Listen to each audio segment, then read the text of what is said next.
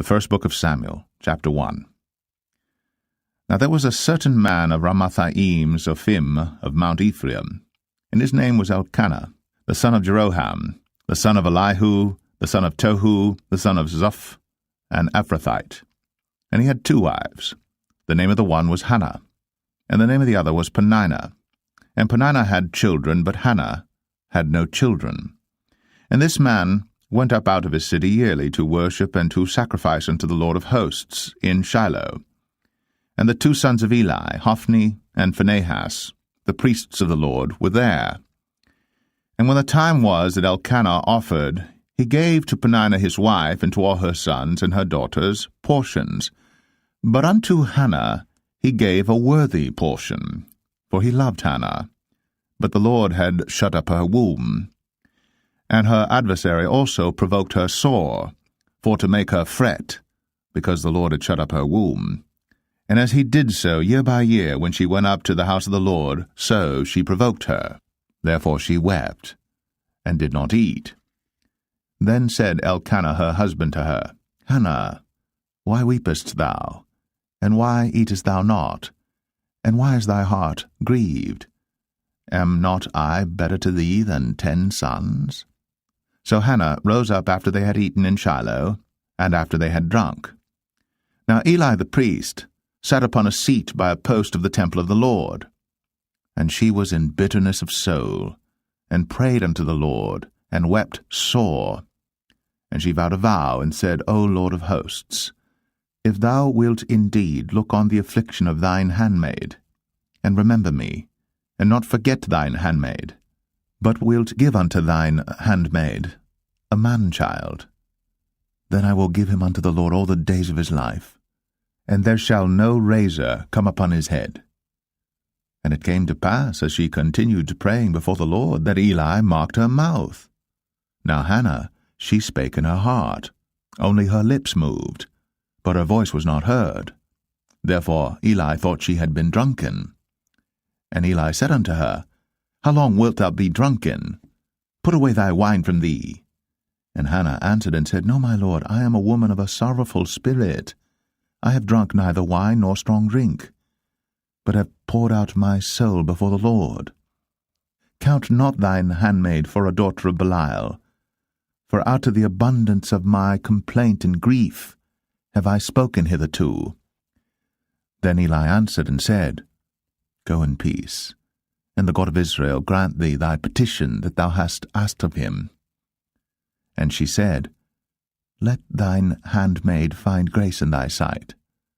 So the woman went her way, and did eat, and her countenance was no more sad.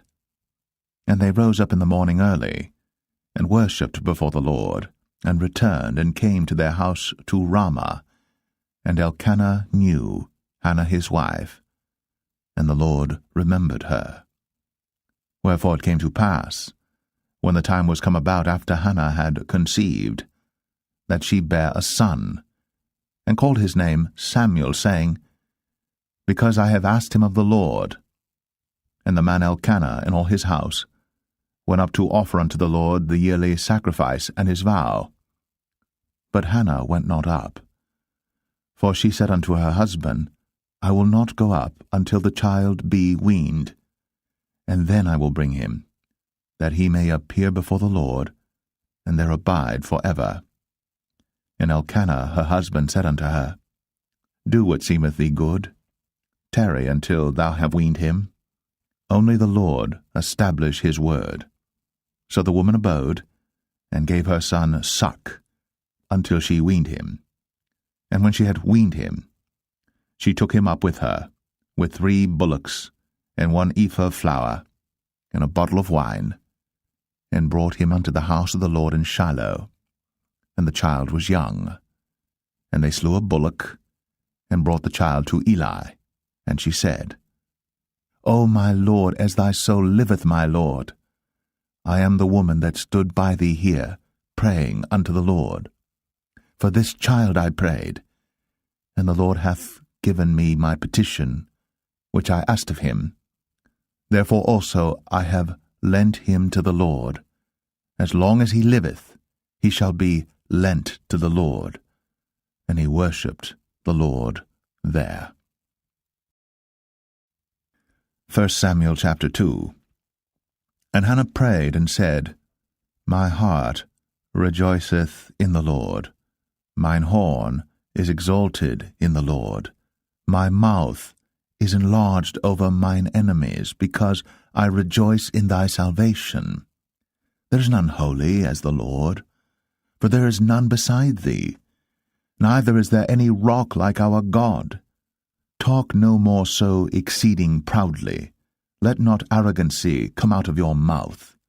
For the Lord is a God of knowledge, and by him actions are weighed.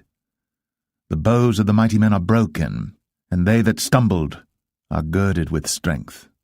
They that were full have hired out themselves for bread, and they that were hungry ceased, so that the barren hath borne 7, and she that hath many children is waxed feeble.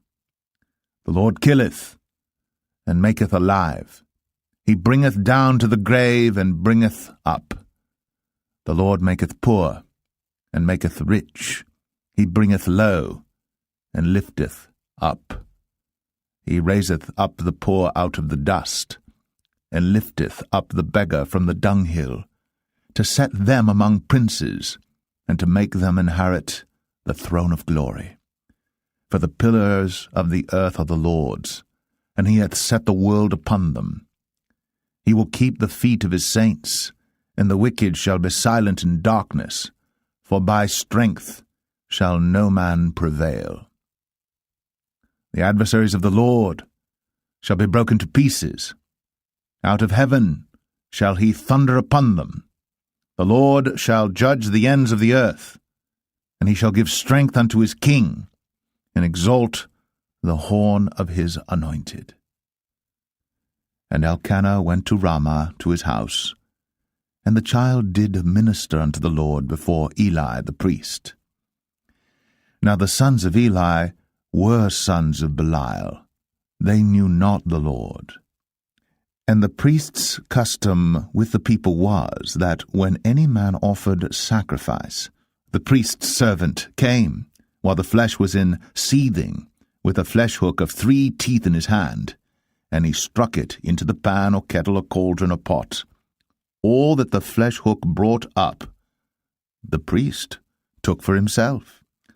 So they did in Shiloh unto all the Israelites that came thither. Also before they burnt the fat, the priest's servant came and said to the man that sacrificed, Give flesh to roast for the priest, for he will not have sodden flesh of thee, but raw.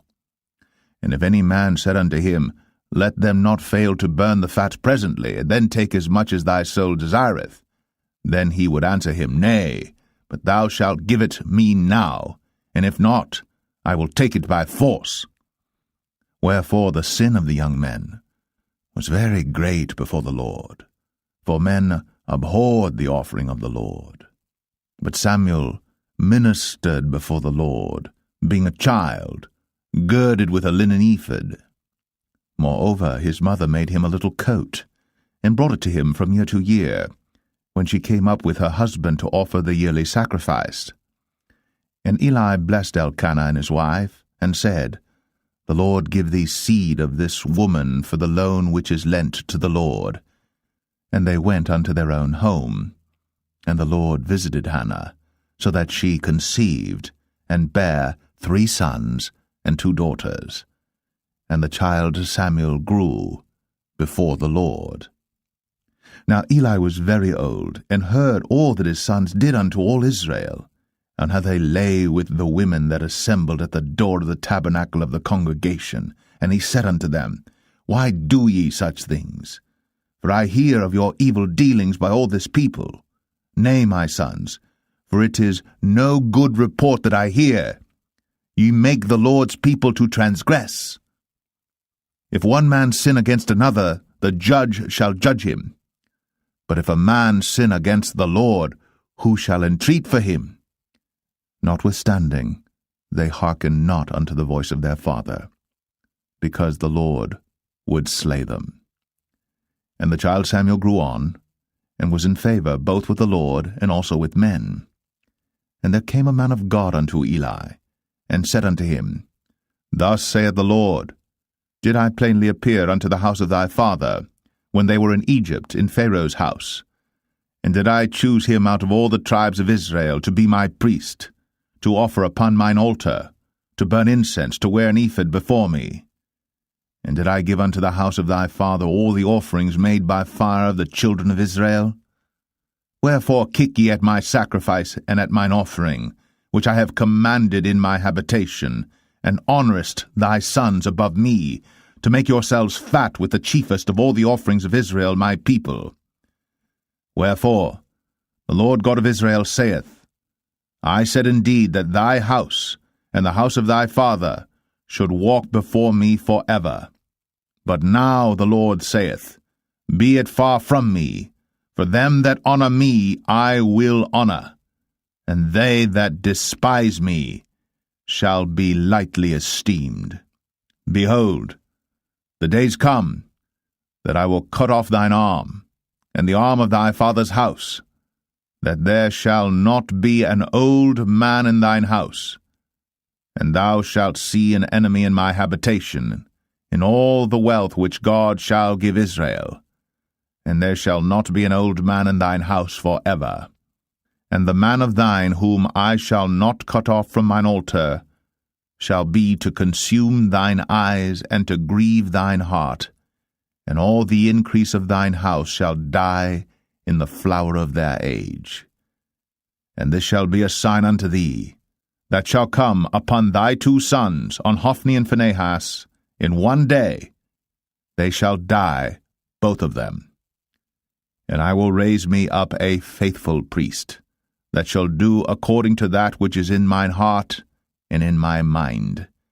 And I will build him a sure house, and he shall walk before mine anointed for ever. And it shall come to pass, that every one that is left in thine house shall come and crouch to him for a piece of silver and a morsel of bread, and shall say, Put me, I pray thee, into one of the priest's offices, that I may eat a piece of bread. 1 Samuel 3. And the child Samuel ministered unto the Lord before Eli. And the word of the Lord was precious in those days. There was no open vision. And it came to pass at that time, when Eli was laid down in his place, and his eyes began to wax dim, that he could not see, and ere the lamp of God went out in the temple of the Lord, where the ark of God was, and Samuel was laid down to sleep, that the Lord called Samuel, and he answered, Here am I. And he ran unto Eli, and said, Here am I, for thou calledst me. And he said, I called not, lie down again. And he went and lay down. And the Lord called yet again, Samuel. And Samuel arose and went to Eli, and said, Here am I, for thou didst call me. And he answered, I called not, my son, lie down again. Now Samuel did not yet know the Lord, neither was the word of the Lord yet revealed unto him. And the Lord called Samuel again the 3rd time, and he arose, and went to Eli, and said, Here am I, for thou didst call me. And Eli perceived that the Lord had called the child. Therefore Eli said unto Samuel, Go, lie down, and it shall be, if he call thee, that thou shalt say, Speak, Lord, for thy servant heareth. So Samuel went, and lay down in his place. And the Lord came, and stood, and called, as at other times, Samuel, Samuel. Then Samuel answered, Speak, for thy servant heareth. And the Lord said to Samuel, Behold, I will do a thing in Israel, at which both the ears of every one that heareth it shall tingle. In that day I will perform against Eli all things which I have spoken concerning his house. When I begin, I will also make an end. For I have told him that I will judge his house for ever for the iniquity which he knoweth, because his sons made themselves vile, and he restrained them not, And therefore I have sworn unto the house of Eli, that the iniquity of Eli's house shall not be purged with sacrifice nor offering for ever. And Samuel lay until the morning, and opened the doors of the house of the Lord. And Samuel feared to show Eli the vision. Then Eli called Samuel, and said, Samuel, my son. And he answered, Here am I. And he said, What is the thing that the Lord hath said unto thee? I pray thee, hide it not from me. God do so to thee, and more also, if thou hide anything from me of all the things that he said unto thee. And Samuel told him every whit, and hid nothing from him. And he said, It is the Lord. Let him do what seemeth him good. And Samuel grew, and the Lord was with him, and did let none of his words fall to the ground.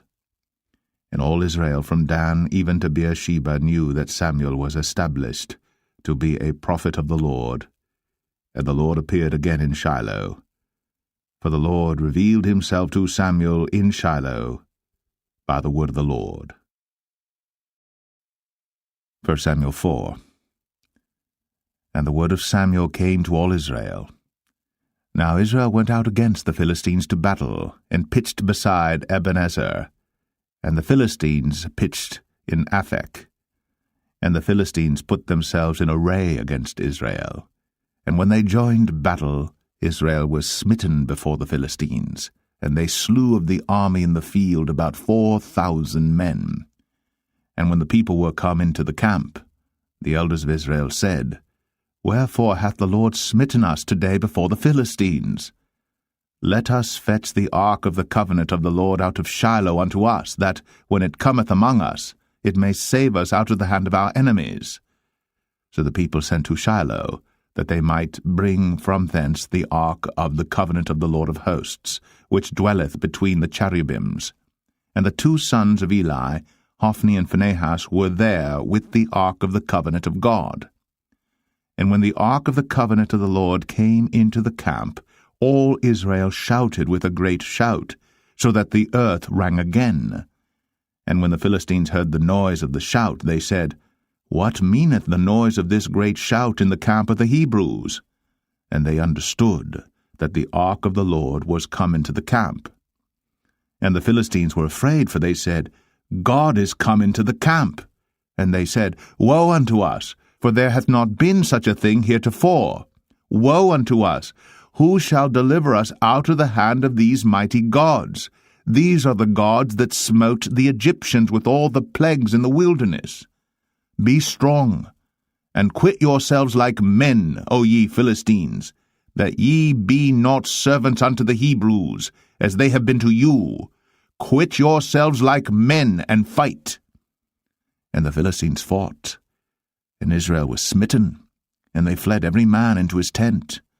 And there was a very great slaughter, for there fell of Israel 30,000 footmen. And the ark of God was taken, and the two sons of Eli, Hophni and Phinehas, were slain. And there ran a man of Benjamin out of the army, and came to Shiloh the same day with his clothes rent, and with earth upon his head. And when he came, lo, Eli sat upon a seat by the wayside, watching, for his heart trembled for the ark of God. And when the man came into the city and told it, all the city cried out. And when Eli heard the noise of the crying, he said, What meaneth the noise of this tumult? And the man came in hastily, and told Eli. Now Eli was 98 years old, and his eyes were dim, that he could not see. And the man said unto Eli, I am he that came out of the army, and I fled today out of the army. And he said, What is that done, my son? And the messenger answered and said, Israel is fled before the Philistines, and there hath been also a great slaughter among the people. And thy two sons also, Hophni and Phinehas, are dead, and the ark of God is taken. And it came to pass, when he made mention of the ark of God, that he fell from off the seat backward by the side of the gate, and his neck brake, and he died. for he was an old man and heavy, and he had judged Israel 40 years. And his daughter-in-law Phinehas' wife was with child, near to be delivered. And when she heard the tidings that the ark of God was taken, and that her father-in-law and her husband were dead, she bowed herself and travailed, for her pains came upon her. And about the time of her death, the women that stood by her said unto her, Fear not, for thou hast borne a son. But she answered not, neither did she regard it. And she named the child Ichabod, saying, The glory is departed from Israel, because the ark of God was taken, and because of her father-in-law and her husband. And she said, The glory is departed from Israel, for the ark of God is taken. 1 Samuel 5. And the Philistines took the ark of God, and brought it from Ebenezer unto Ashdod. When the Philistines took the ark of God, they brought it into the house of Dagon, and set it by Dagon. And when they of Ashdod arose early on the morrow, behold, Dagon was fallen upon his face to the earth before the ark of the Lord. And they took Dagon, and set him in his place again. And when they arose early on the morrow morning, behold, Dagon was fallen upon his face to the ground before the ark of the Lord, and the head of Dagon, and both the palms of his hands were cut off upon the threshold. Only the stump of Dagon was left to him. Therefore neither the priests of Dagon, nor any that come into Dagon's house, tread on the threshold of Dagon in Ashdod unto this day. But the hand of the Lord was heavy upon them of Ashdod, and he destroyed them, and smote them with emerods, even Ashdod, and the coast thereof. And when the men of Ashdod saw that it was so, they said, The ark of the God of Israel shall not abide with us, for his hand is sore upon us, and upon Dagon our God. They sent therefore, and gathered all the lords of the Philistines unto them, and said, What shall we do with the ark of the God of Israel? And they answered, Let the ark of the God of Israel be carried about unto Gath. And they carried the ark of the God of Israel about thither. And it was so, that after they had carried it about, the hand of the Lord was against the city with a very great destruction, and he smote the men of the city, both small and great, and they had emerods in their secret parts. Therefore they sent the ark of God to Ekron, and it came to pass, as the ark of God came to Ekron, that the Ekronites cried out, saying, They have brought about the ark of the God of Israel to us, to slay us and our people. So they sent and gathered together all the lords of the Philistines, and said, Send away the ark of the God of Israel, and let it go again to his own place, that it slay us not and our people. For there was a deadly destruction throughout all the city. The hand of God was very heavy there. And the men that died not were smitten with the emerods, and the cry of the city went up to heaven. 1 Samuel 6. And the ark of the Lord was in the country of the Philistines 7 months. And the Philistines called for the priests and the diviners, saying, What shall we do to the ark of the Lord? Tell us wherewith we shall send it to his place. And they said, If ye send away the ark of the God of Israel, send it not empty, but in any wise return him a trespass offering. Then ye shall be healed, and it shall be known to you why his hand is not removed from you. Then said they, What shall be the trespass offering which we shall return to him? They answered, 5 golden emerods, and 5 golden mice, according to the number of the lords of the Philistines. For 1 plague was on you all, and on your lords. Wherefore ye shall make images of your emerods, and images of your mice that mar the land, and ye shall give glory unto the God of Israel.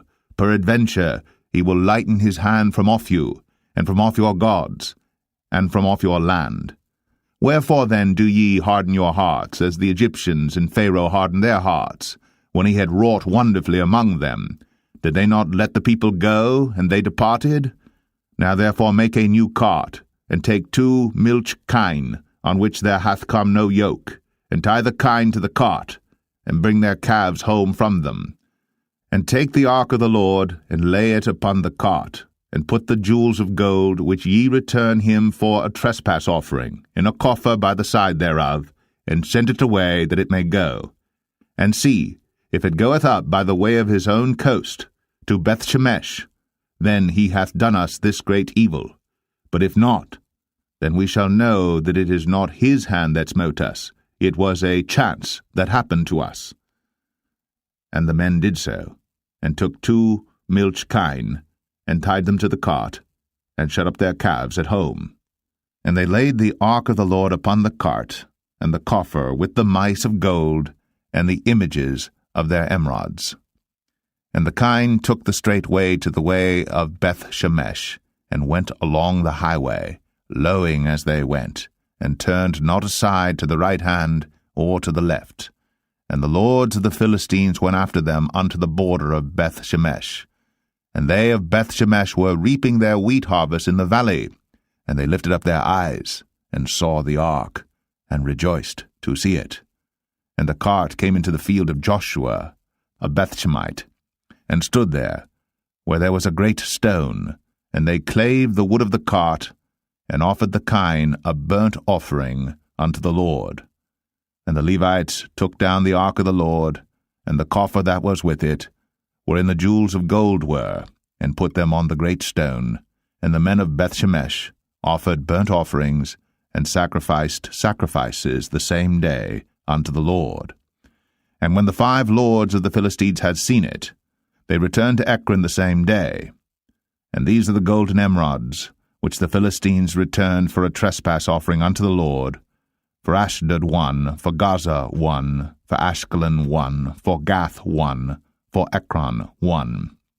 And the golden mice, according to the number of all the cities of the Philistines, belonging to the 5 lords, both of fenced cities and of country villages, even unto the great stone of Abel, whereon they set down the ark of the Lord, which stone remaineth unto this day in the field of Joshua the Bethshemite.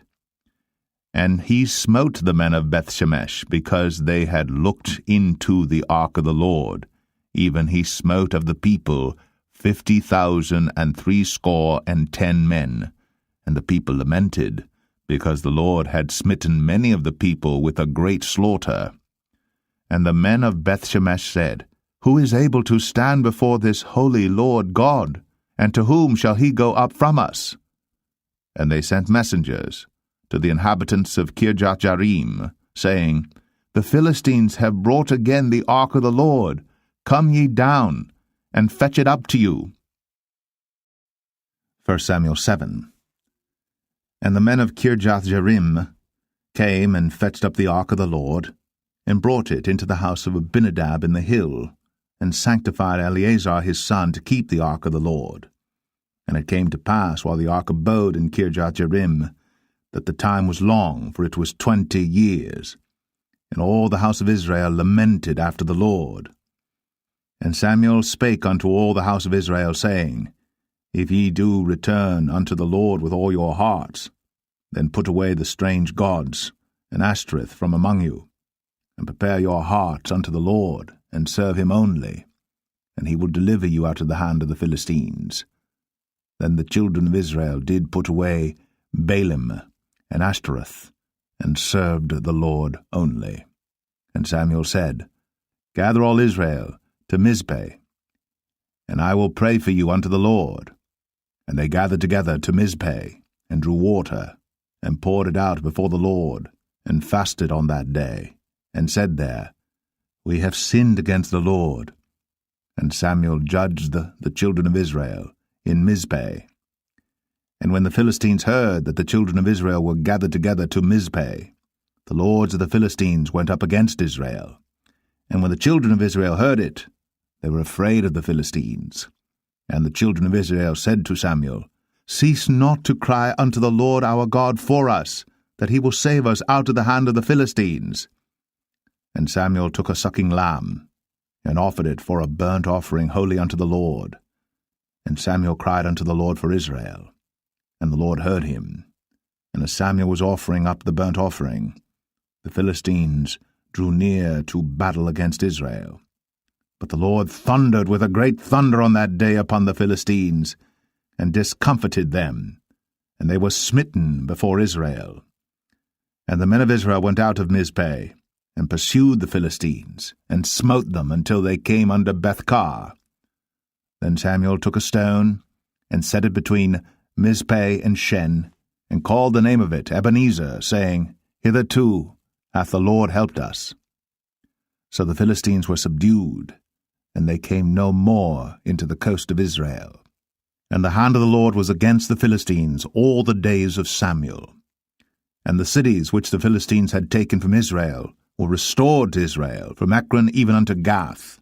And the coasts thereof did Israel deliver out of the hands of the Philistines, and there was peace between Israel and the Amorites. And Samuel judged Israel all the days of his life. And he went from year to year in circuit to Bethel, and Gilgal, and Mizpeh, and judged Israel in all those places. And his return was to Ramah, for there was his house, and there he judged Israel, and there he built an altar unto the Lord. 1 Samuel 8. And it came to pass, when Samuel was old, that he made his sons judges over Israel. Now the name of his firstborn was Joel, and the name of his second Abiah.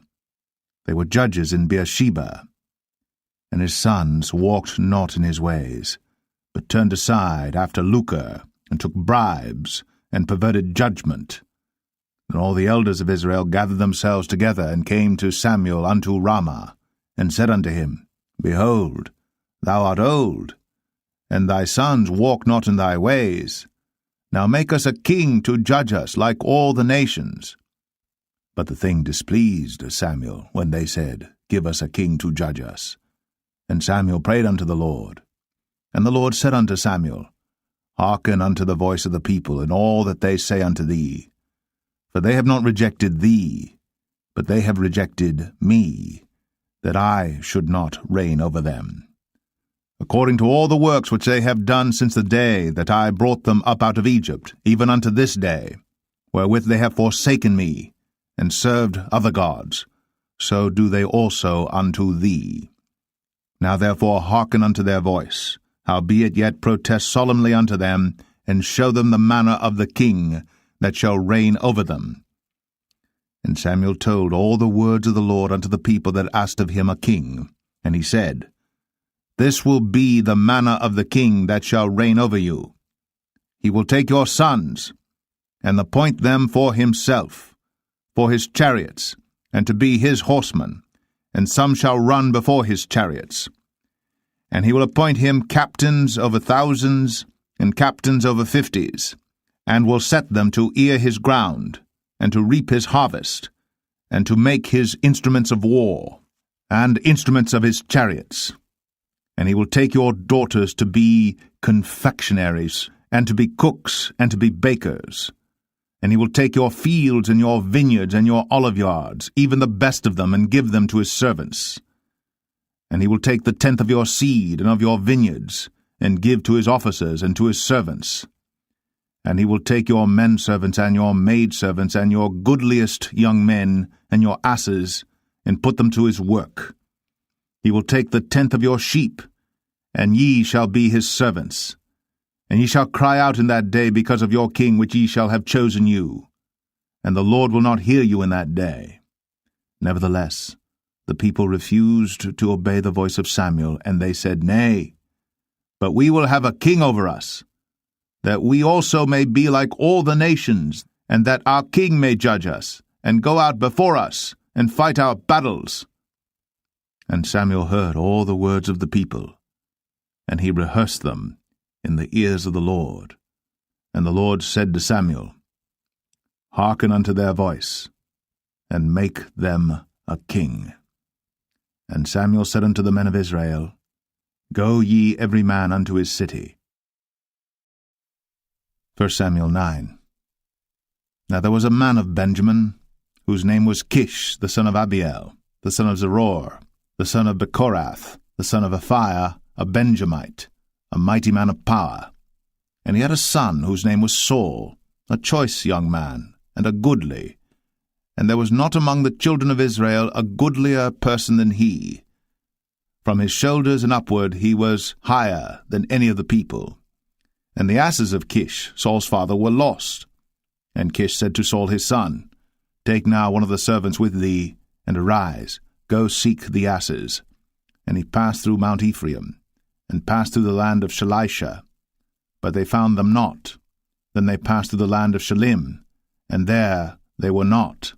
And he passed through the land of the Benjamites, but they found them not.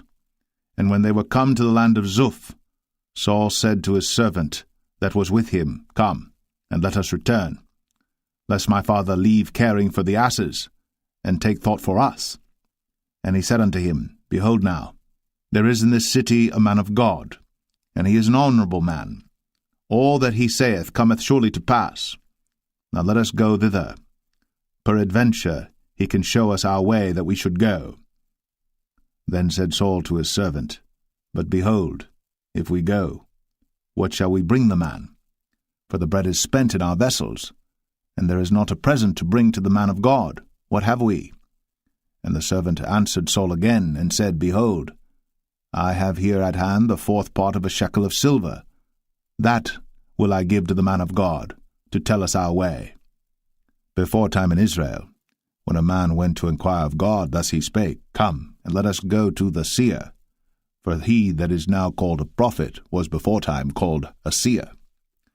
Then said Saul to his servant, Well said, Come, let us go. So they went unto the city where the man of God was. And as they went up the hill to the city, they found young maidens going out to draw water, and said unto them, Is the seer here? And they answered them, and said, He is, behold, he is before you. Make haste now, for he came today to the city, for there is a sacrifice of the people today in the high place. As soon as ye be come into the city, ye shall straightway find him, before he go up to the high place to eat. For the people will not eat until he come, because he doth bless the sacrifice, and afterwards they eat that be bidden. Now therefore get you up, for about this time ye shall find him. And they went up into the city. And when they were come into the city, behold, Samuel came out against them, for to go up to the high place. Now the Lord had told Samuel in his ear a day before Saul came, saying, Tomorrow, about this time, I will send thee a man out of the land of Benjamin, and thou shalt anoint him to be captain over my people Israel, that he may save my people out of the hand of the Philistines. For I have looked upon my people, because their cry is come unto me. And when Samuel saw Saul, the Lord said unto him, Behold the man whom I spake to thee of. This same shall reign over my people. Then Saul drew near to Samuel in the gate, and said, Tell me, I pray thee, where the seer's house is. And Samuel answered Saul, and said, I am the seer. Go up before me unto the high place. For ye shall eat with me today, and tomorrow I will let thee go, and will tell thee all that is in thine heart. And as for thine asses that were lost 3 days ago, set not thy mind on them, for they are found. And on whom is all the desire of Israel? Is it not on thee, and on all thy father's house? And Saul answered and said, Am not I a Benjamite, of the smallest of the tribes of Israel, and my family the least of all the families of the tribe of Benjamin? Wherefore then speakest thou so to me? And Samuel took Saul and his servant, and brought them into the parlour, and made them sit in the chiefest place among them that were bidden, which were about 30 persons. And Samuel said unto the cook, Bring the portion which I gave thee, of which I said unto thee, Set it by thee. And the cook took up the shoulder, and that which was upon it, and set it before Saul. And Samuel said, Behold that which is left, set it before thee, and eat. For unto this time hath it been kept for thee, since I said, I have invited the people. So Saul did eat with Samuel that day. And when they were come down from the high place into the city, Samuel communed with Saul upon the top of the house. And they arose early, And it came to pass about the spring of the day that Samuel called Saul to the top of the house, saying, Up, that I may send thee away. And Saul arose, and they went out, both of them, he and Samuel, abroad. And as they were going down to the end of the city, Samuel said to Saul, Bid the servant pass on before us. And he passed on. But stand thou still a while, that I may show thee the word of God. 1 Samuel 10. Then Samuel took a vial of oil, and poured it upon his head, and kissed him, and said, Is it not because the Lord hath anointed thee to be captain over his inheritance? When thou art departed from me today, then thou shalt find 2 men by Rachel's sepulchre, in the border of Benjamin at Zelzah. And they will say unto thee, The asses which thou wentest to seek are found, and lo, thy father hath left the care of the asses, and sorroweth for you, saying, What shall I do for my son? Then shalt thou go on forward from thence, and thou shalt come to the plain of Tabor. And there shall meet thee 3 men going up to God to Bethel, one carrying 3 kids, and another carrying 3 loaves of bread, and another carrying a bottle of wine. And they will salute thee, and give thee 2 loaves of bread, which thou shalt receive of their hands. After that thou shalt come to the hill of God, where is the garrison of the Philistines. And it shall come to pass, when thou art come thither to the city, that thou shalt meet a company of prophets coming down from the high place, with a psaltery, and a tabret, and a pipe, and a harp before them, and they shall prophesy. And the Spirit of the Lord will come upon thee, and thou shalt prophesy with them, and shalt be turned into another man. And let it be, when these signs are come unto thee, that thou do as occasion serve thee, for God is with thee. And thou shalt go down before me to Gilgal, and behold, I will come down unto thee to offer burnt offerings, and to sacrifice sacrifices of peace offerings. 7 days shalt thou tarry, till I come to thee, and show thee what thou shalt do. And it was so that when he had turned his back to go from Samuel, God gave him another heart. And all those signs came to pass that day. And when they came thither to the hill, behold, a company of prophets met him, and the Spirit of God came upon him, and he prophesied among them. And it came to pass, when all that knew him beforetime saw that, behold, he prophesied among the prophets, then the people said one to another, What is this that is come unto the son of Kish? Is Saul also among the prophets? And one of the same place answered and said, But who is their father? Therefore it became a proverb, Is Saul also among the prophets? And when he had made an end of prophesying, he came to the high place. And Saul's uncle said unto him and to his servant, Whither went ye? And he said, To seek the asses. And when we saw that they were nowhere, we came to Samuel. And Saul's uncle said, Tell me, I pray thee, what Samuel said unto you. And Saul said unto his uncle, He told us plainly that the asses were found. But of the matter of the kingdom whereof Samuel spake, he told him not. And Samuel called the people together unto the Lord to Mizpeh, and said unto the children of Israel, Thus saith the Lord God of Israel, I brought up Israel out of Egypt, and delivered you out of the hand of the Egyptians, and out of the hand of all kingdoms, and of them that oppressed you. And ye have this day rejected your God, who himself saved you out of all your adversities and your tribulations. And ye have said unto him, Nay, but set a king over us. Now therefore present yourselves before the Lord by your tribes and by your thousands. And when Samuel had caused all the tribes of Israel to come near, the tribe of Benjamin was taken. When he had caused the tribe of Benjamin to come near by their families, the family of Matri was taken. And Saul the son of Kish was taken. And when they sought him, he could not be found. Therefore they inquired of the Lord further, if the man should yet come thither. And the Lord answered, Behold, he hath hid himself among the stuff. And they ran and fetched him thence. And when he stood among the people, he was higher than any of the people, from his shoulders and upward. And Samuel said to all the people, See ye him, whom the Lord hath chosen, that there is none like him among all the people? And all the people shouted and said, God save the king. Then Samuel told the people the manner of the kingdom, and wrote it in a book, and laid it up before the Lord. And Samuel sent all the people away, every man to his house. And Saul also went home to Gibeah, and there went with him a band of men, whose hearts God had touched. But the children of Belial said, How shall this man save us? And they despised him, and brought him no presents. But he held his peace. 1 Samuel 11. Then Nahash the Ammonite came up, and encamped against Jabesh-Gilead. And all the men of Jabesh said unto Nahash, Make a covenant with us, and we will serve thee. And Nahash the Ammonite answered them, On this condition will I make a covenant with you, that I may thrust out all your right eyes, and lay it for a reproach upon all Israel. And the elders of Jabesh said unto him, Give us 7 days' respite, that we may send messengers unto all the coasts of Israel, and then, if there be no man to save us, we will come out to thee. Then came the messengers to Gibeah of Saul, and told the tidings in the ears of the people. And all the people lifted up their voices and wept. And behold, Saul came after the herd out of the field, and Saul said, What aileth the people that they weep? And they told him the tidings of the men of Jabesh.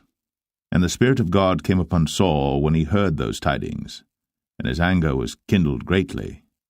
And he took a yoke of oxen, and hewed them in pieces, and sent them throughout all the coasts of Israel by the hands of messengers, saying, Whosoever cometh not forth after Saul and after Samuel, so shall it be done unto his oxen.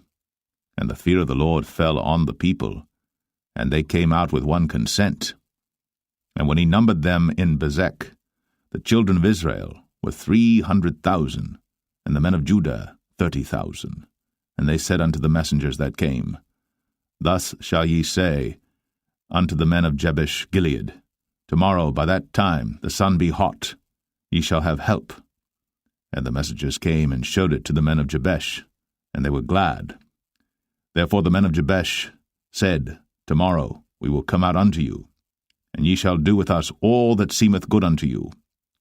And it was so in the morrow, that Saul put the people in 3 companies, and they came into the midst of the host in the morning watch, and slew the Ammonites until the heat of the day. And it came to pass, that they which remained were scattered, so that 2 of them were not left together. And the people said unto Samuel, Who is he that said, Shall Saul reign over us? Bring the men, that we may put them to death. And Saul said, There shall not a man be put to death this day, for today the Lord hath wrought salvation in Israel. Then said Samuel to the people, Come, and let us go to Gilgal, and renew the kingdom there. And all the people went to Gilgal, and there they made Saul king before the Lord in Gilgal, and there they sacrificed sacrifices of peace offerings before the Lord. And there Saul and all the men of Israel rejoiced greatly. 1 Samuel 12. And Samuel said unto all Israel, Behold, I have hearkened unto your voice in all that ye said unto me, and have made a king over you. And now, behold, the king walketh before you, and I am old and grey-headed, and behold, my sons are with you, and I have walked before you from my childhood unto this day. Behold, here I am. Witness against me before the Lord and before his anointed, whose ox have I taken? Or whose ass have I taken? Or whom have I defrauded? Whom have I oppressed? Or of whose hand have I received any bribe to blind mine eyes therewith? And I will restore it you. And they said, Thou hast not defrauded us, nor oppressed us, neither hast thou taken aught of any man's hand. And he said unto them, The Lord is witness against you, and his anointed is witness this day, that ye have not found aught in my hand. And they answered, He is witness. And Samuel said unto the people, It is the Lord that advanced Moses and Aaron, and that brought your fathers up out of the land of Egypt? Now therefore stand still, that I may reason with you before the Lord of all the righteous acts of the Lord, which he did to you and to your fathers. When Jacob was come into Egypt, and your fathers cried unto the Lord, then the Lord sent Moses and Aaron, which brought forth your fathers out of Egypt, and made them dwell in this place. And when they forgat the Lord their God, he sold them into the hand of Sisera, captain of the host of Hazor, and into the hand of the Philistines, and into the hand of the king of Moab, and they fought against them. And they cried unto the Lord, and said, We have sinned, because we have forsaken the Lord, and have served Balaam and Ashtoreth. But now deliver us out of the hand of our enemies, and we will serve thee. And the Lord sent Jerubbaal, and Bedan, and Jephthah, and Samuel, and delivered you out of the hand of your enemies on every side, and ye dwelled safe. And when ye saw that Nahash the king of the children of Ammon came against you, ye said unto me, Nay, but a king shall reign over us, when the Lord your God was your king. Now therefore, behold, the king whom ye have chosen, and whom ye have desired, and behold, the Lord hath set a king over you. If ye will fear the Lord, and serve him, and obey his voice, and not rebel against the commandment of the Lord, then shall both ye and also the king that reigneth over you continue following the Lord your God. But if ye will not obey the voice of the Lord, but rebel against the commandment of the Lord, then shall the hand of the Lord be against you, as it was against your fathers. Now therefore stand and see this great thing which the Lord will do before your eyes. Is it not wheat harvest today?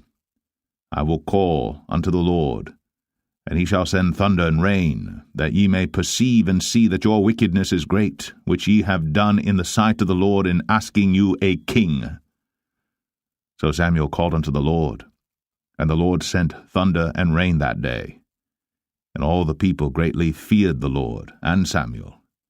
And all the people said unto Samuel, Pray for thy servants unto the Lord thy God, that we die not.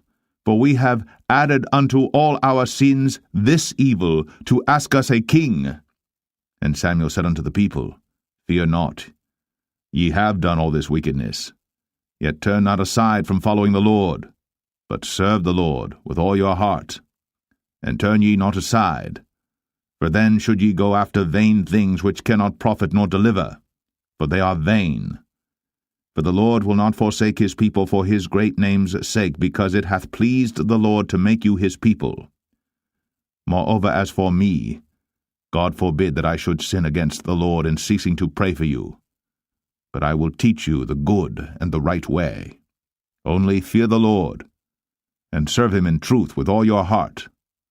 For consider how great things he hath done for you. But if ye shall still do wickedly, ye shall be consumed, both ye and your king. 1 Samuel 13. Saul reigned 1 year. And when he had reigned 2 years over Israel, Saul chose him 3,000 men of Israel, whereof 2,000 were with Saul in Michmash and in Mount Bethel, and 1,000 were with Jonathan in Gibeah of Benjamin. And the rest of the people he sent every man to his tent. And Jonathan smote the garrison of the Philistines that was in Geba. And the Philistines heard of it. And Saul blew the trumpet throughout all the land, saying, Let the Hebrews hear. And all Israel heard say that Saul had smitten a garrison of the Philistines, and that Israel also was had in abomination with the Philistines. And the people were called together after Saul to Gilgal. And the Philistines gathered themselves together to fight with Israel, 30,000 chariots and 6,000 horsemen, and people as the sand which is on the seashore in multitude. And they came up, and pitched in Michmash, eastward from Bethaven. When the men of Israel saw that they were in a strait, for the people were distressed, then the people did hide themselves in caves, and in thickets, and in rocks, and in high places, and in pits. And some of the Hebrews went over Jordan to the land of Gad and Gilead. As for Saul, he was yet in Gilgal, and all the people followed him, trembling. And he tarried 7 days according to the set time that Samuel had appointed. But Samuel came not to Gilgal, and the people were scattered from him. And Saul said, Bring hither a burnt offering to me, and peace offerings. And he offered the burnt offering. And it came to pass that as soon as he had made an end of offering the burnt offering, behold, Samuel came. And Saul went out to meet him, that he might salute him. And Samuel said, What hast thou done? And Saul said, Because I saw that the people were scattered from me, and that thou camest not within the days appointed, and that the Philistines gather themselves together at Michmash. Therefore said I, The Philistines will come down now upon me to Gilgal, and I have not made supplication unto the Lord. I forced myself therefore, and offered a burnt offering. And Samuel said to Saul, Thou hast done foolishly. Thou hast not kept the commandment of the Lord thy God, which he commanded thee. For now would the Lord have established thy kingdom upon Israel forever. But now thy kingdom shall not continue. The Lord hath sought him a man after his own heart. And the Lord hath commanded him to be captain over his people, because thou hast not kept that which the Lord commanded thee. And Samuel arose, and gat him up from Gilgal unto Gibeah of Benjamin. And Saul numbered the people that were present with him about 600 men. And Saul and Jonathan his son, and the people that were present with him, abode in Gibeah of Benjamin. But the Philistines encamped in Michmash. And the spoilers came out of the camp of the Philistines in 3 companies. One company turned unto the way that leadeth to Ophrah, unto the land of Shual. And another company turned the way to Beth-horon, and another company turned to the way of the border that looketh to the valley of Zeboim, toward the wilderness. Now there was no smith found throughout all the land of Israel, for the Philistines said, Lest the Hebrews make them swords or spears. But all the Israelites went down to the Philistines to sharpen every man his share, and his coulter, and his axe, and his mattock. Yet they had a file for the mattocks, and for the coulters, and for the forks, and for the axes, and to sharpen the goads. So it came to pass in the day of battle that there was neither sword nor spear found in the hand of any of the people that were with Saul and Jonathan. But with Saul and with Jonathan his son was there found. And the garrison of the Philistines went out to the passage of Michmash. 1 Samuel 14.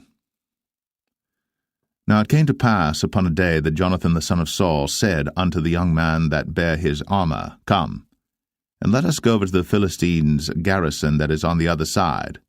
But he told not his father. And Saul tarried in the uttermost part of Gibeah, under a pomegranate tree which is in Migron, and the people that were with him were about 600 men. And Ahiah, the son of Ahitub, Ichabod's brother, the son of Phinehas, the son of Eli, the Lord's priest in Shiloh, wearing an ephod. And the people knew not that Jonathan was gone. And between the passages, by which Jonathan sought to go over unto the Philistines' garrison, there was a sharp rock on the one side, and a sharp rock on the other side.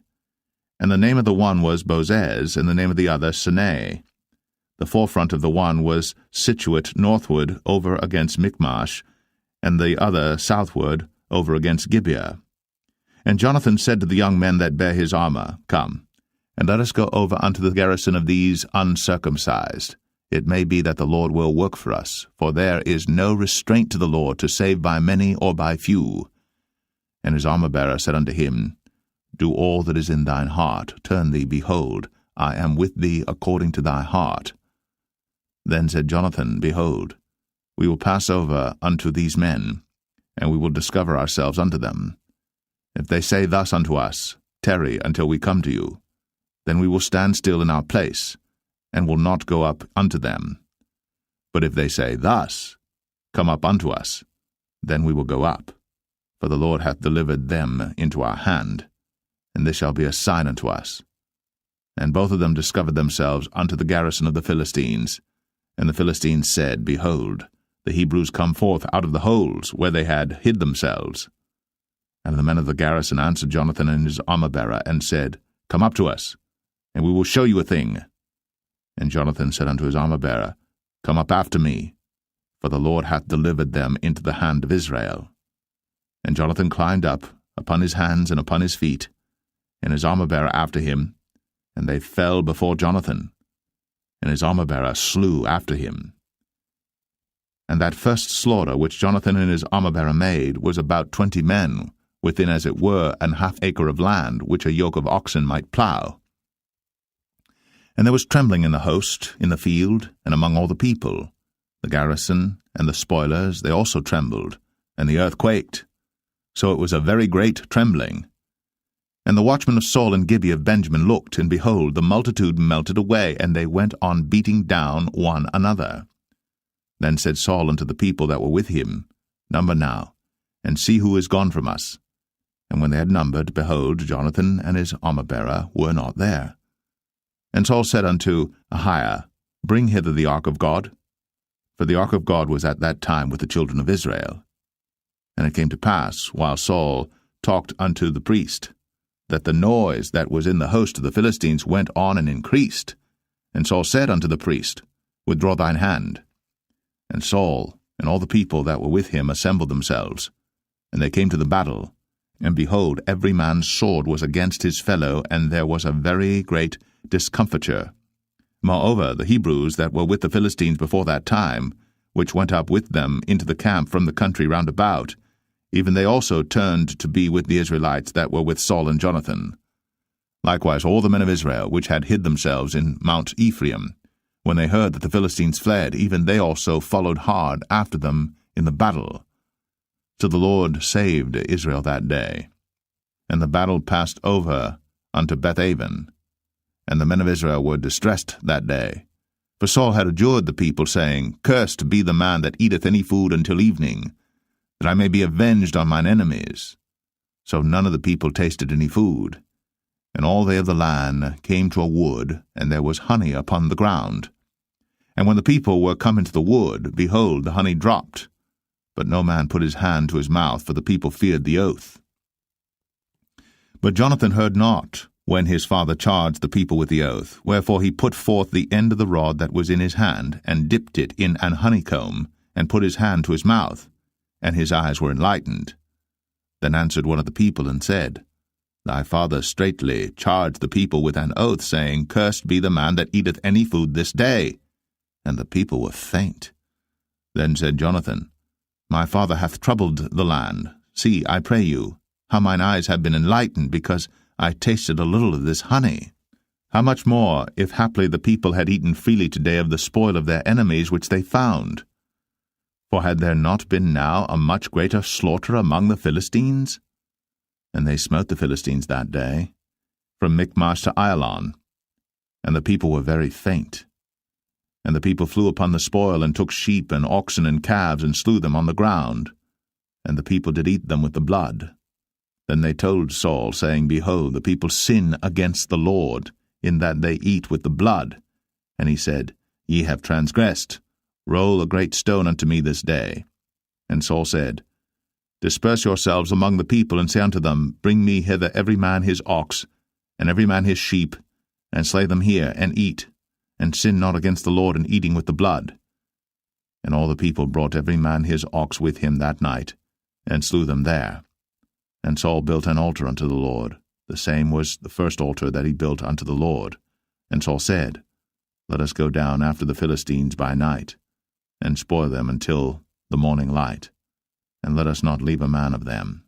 And they said, Do whatsoever seemeth good unto thee. Then said the priest, Let us draw near hither unto God. And Saul asked counsel of God, Shall I go down after the Philistines? Wilt thou deliver them into the hand of Israel? But he answered him not that day. And Saul said, Draw ye near hither, all the chief of the people, and know and see wherein this sin hath been this day. For as the Lord liveth, which saveth Israel, though it be in Jonathan my son, he shall surely die. But there was not a man among all the people that answered him. Then said he unto all Israel, Be ye on one side, and I and Jonathan my son will be on the other side. And the people said unto Saul, Do what seemeth good unto thee. Therefore Saul said unto the Lord God of Israel, Give a perfect lot. And Saul and Jonathan were taken, but the people escaped. And Saul said, Cast lots between me and Jonathan my son. And Jonathan was taken. Then Saul said to Jonathan, Tell me what thou hast done. And Jonathan told him and said, I did but taste a little honey with the end of the rod that was in mine hand, and lo, I must die.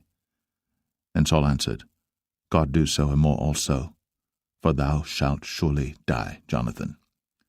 And the people said unto Saul, Shall Jonathan die, who hath wrought this great salvation in Israel? God forbid, as the Lord liveth. There shall not one hair of his head fall to the ground, for he hath wrought with God this day. So the people rescued Jonathan, that he died not. Then Saul went up from following the Philistines, and the Philistines went to their own place. So Saul took the kingdom over Israel, and fought against all his enemies on every side, against Moab, and against the children of Ammon, and against Edom, and against the kings of Zobah, and against the Philistines, and whithersoever he turned himself, he vexed them. And he gathered an host, and smote the Amalekites, and delivered Israel out of the hands of them that spoiled them. Now the sons of Saul were Jonathan and Ishui, and Melch-Ishui. And the names of his 2 daughters were these, the name of the firstborn Merab, and the name of the younger Michal. And the name of Saul's wife was Ahinoam, the daughter of Ahimaaz. And the name of the captain of his host was Abner, the son of Ner, Saul's uncle. And Kish was the father of Saul, and Ner, the father of Abner, was the son of Abiel. And there was sore war against the Philistines all the days of Saul. And when Saul saw any strong man or any valiant man, he took him unto him. 1 Samuel 15.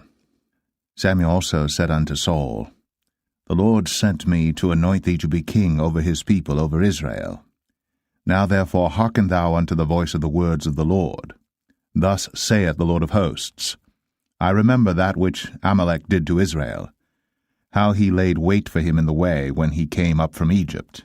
Now go, and smite Amalek, and utterly destroy all that they have, and spare them not, but slay both man and woman, infant and suckling, ox and sheep, camel and ass. And Saul gathered the people together, and numbered them in Telaim 200,000 footmen, and 10,000 men of Judah. And Saul came to a city of Amalek, and laid wait in the valley. And Saul said unto the Kenites, Go, depart, get you down from among the Amalekites, lest I destroy you with them. For ye showed kindness to all the children of Israel when they came up out of Egypt. So the Kenites departed from among the Amalekites. And Saul smote the Amalekites from Havilah until thou comest to Shur, that is over against Egypt. And he took Agag, the king of the Amalekites, alive, and utterly destroyed all the people with the edge of the sword. But Saul and the people spared Agag, and the best of the sheep, and of the oxen, and of the fatlings, and the lambs, and all that was good, and would not utterly destroy them. But everything that was vile and refuse, that they destroyed utterly. Then came the word of the Lord unto Samuel, saying, It repenteth me that I have set up Saul to be king, for he is turned back from following me, and hath not performed my commandments. And it grieved Samuel, and he cried unto the Lord all night. And when Samuel rose early to meet Saul in the morning, it was told Samuel, saying, Saul came to Carmel, and behold, he set him up a place, and is gone about, and passed on, and gone down to Gilgal. And Samuel came to Saul, and Saul said unto him, Blessed be thou of the Lord, I have performed the commandment of the Lord. And Samuel said, What meaneth then this bleating of the sheep in mine ears, and the lowing of the oxen which I hear? And Saul said, They have brought them from the Amalekites, for the people spared the best of the sheep and of the oxen to sacrifice unto the Lord thy God, and the rest we have utterly destroyed. Then Samuel said unto Saul, Stay, and I will tell thee what the Lord hath said to me this night. And he said unto him, Say on. And Samuel said, When thou wast little in thine own sight, wast thou not made the head of the tribes of Israel? And the Lord anointed thee king over Israel? And the Lord sent thee on a journey, and said, Go, and utterly destroy the sinners, the Amalekites, and fight against them until they be consumed. Wherefore then didst thou not obey the voice of the Lord, but didst fly upon the spoil, and didst evil in the sight of the Lord? And Saul said unto Samuel, Yea, I have obeyed the voice of the Lord, and have gone the way which the Lord sent me, and have brought Agag, the king of Amalek, and have utterly destroyed the Amalekites. But the people took of the spoil sheep and oxen, the chief of the things which should have been utterly destroyed, to sacrifice unto the Lord thy God in Gilgal. And Samuel said, Hath the Lord as great delight in burnt offerings and sacrifices as in obeying the voice of the Lord? Behold, to obey is better than sacrifice, and to hearken than the fat of rams. For rebellion is as the sin of witchcraft, and stubbornness is as iniquity and idolatry. Because thou hast rejected the word of the Lord, he hath also rejected thee from being king. And Saul said unto Samuel, I have sinned, for I have transgressed the commandment of the Lord, and thy words, because I feared the people, and obeyed their voice. Now therefore, I pray thee, pardon my sin, and turn again with me, that I may worship the Lord. And Samuel said unto Saul, I will not return with thee, for thou hast rejected the word of the Lord, and the Lord hath rejected thee from being king over Israel. And as Samuel turned about to go away, he laid hold upon the skirt of his mantle, and it rent. And Samuel said unto him, The Lord hath rent the kingdom of Israel from thee this day, and hath given it to a neighbor of thine, that is better than thou. And also the strength of Israel will not lie nor repent, for he is not a man that he should repent. Then he said, I have sinned. Yet honor me now, I pray thee, before the elders of my people, and before Israel, and turn again with me, that I may worship the Lord thy God. So Samuel turned again after Saul, and Saul worshipped the Lord. Then said Samuel, Bring ye hither to me Agag, the king of the Amalekites.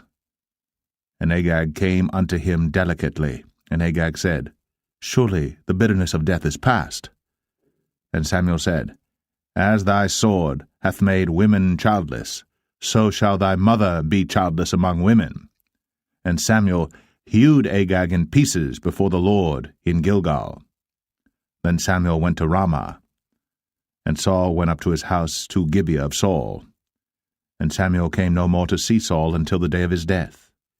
Nevertheless Samuel mourned for Saul, and the Lord repented that he had made Saul king over Israel. 1 Samuel 16. And the Lord said unto Samuel, How long wilt thou mourn for Saul, seeing I have rejected him from reigning over Israel? Fill thine horn with oil, and go. I will send thee to Jesse the Bethlehemite, for I have provided me a king among his sons. And Samuel said, How can I go? If Saul hear it, he will kill me. And the Lord said, Take an heifer with thee, and say, I am come to sacrifice to the Lord. And call Jesse to the sacrifice. And I will show thee what thou shalt do, and thou shalt anoint unto me him whom I name unto thee.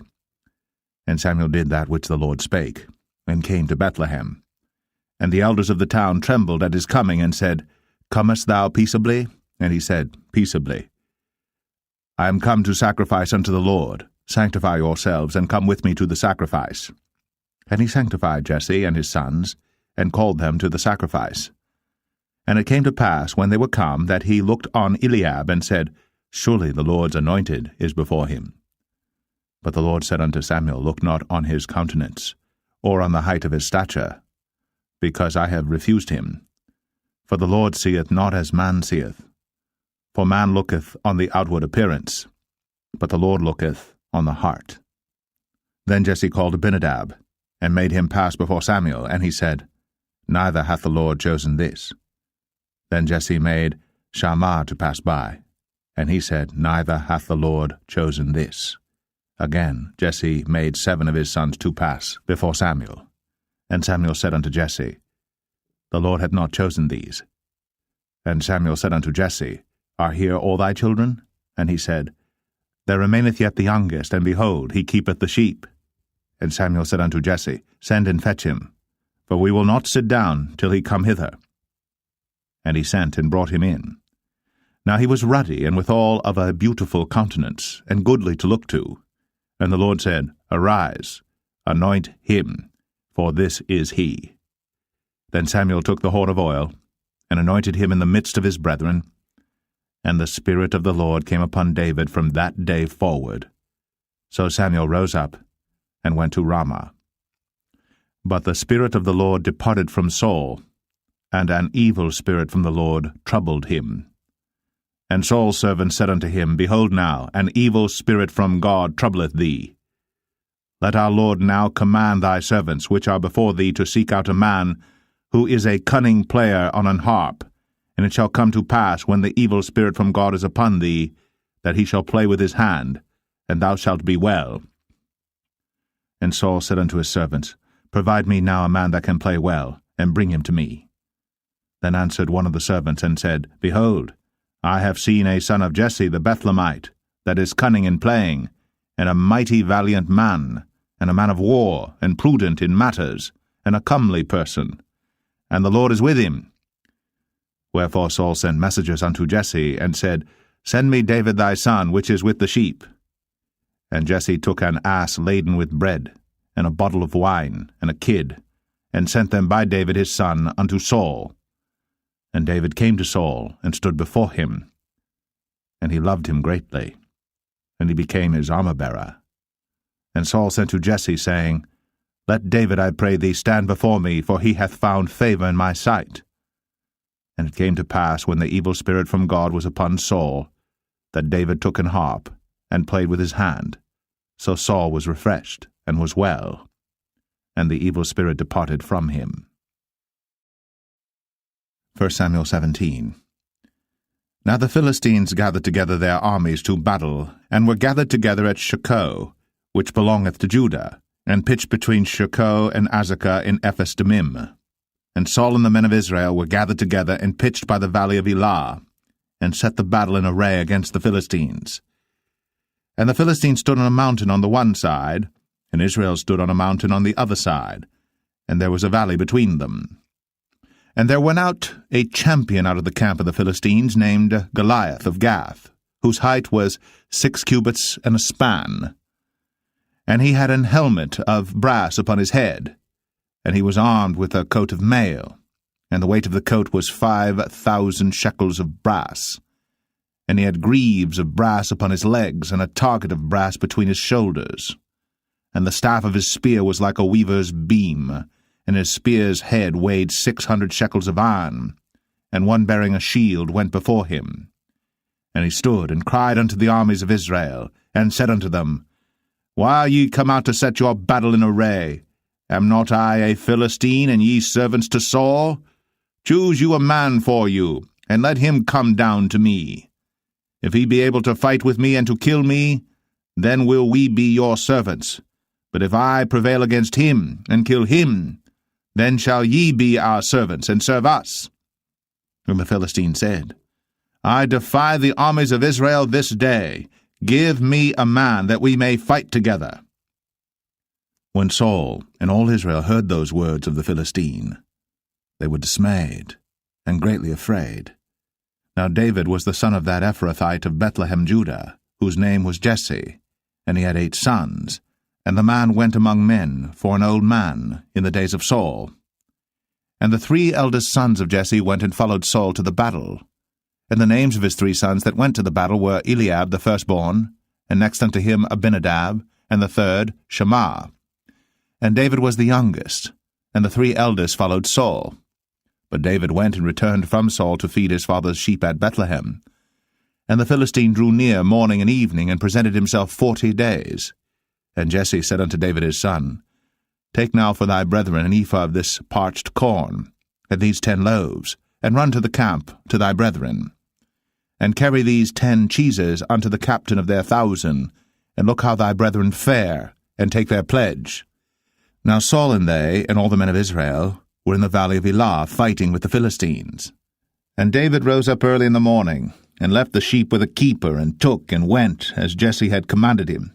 And he came to the trench, as the host was going forth to the fight, and shouted for the battle. For Israel and the Philistines had put the battle in array, army against army. And David left his carriage in the hand of the keeper of the carriage, and ran into the army, and came and saluted his brethren. And as he talked with them, behold, there came up the champion, the Philistine of Gath, Goliath by name, out of the armies of the Philistines, and spake according to the same words, and David heard them. And all the men of Israel, when they saw the man, fled from him, and were sore afraid. And the men of Israel said, Have ye seen this man that is come up? Surely to defy Israel is he come up. And it shall be that the man who killeth him, the king will enrich him with great riches, and will give him his daughter, and make his father's house free in Israel. And David spake to the men that stood by him, saying, What shall be done to the man that killeth this Philistine, and taketh away the reproach from Israel? For who is this uncircumcised Philistine, that he should defy the armies of the living God? And the people answered him after this manner, saying, So shall it be done to the man that killeth him. And Eliab, his eldest brother, heard when he spake unto the men. And Eliab's anger was kindled against David, and he said, Why camest thou down hither? And with whom hast thou left those few sheep in the wilderness? I know thy pride, and the naughtiness of thine heart, for thou art come down that thou mightest see the battle. And David said, What have I now done? Is there not a cause? And he turned from him toward another, and spake after the same manner. And the people answered him again after the former manner. And when the words were heard which David spake, they rehearsed them before Saul. And he sent for him. And David said to Saul, Let no man's heart fail because of him. Thy servant will go and fight with this Philistine. And Saul said to David, Thou art not able to go against this Philistine to fight with him, for thou art but a youth, and he a man of war from his youth. And David said unto Saul, Thy servant kept his father's sheep, and there came a lion and a bear, and took a lamb out of the flock. And I went out after him, and smote him, and delivered it out of his mouth. And when he arose against me, I caught him by his beard, and smote him, and slew him.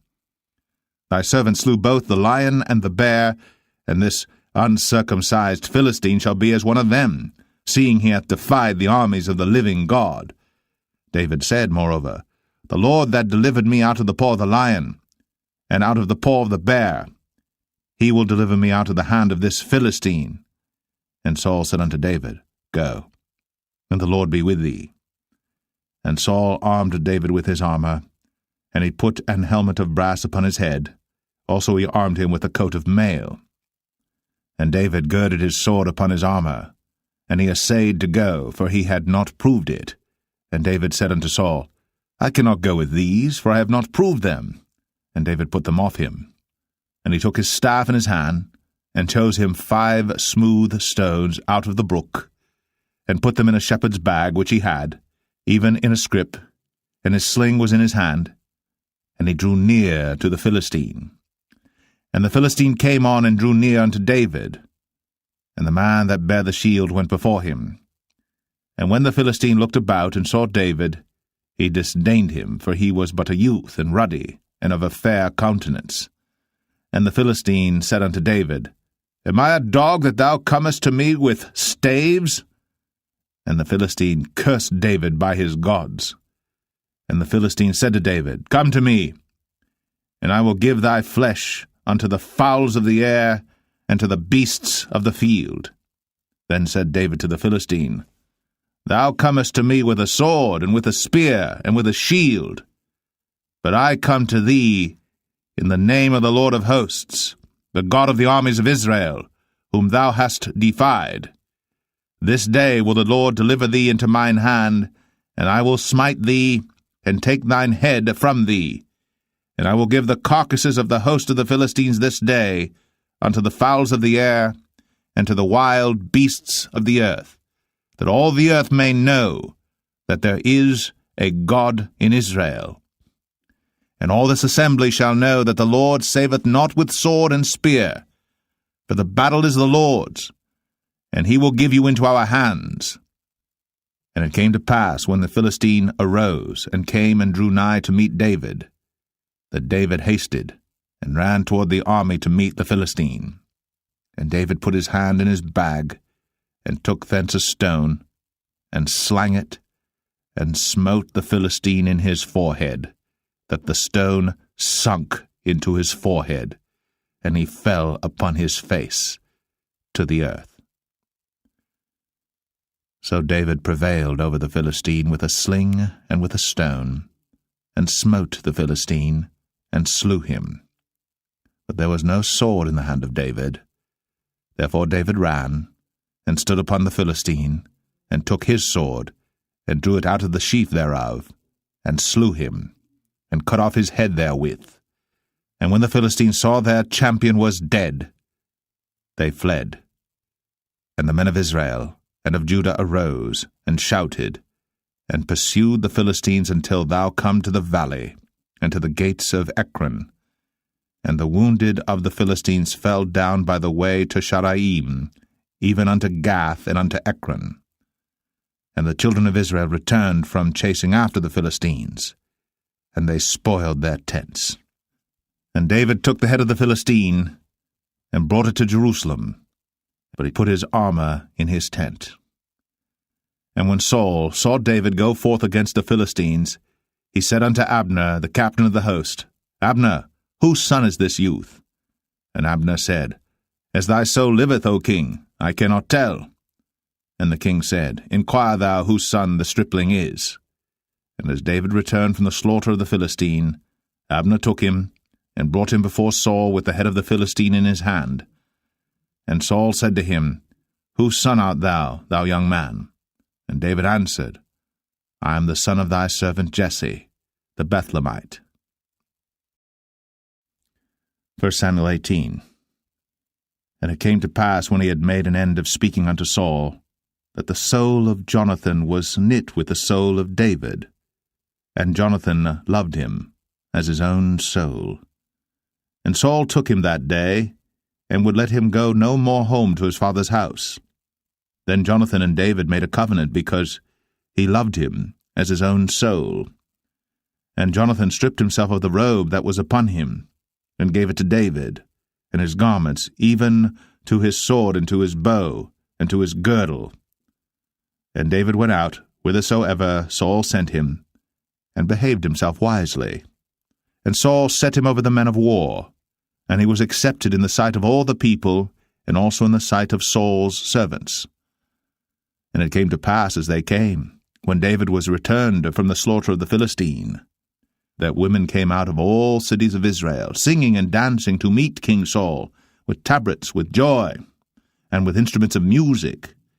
And the women answered one another as they played, and said, Saul hath slain his thousands, and David his 10,000s. And Saul was very wroth, and the saying displeased him, and he said, They have ascribed unto David 10,000s, and to me they have ascribed but thousands. And what can he have more but the kingdom? And Saul eyed David from that day and forward.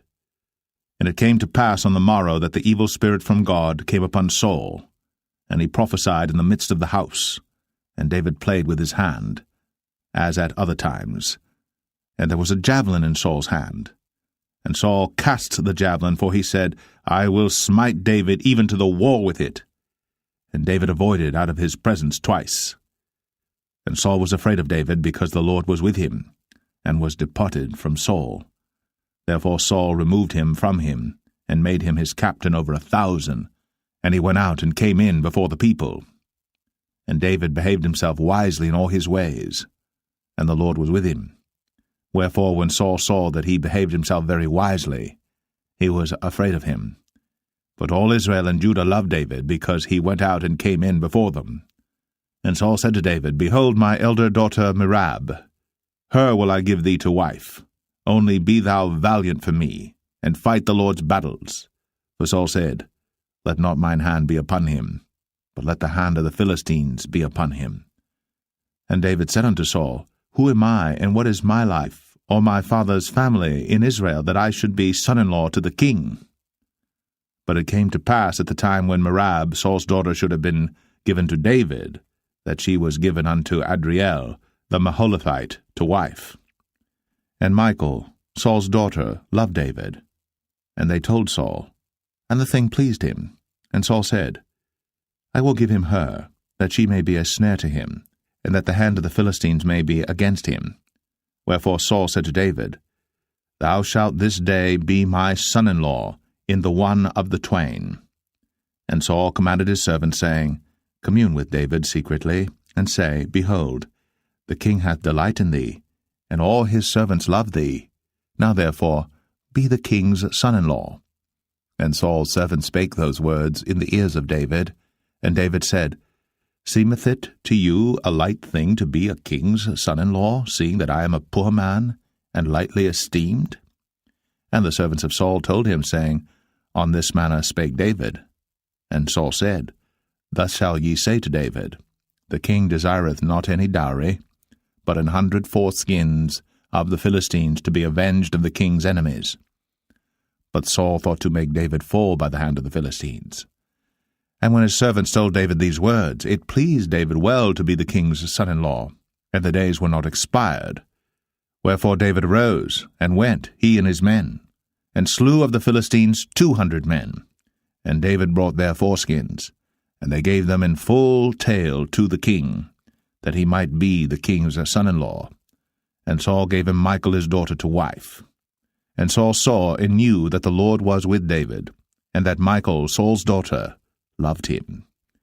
And Saul was yet the more afraid of David, and Saul became David's enemy continually. Then the princes of the Philistines went forth, and it came to pass after they went forth that David behaved himself more wisely than all the servants of Saul, so that his name was much set by. 1 Samuel 19. And Saul spake to Jonathan his son, and to all his servants, that they should kill David. But Jonathan Saul's son delighted much in David. And Jonathan told David, saying, Saul my father seeketh to kill thee. Now therefore I pray thee, take heed to thyself until the morning, and abide in a secret place, and hide thyself.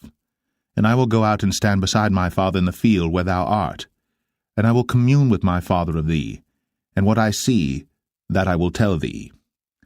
And Jonathan spake good of David unto Saul his father, and said unto him, Let not the king sin against his servant, against David, because he hath not sinned against thee, and because his works have been to thee ward very good. For he did put his life in his hand, and slew the Philistine. And the Lord wrought a great salvation for all Israel. Thou sawest it, and didst rejoice. Wherefore then wilt thou sin against innocent blood, to slay David without a cause? And Saul hearkened unto the voice of Jonathan. And Saul sware, As the Lord liveth, he shall not be slain. And Jonathan called David. And Jonathan showed him all those things. And Jonathan brought David to Saul, and he was in his presence, as in times past. And there was war again. And David went out, and fought with the Philistines, and slew them with a great slaughter, and they fled from him. And the evil spirit from the Lord was upon Saul, as he sat in his house with his javelin in his hand. And David played with his hand. And Saul sought to smite David even to the wall with the javelin, but he slipped away out of Saul's presence. And he smote the javelin to the wall, and David fled, and escaped that night. Saul also sent messengers unto David's house, to watch him, and to slay him in the morning. And Michal, David's wife, told him, saying, If thou save not thy life tonight, tomorrow thou shalt be slain. So Michal let David down through a window, and he went and fled, and escaped. And Michal took an image, and laid it in the bed, and put a pillow of goat's hair for his bolster, and covered it with a cloth. And when Saul sent messengers to take David, she said, He is sick. And Saul sent the messengers again to see David, saying, Bring him up to me in the bed, that I may slay him. And when the messengers were come in, behold, there was an image in the bed, with a pillow of goat's hair for his bolster. And Saul said unto Michal, Why hast thou deceived me so, and sent away mine enemy, that he is escaped? And Michal answered Saul, He said unto me, Let me go, why should I kill thee? So David fled, and escaped, and came to Samuel to Ramah, and told him all that Saul had done to him. And he and Samuel went, and dwelt in Naueth.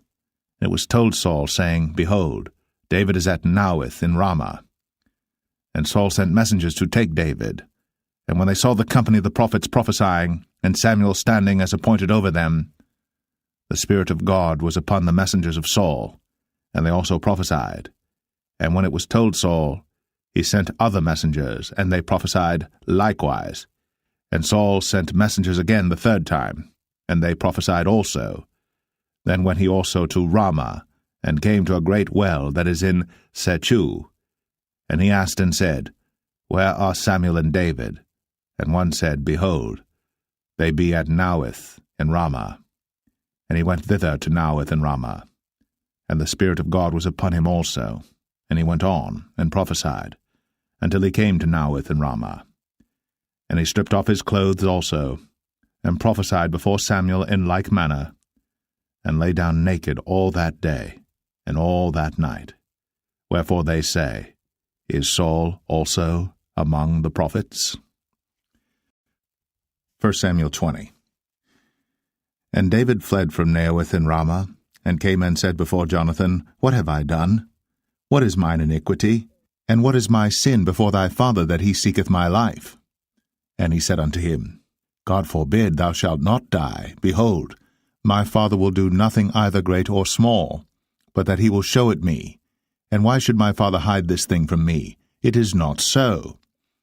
And David sware moreover, and said, Thy father certainly knoweth that I have found grace in thine eyes. And he saith, Let not Jonathan know this, lest he be grieved. But truly as the Lord liveth, and as thy soul liveth, there is but a step between me and death. Then said Jonathan unto David, Whatsoever thy soul desireth, I will even do it for thee. And David said unto Jonathan, Behold, tomorrow is the new moon, and I should not fail to sit with the king at meat, but let me go, that I may hide myself in the field unto the third day at even. If thy father at all miss me, then say, David earnestly asked leave of me that he might run to Bethlehem his city, for there is a yearly sacrifice there for all the family. If he say thus, it is well, thy servant shall have peace. But if he be very wroth, then be sure that evil is determined by him. Therefore thou shalt deal kindly with thy servant, for thou hast brought thy servant into a covenant of the Lord with thee. Notwithstanding, if there be in me iniquity, slay me thyself. For why shouldest thou bring me to thy father? And Jonathan said, Far be it from thee, for if I knew certainly that evil were determined by my father to come upon thee, then would not I tell it thee? Then said David to Jonathan, Who shall tell me? Or what if thy father answer thee roughly? And Jonathan said unto David, Come, and let us go out into the field. And they went out, both of them, into the field. And Jonathan said unto David, O Lord God of Israel, when I have sounded my father about tomorrow any time, or the third day, and behold, if there be good toward David, and I then send not unto thee, and show it thee, the Lord do so, and much more to Jonathan. But if it please my father to do thee evil, then I will show it thee, and send thee away, that thou mayest go in peace, and the Lord be with thee, as he hath been with my father. And thou shalt not only while yet I live show me the kindness of the Lord, that I die not, but also thou shalt not cut off thy kindness from my house for ever, no, not when the Lord hath cut off the enemies of David every one from the face of the earth. So Jonathan made a covenant with the house of David, saying, Let the Lord even require it at the hand of David's enemies. And Jonathan caused David to swear again, because he loved him, for he loved him as he loved his own soul. Then Jonathan said to David, Tomorrow is the new moon, and thou shalt be missed, because thy seat will be empty. And when thou hast stayed 3 days, then thou shalt go down quickly, and come to the place where thou didst hide thyself when the business was in hand, and shalt remain by the stone Ezel. And I will shoot 3 arrows on the side thereof, as though I shot at a mark, and behold, I will send a lad, saying, Go, find out the arrows. If I expressly say unto the lad, Behold, the arrows are on this side of thee, take them, then come thou. For there is peace to thee, and no hurt, as the Lord liveth. But if I say thus unto the young man, Behold, the arrows are beyond thee, go thy way, for the Lord hath sent thee away. And as touching the matter which thou and I have spoken of, behold, the Lord be between thee and me for ever. So David hid himself in the field. And when the new moon was come, the king sat him down to eat meat. And the king sat upon his seat as at other times, even upon a seat by the wall. And Jonathan arose, and Abner sat by Saul's side, and David's place was empty. Nevertheless Saul spake not anything that day, for he thought, Something hath befallen him. He is not clean. Surely he is not clean. And it came to pass on the morrow, which was the 2nd day of the month, that David's place was empty. And Saul said unto Jonathan his son, Wherefore cometh not the son of Jesse to meat, neither yesterday, nor today? And Jonathan answered Saul, David earnestly asked leave of me to go to Bethlehem. And he said, Let me go, I pray thee. For our family hath a sacrifice in the city, and my brother, he hath commanded me to be there. And now, if I have found favour in thine eyes, let me get away, I pray thee, and see my brethren. Therefore he cometh not unto the king's table. Then Saul's anger was kindled against Jonathan. And he said unto him, Thou son of the perverse, rebellious woman, do not I know that thou hast chosen the son of Jesse to thine own confusion, and unto the confusion of thy mother's nakedness? For as long as the son of Jesse liveth upon the ground, thou shalt not be established, nor thy kingdom. Wherefore, now send and fetch him unto me, for he shall surely die. And Jonathan answered Saul his father, and said unto him, Wherefore shall he be slain? What hath he done? And Saul cast a javelin at him to smite him, whereby Jonathan knew that it was determined of his father to slay David. So Jonathan arose from the table in fierce anger, and did eat no meat the 2nd day of the month, for he was grieved for David, because his father had done him shame. And it came to pass in the morning that Jonathan went out into the field at the time appointed with David, and a little lad with him. And he said unto his lad, Run, find out now the arrows which I shoot. And as the lad ran, he shot an arrow beyond him. And when the lad was come to the place of the arrow which Jonathan had shot, Jonathan cried after the lad, and said, Is not the arrow beyond thee? And Jonathan cried after the lad, Make speed, haste, stay not. And Jonathan's lad gathered up the arrows, and came to his master. But the lad knew not anything, only Jonathan and David knew the matter. And Jonathan gave his artillery unto his lad, and said unto him, Go, carry them to the city. And as soon as the lad was gone, David arose out of a place toward the south, and fell on his face to the ground, and bowed himself 3 times. And they kissed one another, and wept one with another, until David exceeded.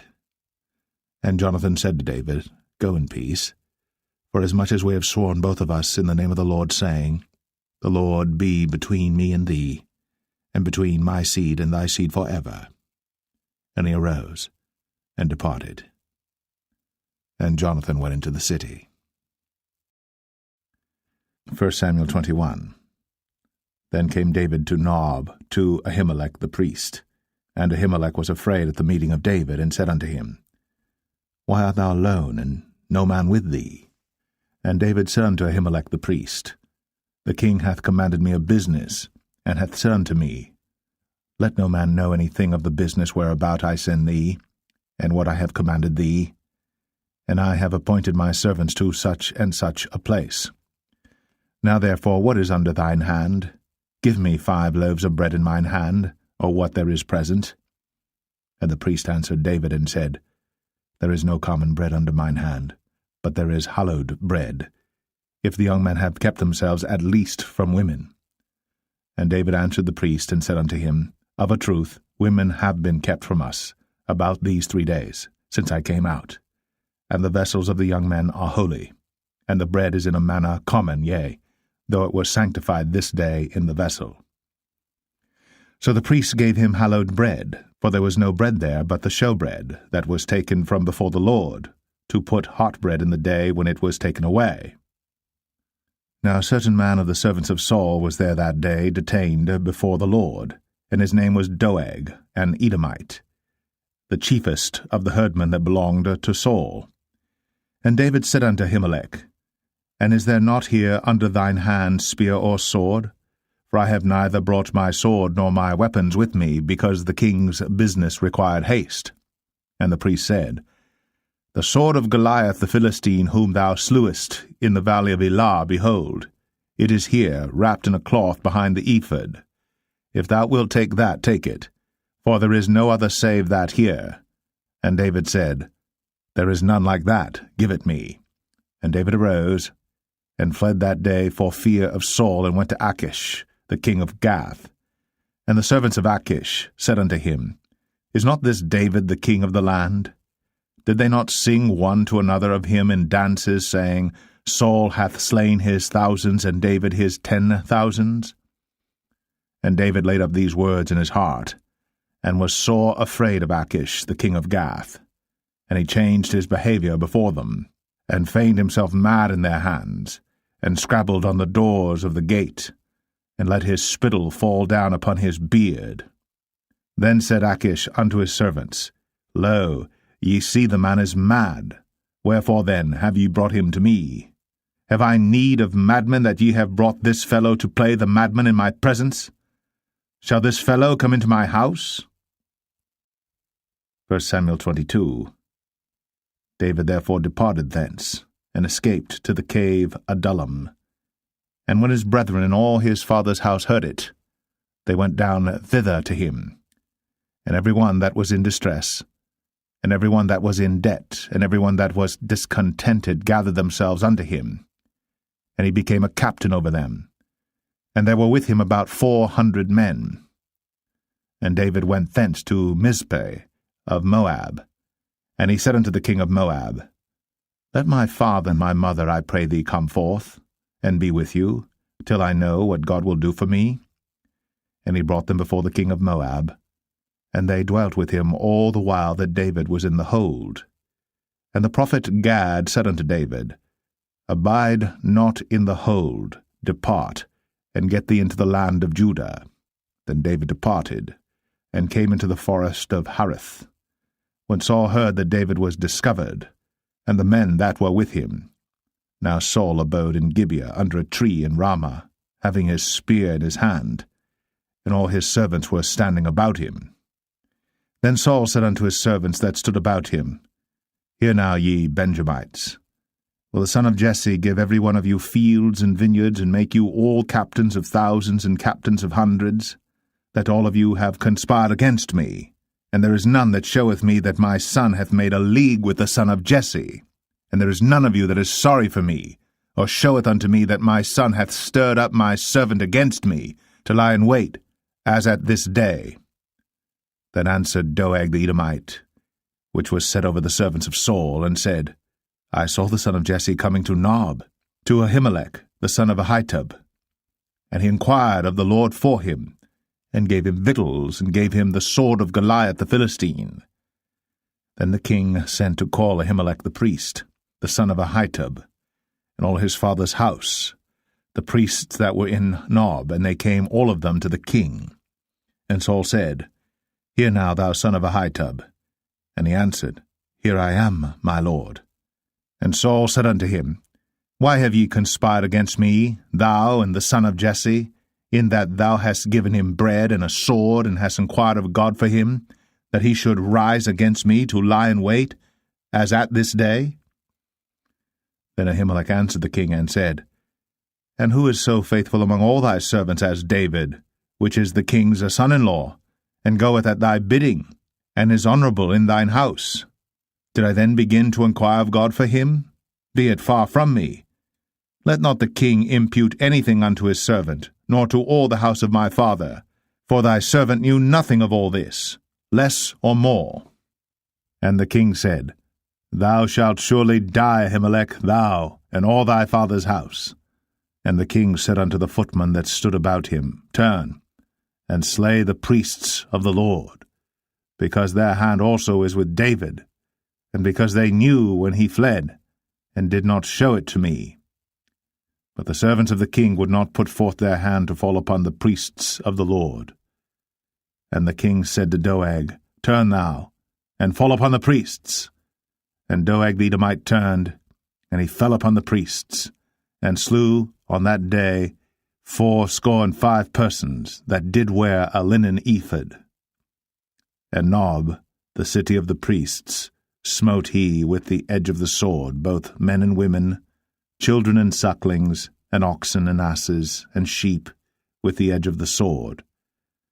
And one of the sons of Ahimelech, the son of Ahitub, named Abiathar, escaped, and fled after David.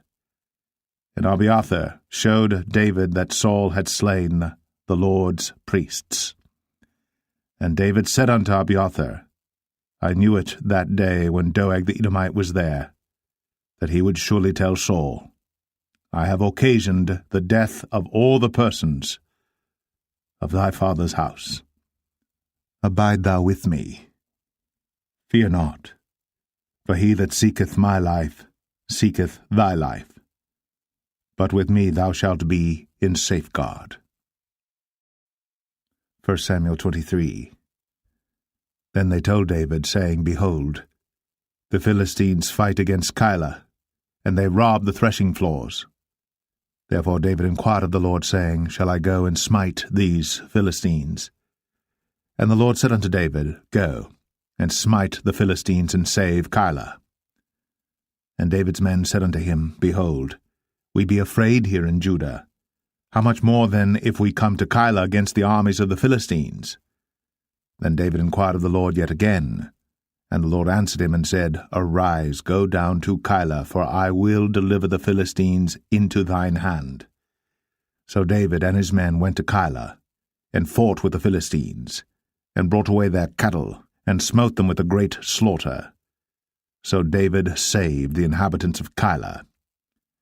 And it came to pass, when Abiathar, the son of Ahimelech, fled to David to Keilah, that he came down with an ephod in his hand.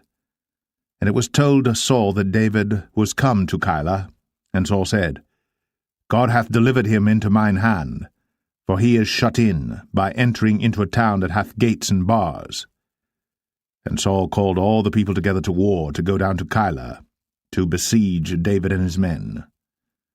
And David knew that Saul secretly practiced mischief against him. And he said to Abiathar the priest, Bring hither the ephod. Then said David, O Lord God of Israel, thy servant hath certainly heard that Saul seeketh to come to Keilah, to destroy the city for my sake. Will the men of Keilah deliver me up into his hand?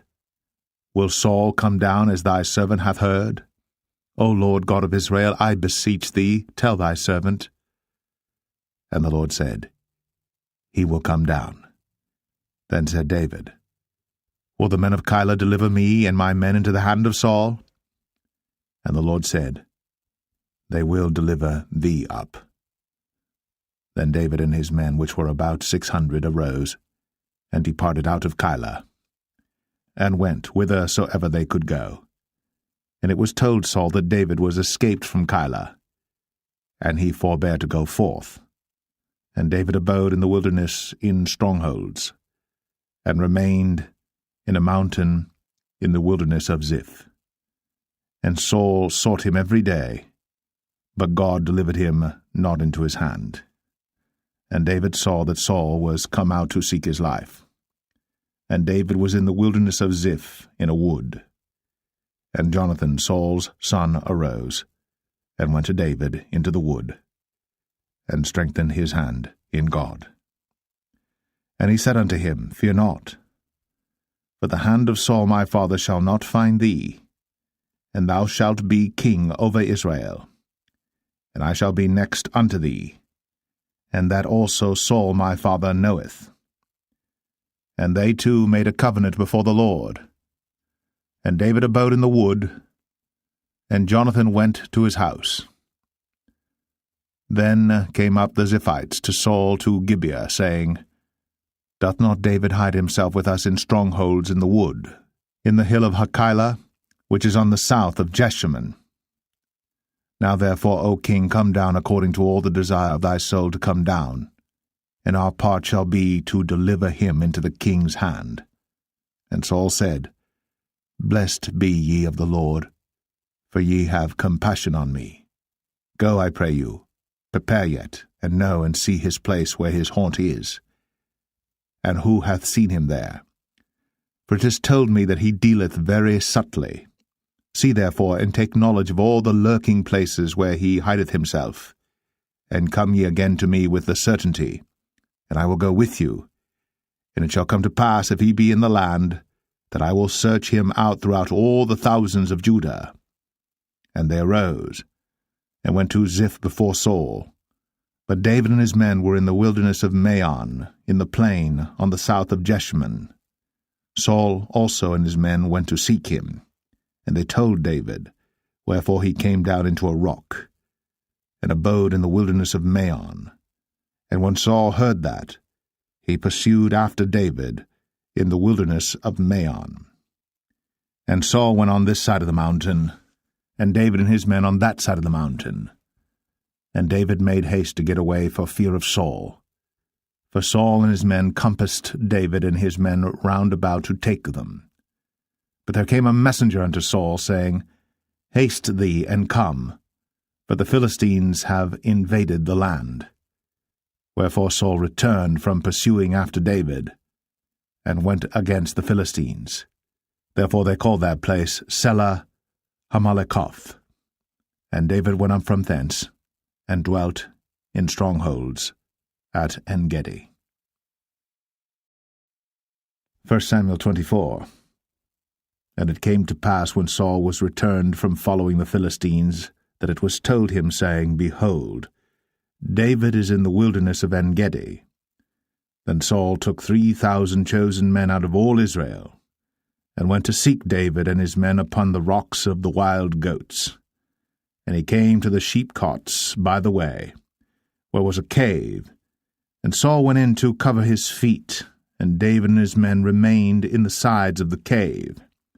And the men of David said unto him, Behold the day of which the Lord said unto thee, Behold, I will deliver thine enemy into thine hand, that thou mayest do to him as it shall seem good unto thee. Then David arose, and cut off the skirt of Saul's robe privily. And it came to pass afterward that David's heart smote him, because he had cut off Saul's skirt. And he said unto his men, The Lord forbid that I should do this thing unto my master, the Lord's anointed, to stretch forth mine hand against him, seeing he is the anointed of the Lord. So David stayed his servants with these words, and suffered them not to rise against Saul. But Saul rose up out of the cave, and went on his way. David also rose afterward, and went out of the cave, and cried after Saul, saying, My lord the king. And when Saul looked behind him, David stooped with his face to the earth, and bowed himself. And David said to Saul, Wherefore hearest thou men's words, saying, Behold, David seeketh thy hurt?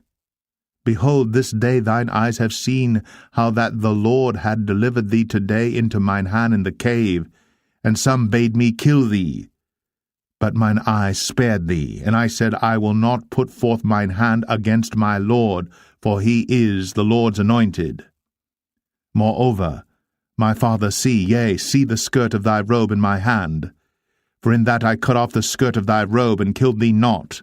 Know thou, and see that there is neither evil nor transgression in mine hand, and I have not sinned against thee, yet thou huntest my soul to take it. The Lord judge between me and thee, and the Lord avenge me of thee, but mine hand shall not be upon thee. As saith the proverb of the ancients, Wickedness proceedeth from the wicked, but mine hand shall not be upon thee. After whom is the king of Israel come out? After whom dost thou pursue? After a dead dog, after a flea? The Lord therefore be judge, and judge between me and thee, and see, and plead my cause, and deliver me out of thine hand. And it came to pass, when David had made an end of speaking these words unto Saul, that Saul said, Is this thy voice, my son David? And Saul lifted up his voice, and wept. And he said to David, Thou art more righteous than I, for thou hast rewarded me good, whereas I have rewarded thee evil. And thou hast shown this day how that thou hast dealt well with me, forasmuch as when the Lord had delivered me into thine hand, thou killedst me not. For if a man find his enemy, will he let him go well away? Wherefore the Lord reward thee good for that thou hast done unto me this day. And now behold, I know well that thou shalt surely be king, and that the kingdom of Israel shall be established in thine hand. Swear now therefore unto me by the Lord, that thou wilt not cut off my seed after me, and that thou wilt not destroy my name out of my father's house. And David sware unto Saul. And Saul went home, but David and his men gat them up unto the hold. 1 Samuel 25. And Samuel died, and all the Israelites were gathered together, and lamented him, and buried him in his house at Ramah. And David arose, and went down to the wilderness of Paran. And there was a man in Maon, whose possessions were in Carmel. And the man was very great. And he had 3,000 sheep and 1,000 goats. And he was shearing his sheep in Carmel.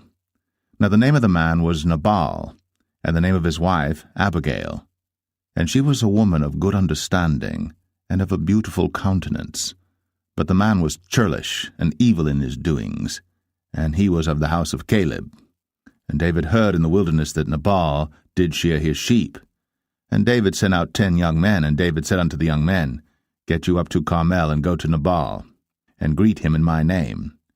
And thus shall ye say to him that liveth in prosperity, Peace be both to thee, and peace be to thine house, and peace be unto all that thou hast. And now I have heard that thou hast shearers. Now thy shepherds which were with us, we hurt them not, neither was there aught missing unto them all the while they were in Carmel. Ask thy young men, and they will show thee. Wherefore let the young men find favour in thine eyes. For we come in a good day. Give, I pray thee, whatsoever cometh to thine hand unto thy servants, and to thy son David. And when David's young men came, they spake to Nabal according to all those words in the name of David, and ceased. And Nabal answered David's servants, and said, Who is David? And who is the son of Jesse? There be many servants nowadays that break away every man from his master. Shall I then take my bread and my water and my flesh that I have killed for my shearers, and give it unto men whom I know not whence they be? So David's young men turned their way, and went again, and came and told him all those sayings. And David said unto his men, Gird ye on every man his sword. And they girded on every man his sword. And David also girded on his sword. And there went up after David about 400 men, and 200 abode by the stuff. But one of the young men told Abigail, Nabal's wife, saying, Behold, David sent messengers out of the wilderness to salute our master, and he railed on them. But the men were very good unto us, and we were not hurt, neither missed we any thing as long as we were conversant with them when we were in the fields. They were a wall unto us both by night and day. All the while we were with them keeping the sheep. Now therefore know and consider what thou wilt do, for evil is determined against our master, and against all his household. For he is such a son of Belial, that a man cannot speak to him. Then Abigail made haste, and took 200 loaves and 2 bottles of wine, and 5 sheep ready dressed, and 5 measures of parched corn, and 100 clusters of raisins, and 200 cakes of figs, and laid them on asses. And she said unto her servants, Go on before me, behold, I come after you. But she told not her husband Nabal. And it was so, as she rode on the ass, that she came down by the covert of the hill, and behold, David and his men came down against her, and she met them. Now David had said, Surely in vain have I kept all that this fellow hath in the wilderness, so that nothing was missed of all that pertained unto him, and he hath requited me evil for good. So, and more also do God unto the enemies of David, if I leave of all that pertain to him by the morning light any that pisseth against the wall. And when Abigail saw David, she hasted, and lighted off the ass, and fell before David on her face, and bowed herself to the ground, and fell at his feet, and said, Upon me, my lord, upon me let this iniquity be, and let thine handmaid, I pray thee, speak in thine audience, and hear the words of thine handmaid. Let not, my lord, I pray thee, regard this man of Belial, even Nabal. For as his name is, so is he. Nabal is his name, and folly is with him. But I, thine handmaid, saw not the young men of my lord, whom thou didst send. Now therefore, my lord, as the Lord liveth, and as thy soul liveth, seeing the Lord hath withholden thee from coming to shed blood, and from avenging thyself with thine own hand, now let thine enemies, and they that seek evil to my lord, be as Nabal. And now this blessing which thine handmaid hath brought unto my lord, let it even be given unto the young men that follow my lord. I pray thee, forgive the trespass of thine handmaid, for the Lord will certainly make my lord a sure house, because my lord fighteth the battles of the Lord, and evil hath not been found in thee all thy days. Yet a man is risen to pursue thee, and to seek thy soul. But the soul of my lord shall be bound in the bundle of life with the Lord thy God, and the souls of thine enemies, them shall he sling out, as out of the middle of a sling. And it shall come to pass, when the Lord shall have done to my lord according to all the good that he hath spoken concerning thee, and shall have appointed thee ruler over Israel, that this shall be no grief unto thee, nor offence of heart unto my lord, either that thou hast shed blood causeless, or that my lord hath avenged himself. But when the Lord shall have dealt well with my lord, then remember thine handmaid. And David said to Abigail, Blessed be the Lord God of Israel, which sent thee this day to meet me. And blessed be thy advice, and blessed be thou, which hast kept me this day from coming to shed blood, and from avenging myself with mine own hand. For in very deed, as the Lord God of Israel liveth, which hath kept me back from hurting thee, except thou hadst hasted and come to meet me, surely there had not been left unto Nabal by the morning light any that pisseth against the wall. So David received of her hand that which she had brought him, and said unto her, Go up in peace to thine house. See, I have hearkened to thy voice, and have accepted thy person. And Abigail came to Nabal, and behold, he held a feast in his house, like the feast of a king. And Nabal's heart was merry within him, for he was very drunken. Wherefore she told him nothing, less or more, until the morning light. But it came to pass in the morning, when the wine was gone out of Nabal, and his wife had told him these things, that his heart died within him, and he became as a stone. And it came to pass about 10 days after, that the Lord smote Nabal, that he died. And when David heard that Nabal was dead, he said, Blessed be the Lord, that hath pleaded the cause of my reproach from the hand of Nabal, and hath kept his servant from evil. For the Lord hath returned the wickedness of Nabal upon his own head. And David sent and communed with Abigail, to take her to him to wife. And when the servants of David were come to Abigail to Carmel, they spake unto her, saying, David sent us unto thee, to take thee to him to wife. And she arose, and bowed herself on her face to the earth, and said, Behold, let thine handmaid be a servant to wash the feet of the servants of my lord. And Abigail hasted, and arose, and rode upon an ass, with 5 damsels of hers that went after her. And she went after the messengers of David, and became his wife. David also took Ahinoam of Jezreel, and they were also both of them his wives. But Saul had given Michal his daughter, David's wife, to Phalti, the son of Laish, which was of Galim. 1 Samuel 26. And the Ziphites came unto Saul to Gibeah, saying, Doth not David hide himself in the hill of Hachilah, which is before Jeshimon? Then Saul arose, and went down to the wilderness of Ziph, having 3,000 chosen men of Israel with him to seek David in the wilderness of Ziph. And Saul pitched in the hill of Hachilah, which is before Jeshimon, by the way. But David abode in the wilderness, and he saw that Saul came after him into the wilderness. David therefore sent out spies, and understood that Saul was come in very deed. And David arose, and came to the place where Saul had pitched. And David beheld the place where Saul lay, and Abner the son of Ner, the captain of his host. And Saul lay in the trench, and the people pitched round about him. Then answered David and said to Ahimelech the Hittite, and to Abishai, the son of Zeruiah, brother to Joab, saying, Who will go down with me to Saul to the camp? And Abishai said, I will go down with thee. So David and Abishai came to the people by night, and behold, Saul lay sleeping within the trench, and his spear stuck in the ground at his bolster. But Abner and the people lay round about him. Then said Abishai to David, God hath delivered thine enemy into thine hand this day.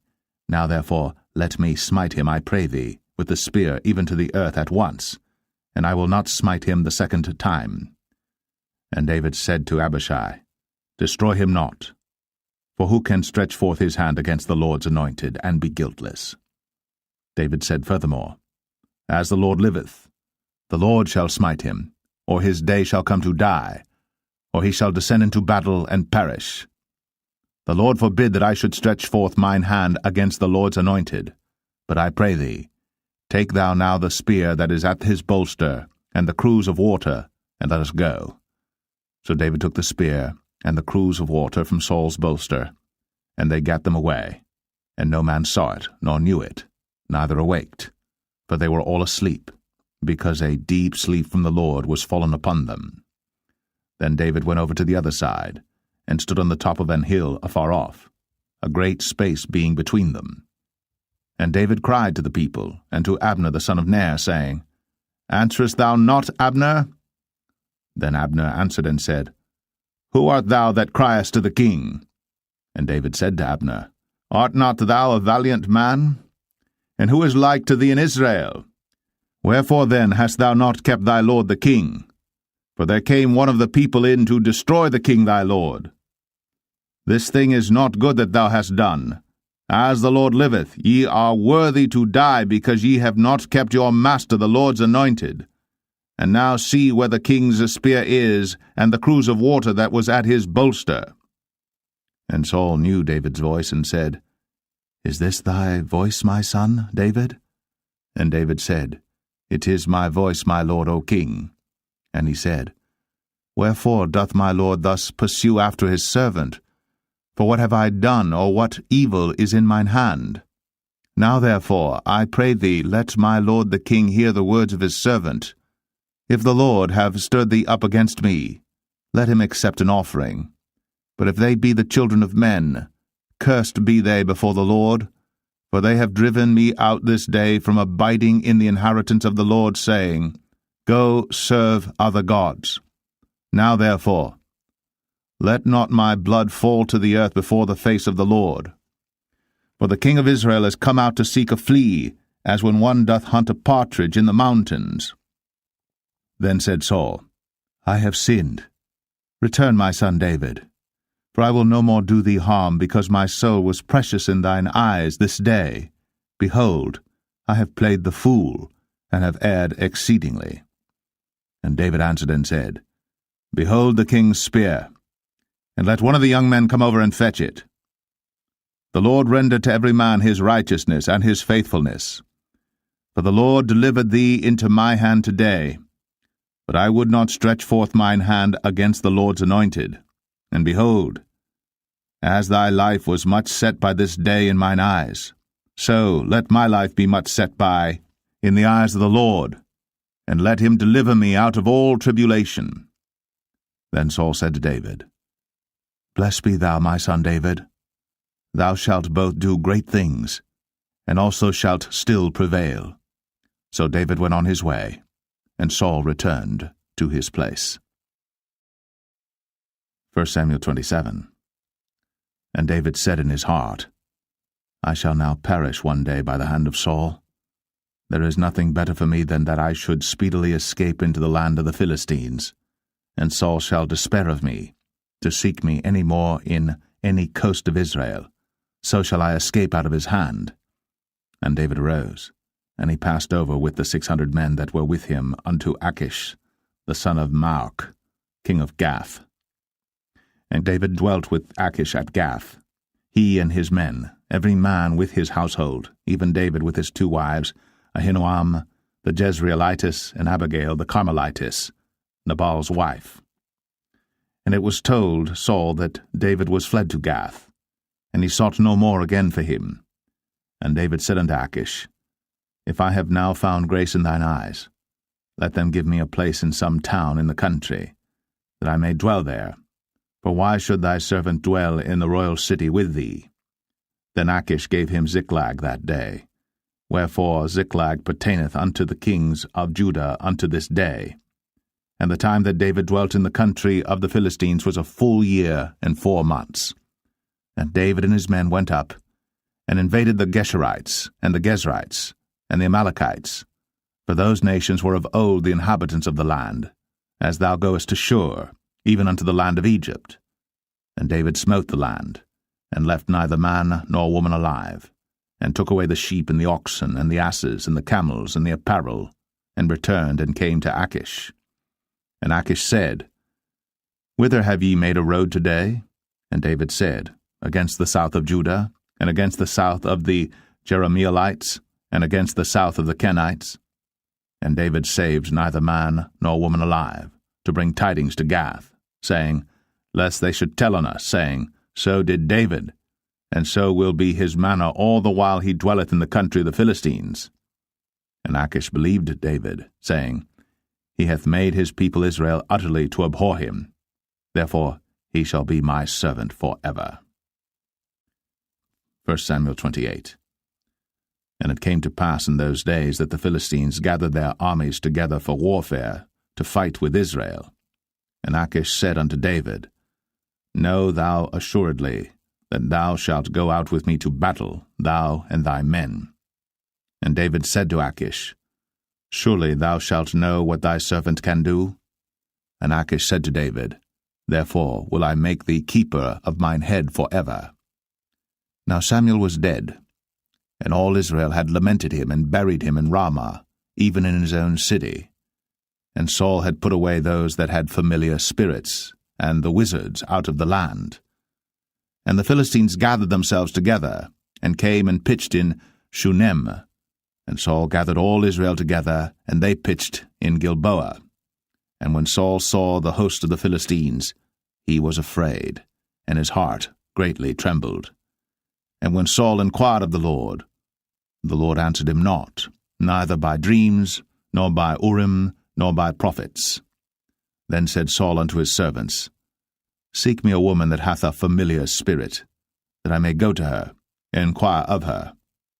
And his servant said to him, Behold, there is a woman that hath a familiar spirit at Endor. And Saul disguised himself, and put on other raiment, and he went, and 2 men with him. And they came to the woman by night. And he said, I pray thee, divine unto me by the familiar spirit, and bring me him up, whom I shall name unto thee. And the woman said unto him, Behold, thou knowest what Saul hath done, how he hath cut off those that have familiar spirits and the wizards out of the land? Wherefore then layest thou a snare for my life, to cause me to die? And Saul sware to her by the Lord, saying, As the Lord liveth, there shall no punishment happen to thee for this thing. Then said the woman, Whom shall I bring up unto thee? And he said, Bring me up Samuel. And when the woman saw Samuel, she cried with a loud voice, and the woman spake to Saul, saying, Why hast thou deceived me, for thou art Saul? And the king said unto her, Be not afraid. For what sawest thou? And the woman said unto Saul, I saw gods ascending out of the earth. And he said unto her, What form is he of? And she said, An old man cometh up, and he is covered with a mantle. And Saul perceived that it was Samuel, and he stooped with his face to the ground and bowed himself. And Samuel said to Saul, Why hast thou disquieted me to bring me up? And Saul answered, I am sore distressed, for the Philistines make war against me, and God is departed from me, and answereth me no more, neither by prophets nor by dreams. Therefore I have called thee, that thou mayest make known unto me what I shall do. Then said Samuel, Wherefore then dost thou ask of me, seeing the Lord is departed from thee, and is become thine enemy. And the Lord hath done to him as he spake by me. For the Lord hath rent the kingdom out of thine hand, and given it to thy neighbor, even to David, because thou obeyest not the voice of the Lord, nor executest his fierce wrath upon Amalek. Therefore hath the Lord done this thing unto thee this day. Moreover, the Lord will also deliver Israel with thee into the hand of the Philistines, and tomorrow shalt thou and thy sons be with me. The Lord also shall deliver the host of Israel into the hand of the Philistines. Then Saul fell straightway all along on the earth, and was sore afraid because of the words of Samuel. And there was no strength in him, for he had eaten no bread all the day, nor all the night. And the woman came unto Saul, and saw that he was sore troubled, and said unto him, Behold, thine handmaid hath obeyed thy voice, and I have put my life in my hand, and have hearkened unto thy words which thou spakest unto me. Now therefore, I pray thee, hearken thou also unto the voice of thine handmaid, and let me set a morsel of bread before thee, and eat, that thou mayest have strength, when thou goest on thy way. But he refused, and said, I will not eat. But his servants, together with the woman, compelled him, and he hearkened unto their voice. So he arose from the earth, and sat upon the bed. And the woman had a fat calf in the house, and she hasted and killed it, and took flour and kneaded it, and did bake unleavened bread thereof. And she brought it before Saul, and before his servants, and they did eat. Then they rose up, and went away that night. 1 Samuel 29. Now the Philistines gathered together all their armies to Aphek, and the Israelites pitched by a fountain which is in Jezreel. And the lords of the Philistines passed on by hundreds and by thousands, but David and his men passed on in the rearward with Achish. Then said the princes of the Philistines, What do these Hebrews here? And Achish said unto the princes of the Philistines, Is not this David the servant of Saul the king of Israel, which hath been with me these days, or these years? And I have found no fault in him since he fell unto me unto this day. And the princes of the Philistines were wroth with him. And the princes of the Philistines said unto him, Make this fellow return, that he may go again to his place which thou hast appointed him, and let him not go down with us to battle, lest in the battle he be an adversary to us. For wherewith should he reconcile himself unto his master? Should it not be with the heads of these men? Is not this David, of whom they sang one to another in dances, saying, Saul slew his thousands, and David his 10,000s?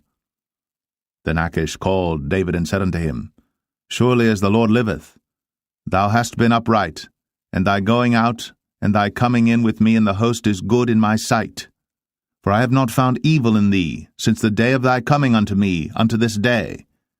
Nevertheless the Lord's favour thee not. Wherefore now return and go in peace, that thou displease not the lords of the Philistines. And David said unto Achish, But what have I done? And what hast thou found in thy servant so long as I have been with thee unto this day, that I may not go fight against the enemies of my lord the king? And Achish answered and said to David, I know that thou art good in my sight, as an angel of God. Notwithstanding the princes of the Philistines have said, He shall not go up with us to the battle. Wherefore now rise up early in the morning with thy master's servants that are come with thee, and as soon as ye be up early in the morning and have light, depart. So David and his men rose up early to depart in the morning, to return into the land of the Philistines. And the Philistines went up to Jezreel. 1 Samuel 30. And it came to pass, when David and his men were come to Ziklag on the 3rd day, that the Amalekites had invaded the south and Ziklag, and smitten Ziklag, and burned it with fire, and had taken the women captives that were therein. They slew not any, either great or small, but carried them away, and went on their way. So David and his men came to the city, and behold, it was burned with fire, and their wives and their sons and their daughters were taken captives.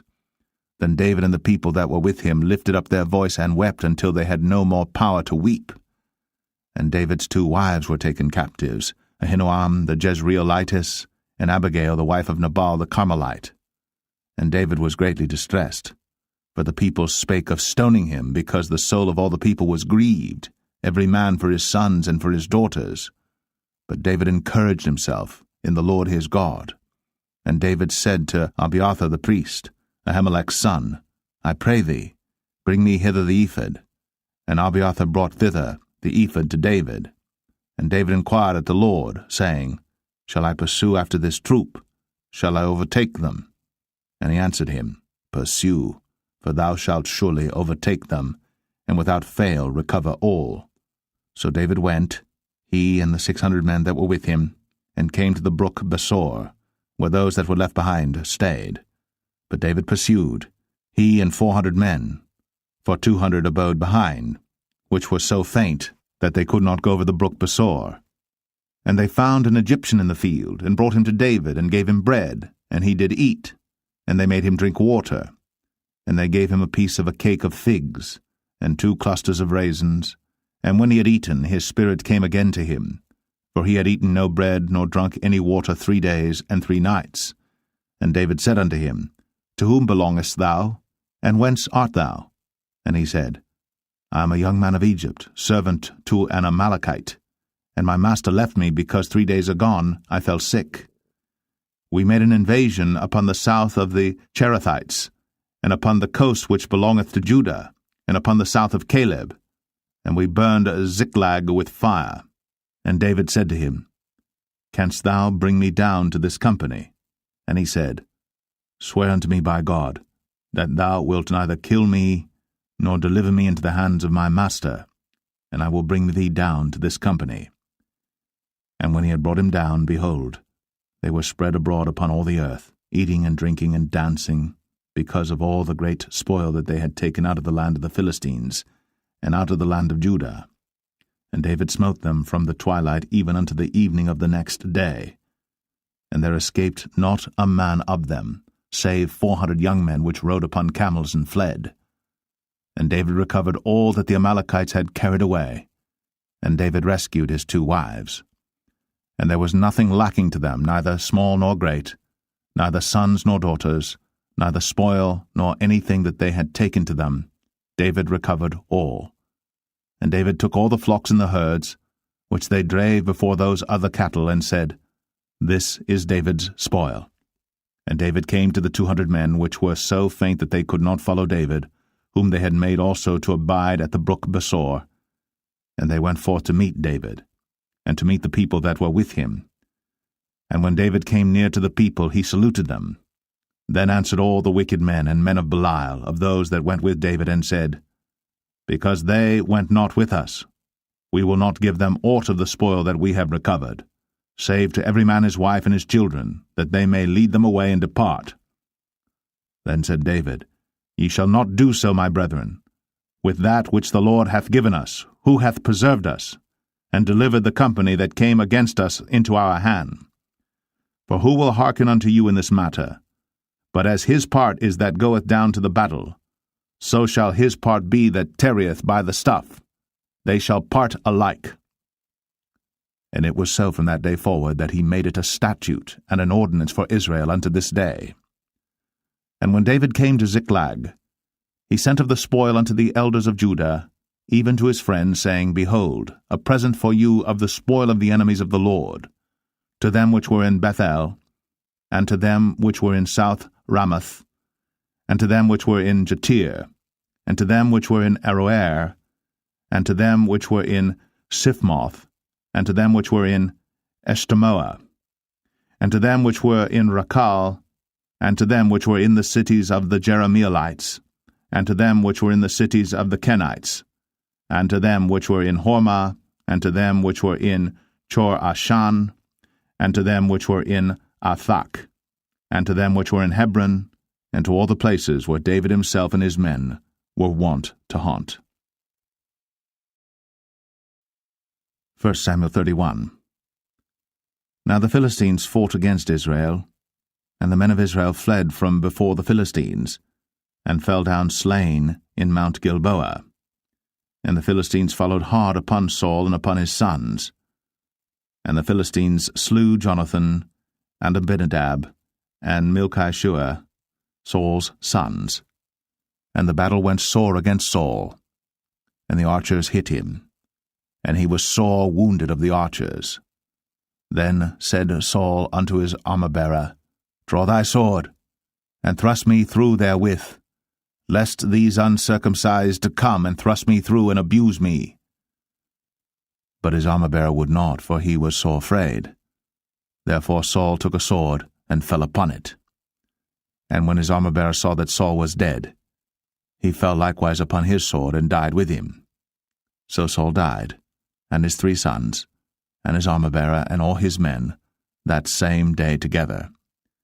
And when the men of Israel that were on the other side of the valley, and they that were on the other side Jordan, saw that the men of Israel fled, and that Saul and his sons were dead, they forsook the cities and fled. And the Philistines came and dwelt in them. And it came to pass on the morrow, when the Philistines came to strip the slain, that they found Saul and his 3 sons fallen in Mount Gilboa. And they cut off his head, and stripped off his armor, and sent into the land of the Philistines round about to publish it in the house of their idols, and among the people. And they put his armor in the house of Ashtoreth, and they fastened his body to the wall of Bethshan. And when the inhabitants of Jabesh Gilead heard of that which the Philistines had done to Saul, all the valiant men arose, and went all night, and took the body of Saul, and the bodies of his sons from the wall of Bethshan, and came to Jabesh, and burnt them there. And they took their bones, and buried them under a tree at Jabesh, and fasted 7 days. The second book of Samuel, chapter 1. Now it came to pass after the death of Saul, when David was returned from the slaughter of the Amalekites, and David had abode 2 days in Ziklag, it came even to pass on the 3rd day that, behold, a man came out of the camp from Saul with his clothes rent, and earth upon his head. And so it was when he came to David, that he fell to the earth, and did obeisance. And David said unto him, From whence comest thou? And he said unto him, Out of the camp of Israel am I escaped. And David said unto him, How went the matter? I pray thee, tell me. And he answered, That the people are fled from the battle, and many of the people also are fallen and dead. And Saul and Jonathan his son are dead also. And David said unto the young man that told him, How knowest thou that Saul and Jonathan his son be dead? And the young man that told him said, As I happened by chance upon Mount Gilboa, behold, Saul leaned upon his spear, and lo, the chariots and horsemen followed hard after him. And when he looked behind him, he saw me, and called unto me, and I answered, Here am I. And he said unto me, Who art thou? And I answered him, I am an Amalekite. He said unto me again, Stand, I pray thee, upon me, and slay me, for anguish is come upon me, because my life is yet whole in me. So I stood upon him, and slew him, because I was sure that he could not live after that he was fallen. And I took the crown that was upon his head, and the bracelet that was on his arm, and have brought them hither unto my lord. Then David took hold on his clothes, and rent them, and likewise all the men that were with him. And they mourned, and wept, and fasted until even, for Saul and for Jonathan his son, and for the people of the Lord, and for the house of Israel, because they were fallen by the sword. And David said unto the young man that told him, Whence art thou? And he answered, I am the son of a stranger, an Amalekite. And David said unto him, How wast thou not afraid to stretch forth thine hand to destroy the Lord's anointed? And David called one of the young men and said, Go near, and fall upon him. And he smote him that he died. And David said unto him, Thy blood be upon thy head. For thy mouth hath testified against thee, saying, I have slain the Lord's anointed. And David lamented with this lamentation over Saul and over Jonathan his son. Also he bade them teach the children of Judah the use of the bow. Behold, it is written in the book of Jasher, The beauty of Israel is slain upon thy high places. How are the mighty fallen? Tell it not in Gath. Publish it not in the streets of Ashkelon, lest the daughters of the Philistines rejoice. lest the daughters of the uncircumcised triumph. Ye mountains of Gilboa, let there be no dew, neither let there be rain upon you, nor fields of offerings. For there the shield of the mighty is vilely cast away, the shield of Saul, as though he had not been anointed with oil. From the blood of the slain, from the fat of the mighty, the bow of Jonathan turned not back, and the sword of Saul returned not empty. Saul and Jonathan were lovely and pleasant in their lives, and in their death they were not divided. They were swifter than eagles, they were stronger than lions. Ye daughters of Israel, weep over Saul, who clothed you in scarlet with other delights, who put on ornaments of gold upon your apparel. How are the mighty fallen in the midst of the battle, O Jonathan! Thou wast slain in thine high places. I am distressed for thee, my brother Jonathan. Very pleasant hast thou been unto me. Thy love to me was wonderful, passing the love of women. How are the mighty fallen, and the weapons of war perished. 2 Samuel 2. And it came to pass after this that David inquired of the Lord, saying, Shall I go up into any of the cities of Judah? And the Lord said unto him, Go up. And David said, Whither shall I go up? And he said, Unto Hebron. So David went up thither, and his 2 wives also, Ahinoam the Jezreelitess, and Abigail Nabal's wife, the Carmelite. And his men that were with him did David bring up, every man with his household, and they dwelt in the cities of Hebron. And the men of Judah came, and there they anointed David king over the house of Judah. And they told David, saying, that the men of Jabesh-Gilead were they that buried Saul. And David sent messengers unto the men of Jabesh-Gilead, and said unto them, Blessed be ye of the Lord, that ye have shown this kindness unto your Lord, even unto Saul, and have buried him. And now the Lord show kindness and truth unto you, and I also will requite you this kindness, because ye have done this thing. Therefore now let your hands be strengthened, and be ye valiant. For your master Saul is dead, and also the house of Judah have anointed me king over them. But Abner, the son of Ner, captain of Saul's host, took Ishbosheth, the son of Saul, and brought him over to Mahanaim, and made him king over Gilead, and over the Asherites, and over Jezreel, and over Ephraim, and over Benjamin, and over all Israel. Ishbosheth, Saul's son, was 40 years old when he began to reign over Israel, and reigned 2 years. But the house of Judah followed David. And the time that David was king in Hebron over the house of Judah was 7 years and 6 months.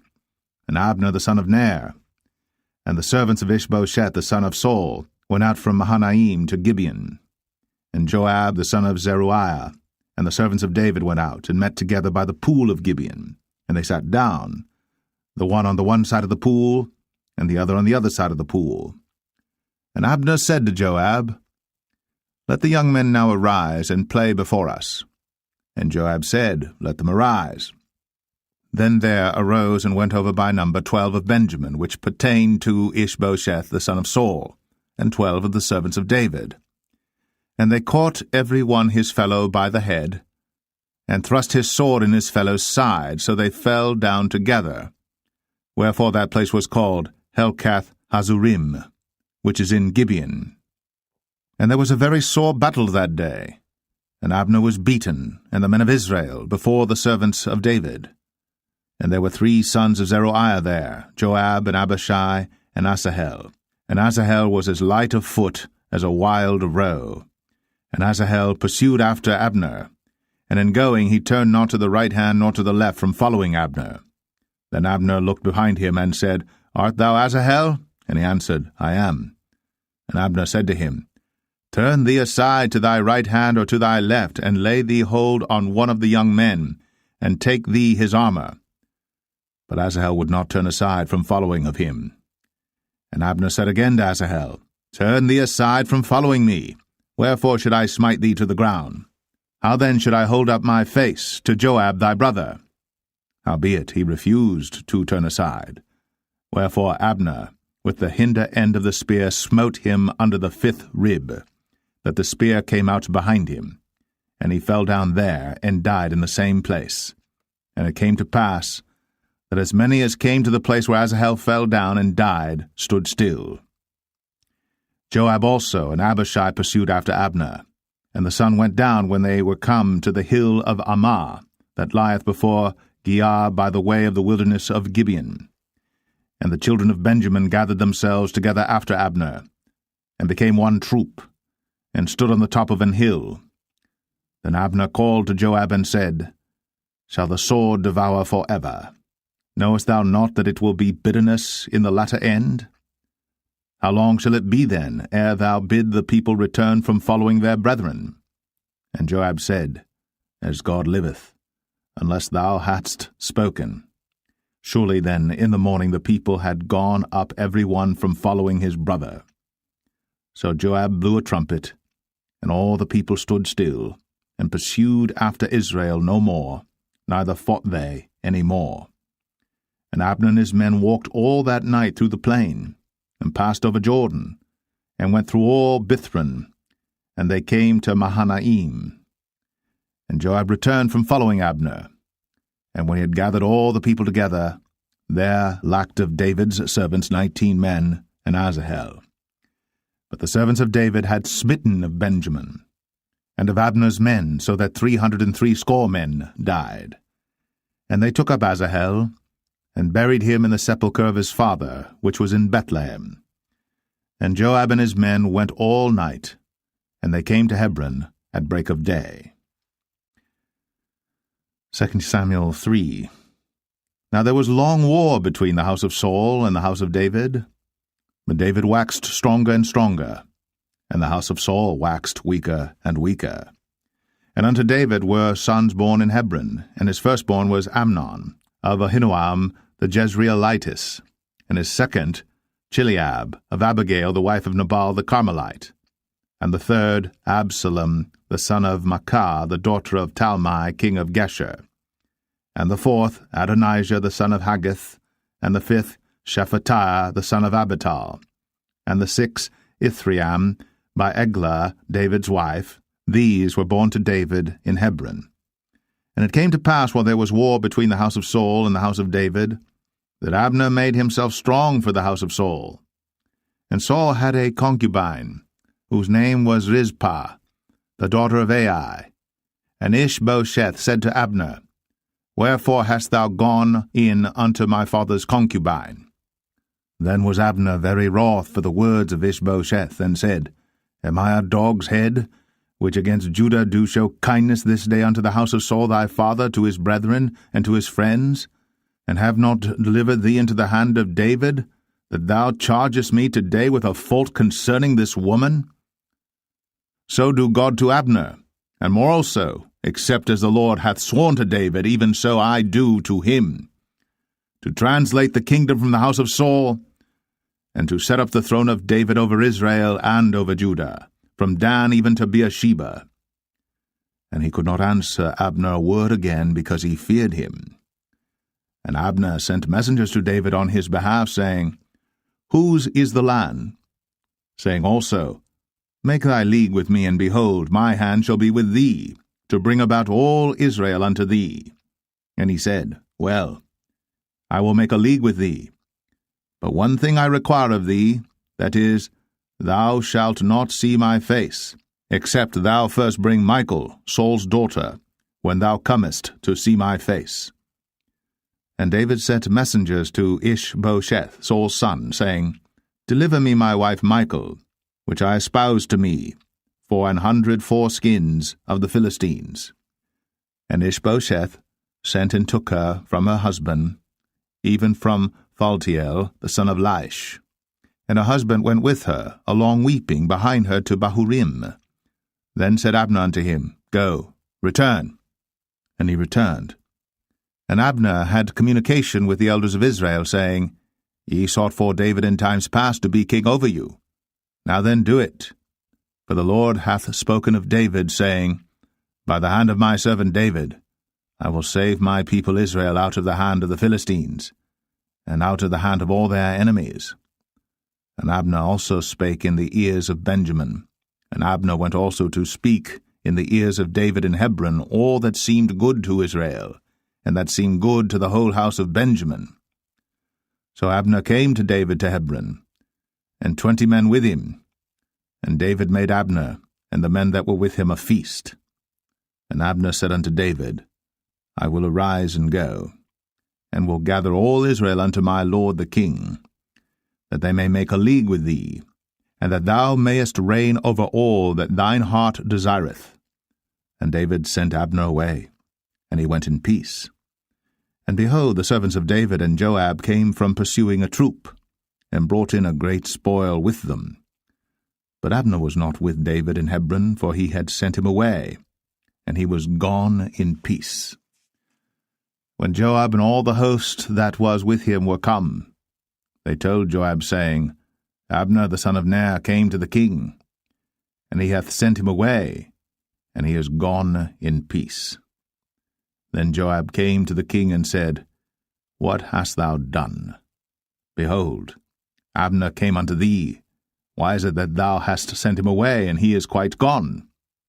Thou knowest Abner the son of Ner, that he came to deceive thee, and to know thy going out and thy coming in, and to know all that thou doest. And when Joab was come out from David, he sent messengers after Abner, which brought him again from the well of Sirah. But David knew it not. And when Abner was returned to Hebron, Joab took him aside in the gate to speak with him quietly, and smote him there, under the 5th rib, that he died, for the blood of Asahel, his brother. And afterward, when David heard it, he said, I and my kingdom are guiltless before the Lord, for ever, from the blood of Abner the son of Ner. Let it rest on the head of Joab, and on all his father's house. And let there not fail from the house of Joab one that hath an issue, or that is a leper, or that leaneth on a staff, or that falleth on the sword, or that lacketh bread. So Joab and Abishai his brother slew Abner, because he had slain their brother Asahel at Gibeon in the battle. And David said to Joab and to all the people that were with him, Rend your clothes, and gird you with sackcloth, and mourn before Abner. And King David himself followed the bier. And they buried Abner in Hebron. And the king lifted up his voice, and wept at the grave of Abner. And all the people wept. And the king lamented over Abner, and said, Died Abner as a fool dieth. Thy hands were not bound, nor thy feet put into fetters. As a man falleth before wicked men, so fellest thou. And all the people wept again over him. And when all the people came to cause David to eat meat while it was yet day, David sware, saying, So do God to me, and more also, if I taste bread or aught else, till the sun be down. And all the people took notice of it, and it pleased them, as whatsoever the king did pleased all the people. For all the people and all Israel understood that day that it was not of the king to slay Abner the son of Ner. And the king said unto his servants, Know ye not that there is a prince and a great man fallen this day in Israel? And I am this day weak, though anointed king. And these men, the sons of Zeruiah, be too hard for me. The Lord shall reward the doer of evil according to his wickedness. 2 Samuel 4. And when Saul's son heard that Abner was dead in Hebron, his hands were feeble, and all the Israelites were troubled. And Saul's son had 2 men that were captains of bands. The name of the one was Baanah, and the name of the other Rechab, the sons of Rimmon, a Beerothite, of the children of Benjamin. For Beeroth also was reckoned to Benjamin. And the Beerothites fled to Gittaim, and were sojourners there until this day. And Jonathan, Saul's son, had a son that was lame of his feet. He was 5 years old when the tidings came of Saul and Jonathan out of Jezreel. And his nurse took him up, and fled. And it came to pass, as she made haste to flee, that he fell and became lame. and his name was Mephibosheth. And the sons of Rimmon the Beerothite, Rechab and Baanah, went, and came about the heat of the day to the house of Ishbosheth, who lay on a bed, at noon. And they came thither into the midst of the house, as though they would have fetched wheat, and they smote him under the 5th rib, and Rechab and Baanah his brother escaped. For when they came into the house, he lay on his bed in his bedchamber, and they smote him, and slew him, and beheaded him, and took his head, and gat them away through the plain all night. And they brought the head of Ishbosheth unto David to Hebron, and said to the king, Behold, the head of Ishbosheth, the son of Saul, thine enemy, which sought thy life. And the Lord hath avenged my lord the king this day of Saul, and of his seed. And David answered Rechab and Baanah his brother, the sons of Rimmon the Beerothite, and said unto them, As the Lord liveth, who hath redeemed my soul out of all adversity? When one told me, saying, Behold, Saul is dead, thinking to have brought good tidings, I took hold of him, and slew him in Ziklag, who thought that I would have given him a reward for his tidings. How much more, when wicked men have slain a righteous person in his own house upon his bed? Shall I not therefore now require his blood of your hand, and take you away from the earth? And David commanded his young men, and they slew them, and cut off their hands and their feet, and hanged them up over the pool in Hebron. But they took the head of Ishbosheth, and buried it in the sepulchre of Abner in Hebron. 2 Samuel 5. Then came all the tribes of Israel to David unto Hebron, and spake, saying, Behold, we are thy bone and thy flesh. Also in time past, when Saul was king over us, thou wast he that leddest out and broughtest in Israel. And the Lord said to thee, Thou shalt feed my people Israel, and thou shalt be a captain over Israel. So all the elders of Israel came to the king to Hebron, and King David made a league with them in Hebron before the Lord, and they anointed David king over Israel. David was 30 years old when he began to reign, and he reigned 40 years. In Hebron he reigned over Judah 7 years and 6 months, and in Jerusalem he reigned 33 years over all Israel and Judah. And the king and his men went to Jerusalem unto the Jebusites, the inhabitants of the land, which spake unto David, saying, Except thou take away the blind and the lame, thou shalt not come in hither, thinking, David cannot come in hither. Nevertheless, David took the stronghold of Zion, the same is the city of David. And David said on that day, Whosoever getteth up to the gutter, and smiteth the Jebusites, and the lame and the blind, that are hated of David's soul, he shall be chief and captain. Wherefore they said, The blind and the lame shall not come into the house. So David dwelt in the fort, and called it the city of David. And David built round about from Millo and inward. And David went on, and grew great, and the Lord God of hosts was with him. And Hiram king of Tyre sent messengers to David, and cedar trees, and carpenters, and masons, and they built David an house. And David perceived that the Lord had established him king over Israel, and that he had exalted his kingdom for his people Israel's sake. And David took him more concubines and wives out of Jerusalem, after he was come from Hebron, and there were yet sons and daughters born to David. And these be the names of those that were born unto him in Jerusalem, Shammua, and Shobab, and Nathan, and Solomon, Ibhar also, and Elishua, and Nepheg, and Japhia, and Elishama, and Eliada, and Eliphalet. But when the Philistines heard that they had anointed David king over Israel, all the Philistines came up to seek David, and David heard of it, and went down to the hold. The Philistines also came and spread themselves in the valley of Rephaim. And David inquired of the Lord, saying, Shall I go up to the Philistines? Wilt thou deliver them into mine hand? And the Lord said unto David, Go up, for I will doubtless deliver the Philistines into thine hand. And David came to Baal Perazim, and David smote them there, and said, The Lord hath broken forth upon mine enemies before me, as the breach of waters. Therefore he called the name of that place Baal Perazim. And there they left their images, and David and his men burned them. And the Philistines came up yet again, and spread themselves in the valley of Rephaim.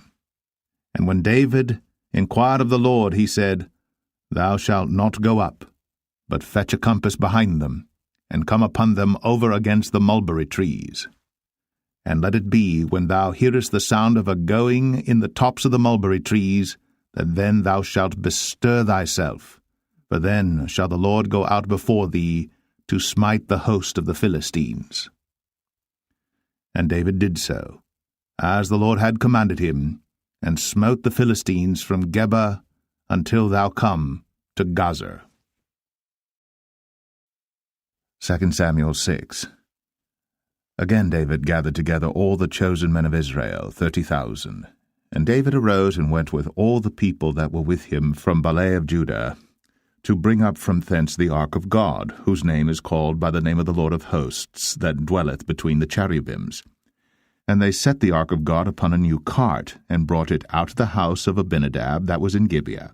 And Uzzah and Ahio, the sons of Abinadab, drave the new cart. And they brought it out of the house of Abinadab, which was at Gibeah, accompanying the ark of God, and Ahio went before the ark. And David and all the house of Israel played before the Lord in all manner of instruments made of fir wood, even on harps, and on psalteries, and on timbrels, and on cornets, and on cymbals. And when they came to Nachon's threshing floor, Uzzah put forth his hand to the ark of God, and took hold of it, for the oxen shook it. And the anger of the Lord was kindled against Uzzah, and God smote him there for his error, and there he died by the ark of God. And David was displeased, because the Lord had made a breach upon Uzzah, and he called the name of the place Perez Uzzah to this day. And David was afraid of the Lord that day, and said, How shall the ark of the Lord come to me? So David would not remove the ark of the Lord unto him into the city of David, but David carried it aside into the house of Obed-Edom the Gittite. And the ark of the Lord continued in the house of Obed-Edom the Gittite 3 months. And the Lord blessed Obed-Edom and all his household. And it was told King David, saying, The Lord hath blessed the house of Obed-Edom, and all that pertaineth unto him, because of the ark of God. So David went and brought up the ark of God from the house of Obed-Edom into the city of David with gladness. And it was so, that when they that bare the ark of the Lord had gone 6 paces, he sacrificed oxen and fatlings. And David danced before the Lord with all his might, and David was girded with a linen ephod.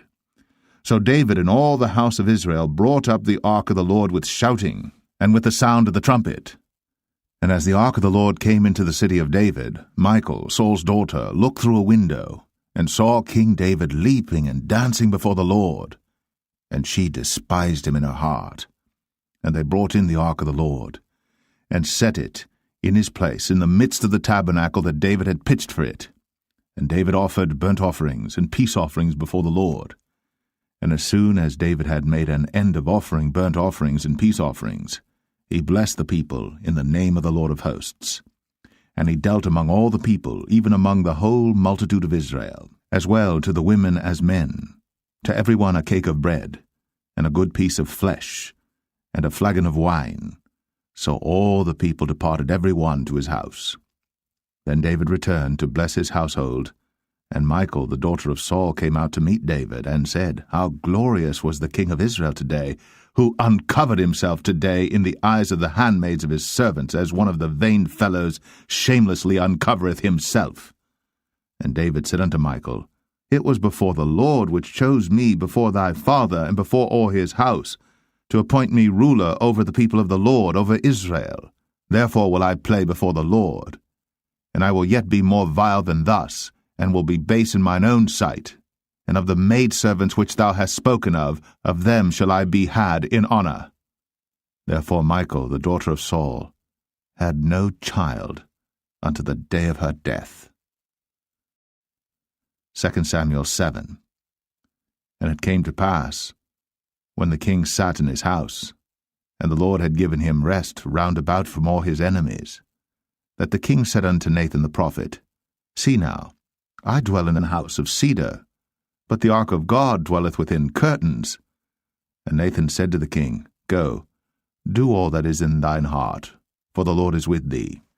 And it came to pass that night that the word of the Lord came unto Nathan, saying, Go and tell my servant David, Thus saith the Lord, Shalt thou build me an house for me to dwell in? Whereas I have not dwelt in any house since the time that I brought up the children of Israel out of Egypt, even to this day, but have walked in a tent and in a tabernacle. In all the places wherein I have walked with all the children of Israel spake I a word with any of the tribes of Israel, whom I commanded to feed my people Israel, saying, Why build ye not me an house of cedar?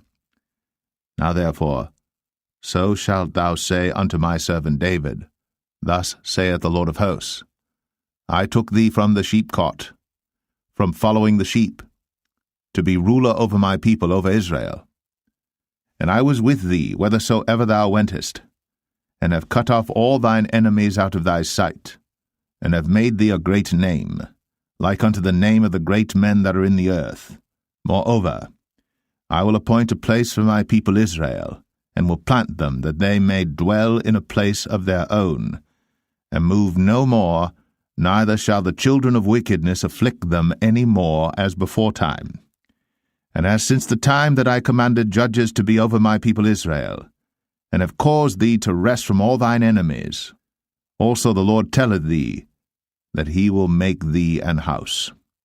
And when thy days be fulfilled, and thou shalt sleep with thy fathers, I will set up thy seed after thee, which shall proceed out of thy bowels, and I will establish his kingdom.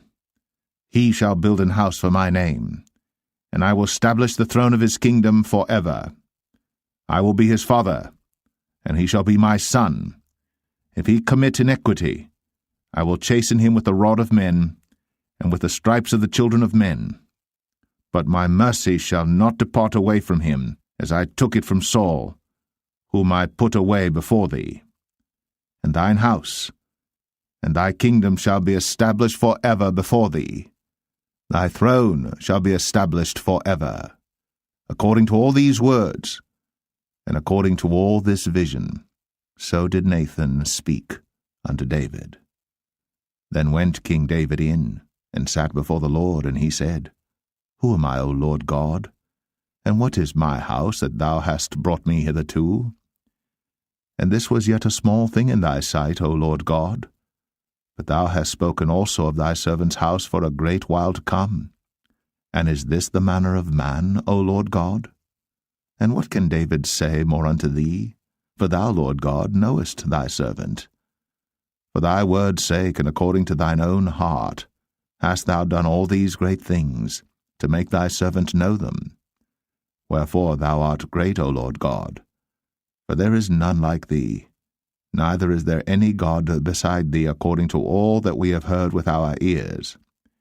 And what one nation in the earth is like thy people, even like Israel, whom God went to redeem for a people to himself, and to make him a name, and to do for you great things and terrible for thy land, before thy people, which thou redeemedst to thee from Egypt, from the nations and their gods. For thou hast confirmed to thyself thy people Israel to be a people unto thee for ever, and thou, Lord, art become their God. And now, O Lord God, the word that thou hast spoken concerning thy servant and concerning his house, establish it for ever, and do as thou hast said. And let thy name be magnified for ever, saying, The Lord of hosts is the God over Israel. And let the house of thy servant David be established before thee. For thou, O Lord of hosts, God of Israel, hast revealed to thy servant, saying, I will build thee an house. Therefore hath thy servant found in his heart to pray this prayer unto thee. And now, O Lord God, thou art that God, and thy words be true, and thou hast promised this goodness unto thy servant. Therefore now, let it please thee to bless the house of thy servant, that it may continue for ever before thee. For thou, O Lord God, hast spoken it, and with thy blessing let the house of thy servant be blessed for ever.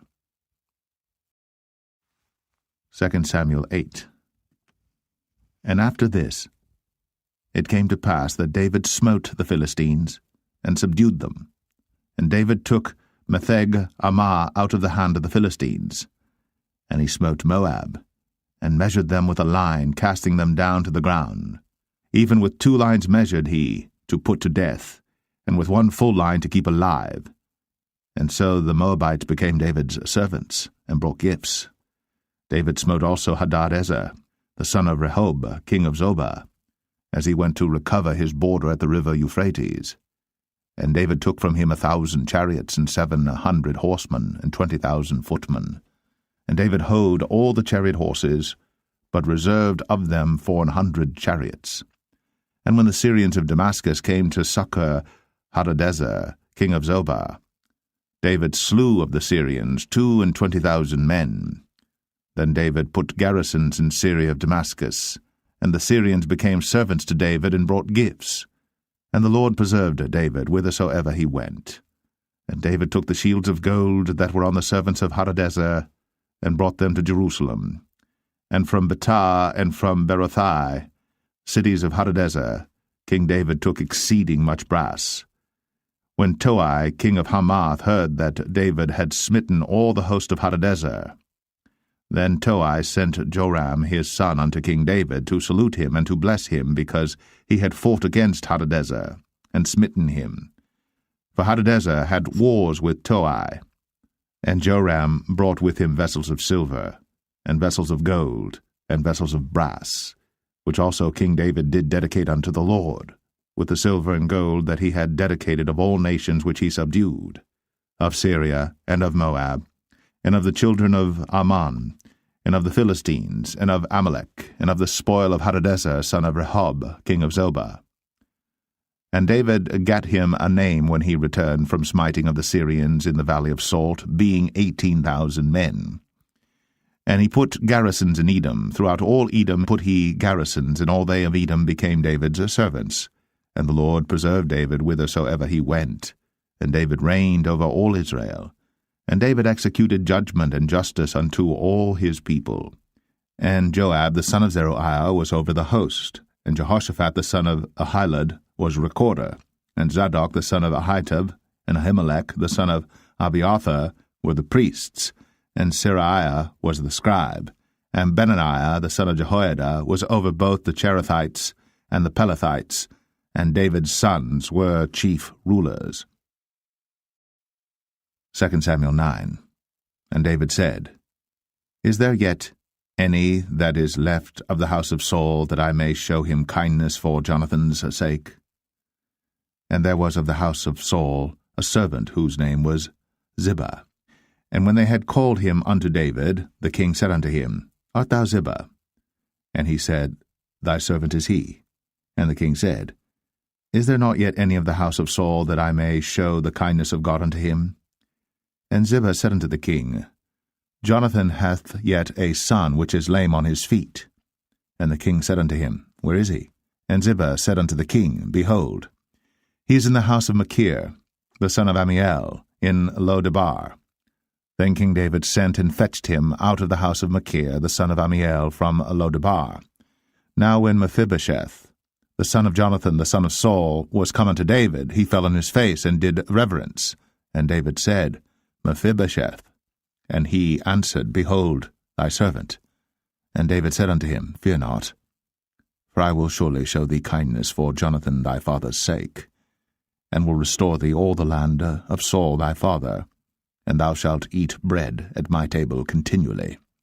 And he bowed himself and said, What is thy servant, that thou shouldst look upon such a dead dog as I am? Then the king called to Ziba, Saul's servant, and said unto him, I have given unto thy master's son all that pertained to Saul, and to all his house.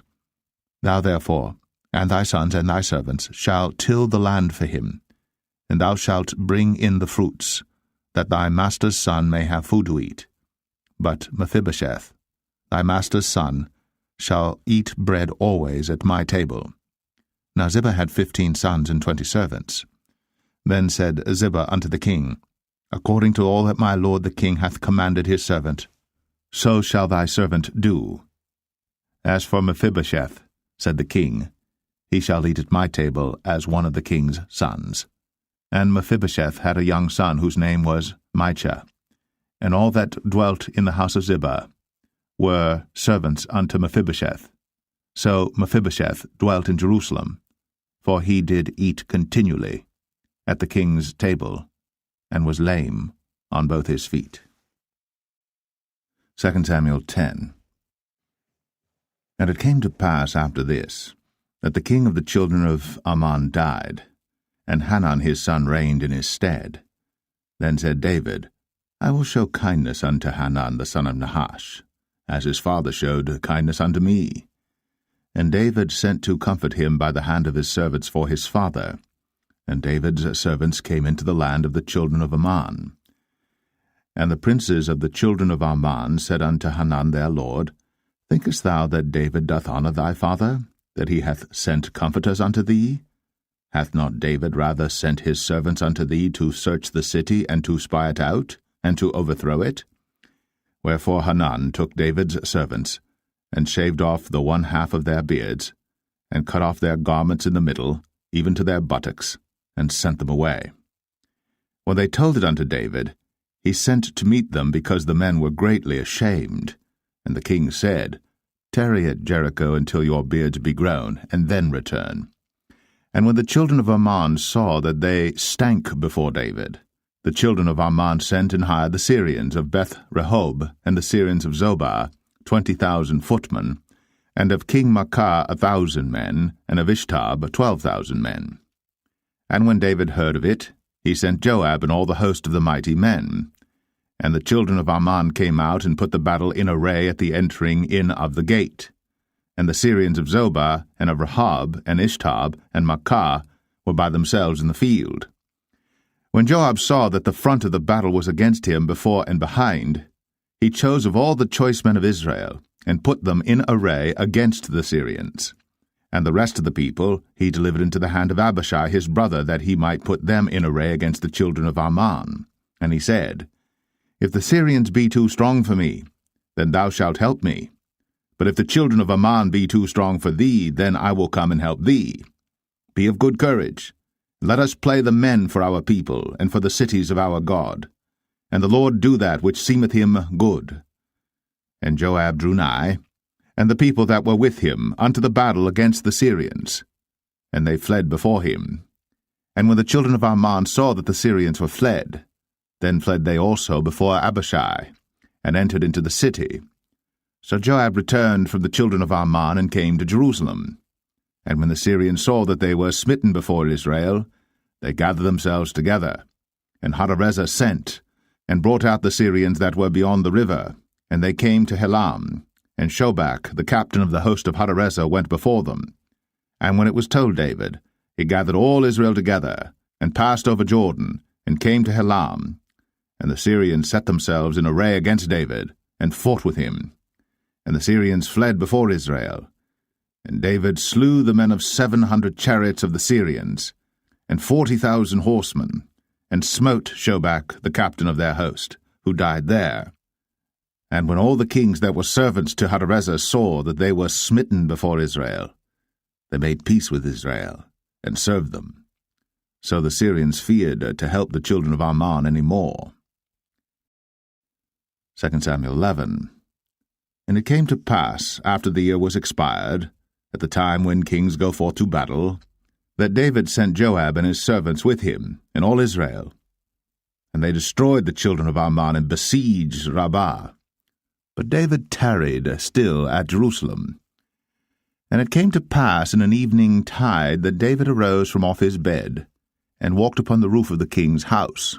And from the roof he saw a woman washing herself, and the woman was very beautiful to look upon.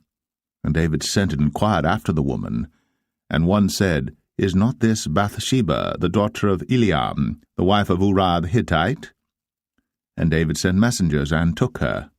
And she came in unto him, and he lay with her, for she was purified from her uncleanness, and she returned unto her house. And the woman conceived, and sent and told David, and said, I am with child. And David sent to Joab, saying, Send me Uriah the Hittite. And Joab sent Uriah to David. And when Uriah was come unto him, David demanded of him how Joab did, and how the people did, and how the war prospered. And David said to Uriah, Go down to thy house, and wash thy feet. And Uriah departed out of the king's house, and there followed him a mess of meat from the king. But Uriah slept at the door of the king's house with all the servants of his lord, and went not down to his house. And when they had told David, saying, Uriah went not down unto his house, David said unto Uriah, Camest thou not from thy journey? Why then didst thou not go down unto thine house? And Uriah said unto David, The ark and Israel and Judah abide in tents, and my lord Joab and the servants of my lord are encamped in the open fields. Shall I then go into mine house to eat and to drink and to lie with my wife? As thou livest, and as thy soul liveth, I will not do this thing. And David said to Uriah, Tarry here today also, and tomorrow I will let thee depart. So Uriah abode in Jerusalem that day and the morrow. And when David had called him, he did eat and drink before him, and he made him drunk. And at even he went out to lie on his bed with the servants of his lord, but went not down to his house. And it came to pass in the morning that David wrote a letter to Joab, and sent it by the hand of Uriah. And he wrote in the letter, saying, Set ye Uriah in the forefront of the hottest battle, and retire ye from him, that he may be smitten and die. And it came to pass, when Joab observed the city, that he assigned Uriah unto a place where he knew that valiant men were. And the men of the city went out, and fought with Joab. And there fell some of the people of the servants of David, and Uriah the Hittite died also. Then Joab sent and told David all the things concerning the war, and charged the messenger, saying, When thou hast made an end of telling the matters of the war unto the king, and if so be that the king's wrath arise, and he say unto thee, Wherefore approached ye so nigh unto the city when ye did fight? Knew ye not that they would shoot from the wall? Who smote Abimelech, the son of Jerubbesheth? Did not a woman cast a piece of a millstone upon him from the wall, that he died in Thebez? Why went ye nigh the wall? Then say thou, Thy servant Uriah the Hittite is dead also. So the messenger went, and came and showed David all that Joab had sent him for. And the messenger said unto David, Surely the men prevailed against us, and came out unto us into the field, and we were upon them even unto the entering of the gate. And the shooters shot from off the wall upon thy servants, and some of the king's servants be dead, and thy servant Uriah the Hittite is dead also. Then David said unto the messenger, Thus shalt thou say unto Joab, Let not this thing displease thee, for the sword devoureth one as well as another. Make thy battle more strong against the city, and overthrow it, and encourage thou him. And when the wife of Uriah heard that Uriah her husband was dead, she mourned for her husband. And when the morning was past, David sent and fetched her to his house, and she became his wife, and bare him a son. But the thing that David had done displeased the Lord. 2 Samuel 12. And the Lord sent Nathan unto David, and he came unto him, and said unto him, There were 2 men in one city, the one rich and the other poor. The rich man had exceeding many flocks and herds, but the poor man had nothing save one little ewe lamb, which he had bought and nourished up. And it grew up together with him, and with his children. It did eat of his own meat, and drank of his own cup, and lay in his bosom, and was unto him as a daughter. And there came a traveller unto the rich man, and he spared to take of his own flock and of his own herd to dress for the wayfaring man that was come unto him, but took the poor man's lamb, and dressed it for the man that was come to him. And David's anger was greatly kindled against the man. And he said to Nathan, As the Lord liveth, the man that hath done this thing shall surely die. And he shall restore the lamb fourfold, because he did this thing, and because he had no pity. And Nathan said to David, Thou art the man. Thus saith the Lord God of Israel, I anointed thee king over Israel, and I delivered thee out of the hand of Saul. And I gave thee thy master's house, and thy master's wives into thy bosom, and gave thee the house of Israel and of Judah. And if that had been too little, I would moreover have given unto thee such and such things. Wherefore hast thou despised the commandment of the Lord to do evil in his sight? Thou hast killed Uriah the Hittite with the sword, and hast taken his wife to be thy wife, and hast slain him with the sword of the children of Ammon. Now, therefore, the sword shall never depart from thine house, because thou hast despised me, and hast taken the wife of Uriah the Hittite to be thy wife. Thus saith the Lord, Behold, I will raise up evil against thee out of thine own house, and I will take thy wives before thine eyes, and give them unto thy neighbor, and he shall lie with thy wives in the sight of this sun. For thou didst it secretly, but I will do this thing before all Israel, and before the sun. And David said unto Nathan, I have sinned against the Lord. And Nathan said unto David, The Lord also hath put away thy sin. Thou shalt not die. Howbeit, because by this deed thou hast given great occasion to the enemies of the Lord to blaspheme, the child also that is born unto thee shall surely die. And Nathan departed unto his house. And the Lord struck the child that Uriah's wife bare unto David, and it was very sick. David therefore besought God for the child. And David fasted, and went in, and lay all night upon the earth. And the elders of his house arose, and went to him, to raise him up from the earth. But he would not, neither did he eat bread with them. And it came to pass on the 7th day that the child died. And the servants of David feared to tell him that the child was dead, for they said, Behold, while the child was yet alive, we spake unto him, and he would not hearken unto our voice. How will he then vex himself, if we tell him that the child is dead? But when David saw that his servants whispered, David perceived that the child was dead. Therefore David said unto his servants, Is the child dead? And they said, He is dead. Then David arose from the earth, and washed, and anointed himself, and changed his apparel, and came into the house of the Lord, and worshipped. Then he came to his own house, and when he required, they set bread before him, and he did eat. Then said his servants unto him, What thing is this that thou hast done? Thou didst fast and weep for the child while it was alive, but when the child was dead thou didst rise and eat bread. And he said, While the child was yet alive, I fasted and wept, for I said, Who can tell whether God will be gracious to me, that the child may live? But now he is dead. Wherefore should I fast? Can I bring him back again? I shall go to him, but he shall not return to me. And David comforted Bathsheba his wife, and went in unto her, and lay with her. And she bare a son, and he called his name Solomon. And the Lord loved him.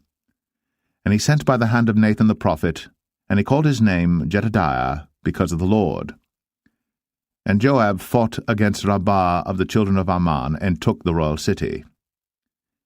And Joab sent messengers to David, and said, I have fought against Rabbah, and have taken the city of waters.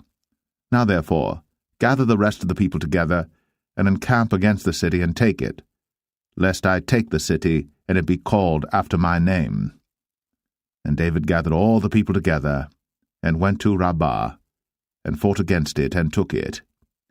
And he took their king's crown from off his head, the weight whereof was a talent of gold, with the precious stones, and it was set on David's head. And he brought forth the spoil of the city in great abundance. And he brought forth the people that were therein, and put them under saws, and under harrows of iron, and under axes of iron, and made them pass through the brick kiln. And thus did he unto all the cities of the children of Ammon. So David and all the people returned unto Jerusalem. 2 Samuel 13. And it came to pass after this, that Absalom the son of David had a fair sister whose name was Tamar, and Amnon the son of David loved her. And Amnon was so vexed that he felt sick for his sister Tamar, for she was a virgin, and Amnon thought it hard for him to do anything to her. But Amnon had a friend whose name was Jonadab, the son of Shimea, David's brother. And Jonadab was a very subtle man. And he said unto him, Why art thou, being the king's son, lean from day to day? Wilt thou not tell me? And Amnon said unto him, I love Tamar, my brother Absalom's sister. And Jonadab said unto him, Lay thee down on thy bed, and make thyself sick. And when thy father cometh to see thee, say unto him, I pray thee, let my sister Tamar come and give me meat, and dress the meat in my sight, that I may see it, and eat it at her hand. So Amnon lay down, and made himself sick. And when the king was come to see him, Amnon said unto the king, I pray thee, let Tamar my sister come, and make me a couple of cakes in my sight, that I may eat at her hand. Then David sent home to Tamar, saying, Go now to thy brother Amnon's house, and dress him meat. So Tamar went to her brother Amnon's house, and he was laid down. And she took flour, and kneaded it, and made cakes in his sight, and did bake the cakes. And she took a pan, and poured them out before him. But he refused to eat. And Amnon said, Have out all men from me. And they went out every man from him. And Amnon said unto Tamar, Bring the meat into the chamber, that I may eat of thine hand. And Tamar took the cakes which she had made, and brought them into the chamber to Amnon her brother. And when she had brought them unto him to eat, he took hold of her, and said unto her, Come, lie with me, my sister. And she answered him, Nay, my brother, do not force me. For no such thing ought to be done in Israel. Do not thou this folly. And I, whither shall I cause my shame to go? And as for thee, thou shalt be as one of the fools in Israel. Now therefore I pray thee, speak unto the king, for he will not withhold me from thee. Howbeit, he would not hearken unto her voice, but being stronger than she, forced her, and lay with her. Then Amnon hated her exceedingly, so that the hatred wherewith he hated her was greater than the love wherewith he had loved her. And Amnon said unto her, Arise, be gone. And she said unto him, There is no cause. This evil in sending me away is greater than the other that thou didst unto me. But he would not hearken unto her. Then he called his servant that ministered unto him, and said, Put now this woman out from me, and bolt the door after her. And she had a garment of divers colours upon her, for with such robes were the king's daughters that were virgins apparelled.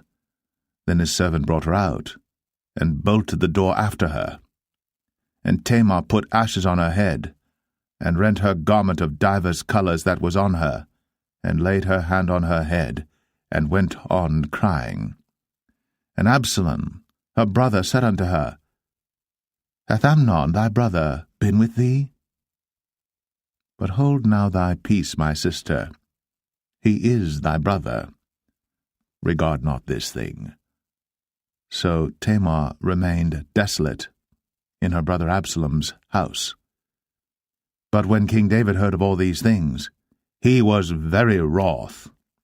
And Absalom spake unto his brother Amnon, neither good nor bad, for Absalom hated Amnon, because he had forced his sister Tamar. And it came to pass after 2 full years, that Absalom had sheep-shearers in Baal-Hazor, which is beside Ephraim. And Absalom invited all the king's sons.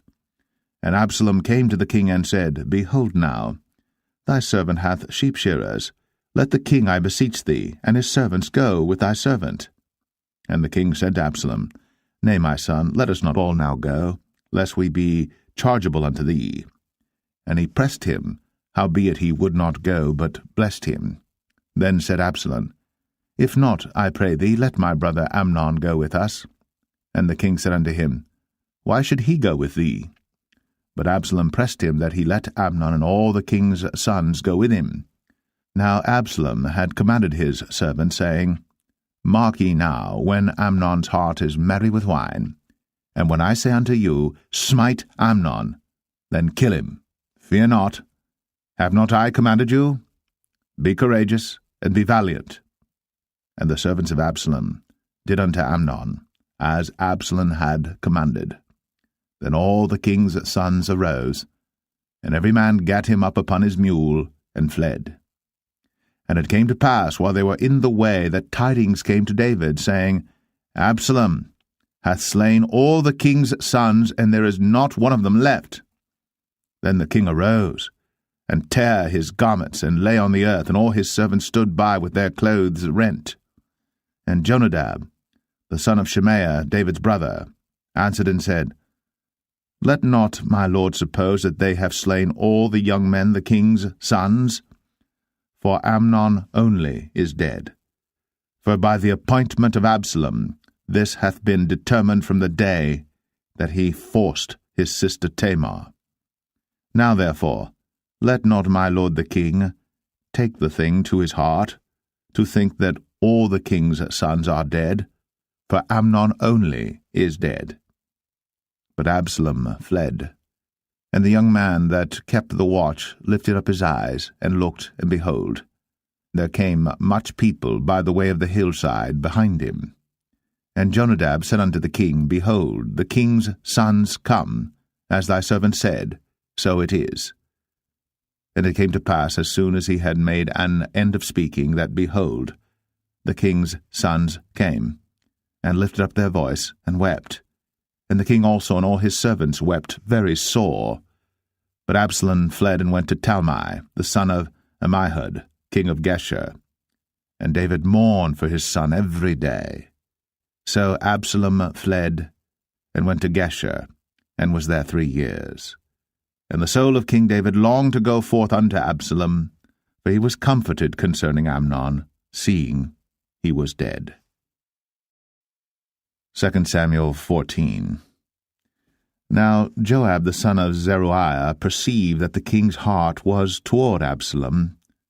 And Joab sent to Tekoa, and fetched thence a wise woman, and said unto her, I pray thee, feign thyself to be a mourner, and put on now mourning apparel, and anoint not thyself with oil, but be as a woman that had a long time mourned for the dead. And come to the king, and speak on this manner unto him. So Joab put the words in her mouth. And when the woman of Tekoa spake to the king, she fell on her face to the ground, and did obeisance, and said, Help, O king. And the king said unto her, What aileth thee? And she answered, I am indeed a widow woman, and mine husband is dead. And thy handmaid had 2 sons, and they 2 strove together in the field, and there was none to part them. But the one smote the other, and slew him. And behold, the whole family is risen against thine handmaid. And they said, Deliver him that smote his brother, that we may kill him for the life of his brother whom he slew. And we will destroy the heir also. And so they shall quench my coal which is left, and shall not leave to my husband neither name nor remainder upon the earth. And the king said unto the woman, Go to thine house, and I will give charge concerning thee. And the woman of Tekoa said unto the king, My lord, O king, the iniquity be on me, and on my father's house, and the king and his throne be guiltless. And the king said, Whosoever saith aught unto thee, bring him to me, and he shall not touch thee any more. Then said she, I pray thee, let the king remember the Lord thy God, that thou wouldst not suffer the revengers of blood to destroy any more, lest they destroy my son. And he said, As the Lord liveth, there shall not one hair of thy son fall to the earth. Then the woman said, Let thine handmaid, I pray thee, speak one word unto my lord the king. And he said, Say on. And the woman said, Wherefore then hast thou thought such a thing against the people of God? For the king doth speak this thing as one which is faulty, in that the king doth not fetch home again his banished. For we must needs die, and are as water spilt on the ground, which cannot be gathered up again. Neither doth God respect any person, yet doth he devise means that his banished be not expelled from him. Now therefore that I am come to speak of this thing unto my lord the king, it is because the people have made me afraid. And thy handmaid said, I will now speak unto the king. It may be that the king will perform the request of his handmaid. For the king will hear to deliver his handmaid out of the hand of the man that would destroy me and my son together out of the inheritance of God. Then thine handmaid said, The word of my lord the king shall now be comfortable. For as an angel of God, so is my lord the king to discern good and bad. Therefore the Lord thy God will be with thee. Then the king answered and said unto the woman, Hide not from me, I pray thee, the thing that I shall ask thee. And the woman said, Let my lord the king now speak. And the king said, Is not the hand of Joab with thee in all this? And the woman answered and said, As thy soul liveth, my lord the king, none can turn to the right hand or to the left from aught that my lord the king hath spoken. For thy servant Joab, he bade me, and he put all these words in the mouth of thine handmaid. To fetch about this former speech hath thy servant Joab done this thing. And my lord is wise, according to the wisdom of an angel of God, to know all things that are in the earth. And the king said unto Joab, Behold now, I have done this thing. Go therefore, bring the young man Absalom again. And Joab fell to the ground on his face, and bowed himself, and thanked the king. And Joab said, Today thy servant knoweth that I have found grace in thy sight, my lord, O king, in that the king hath fulfilled the request of his servant.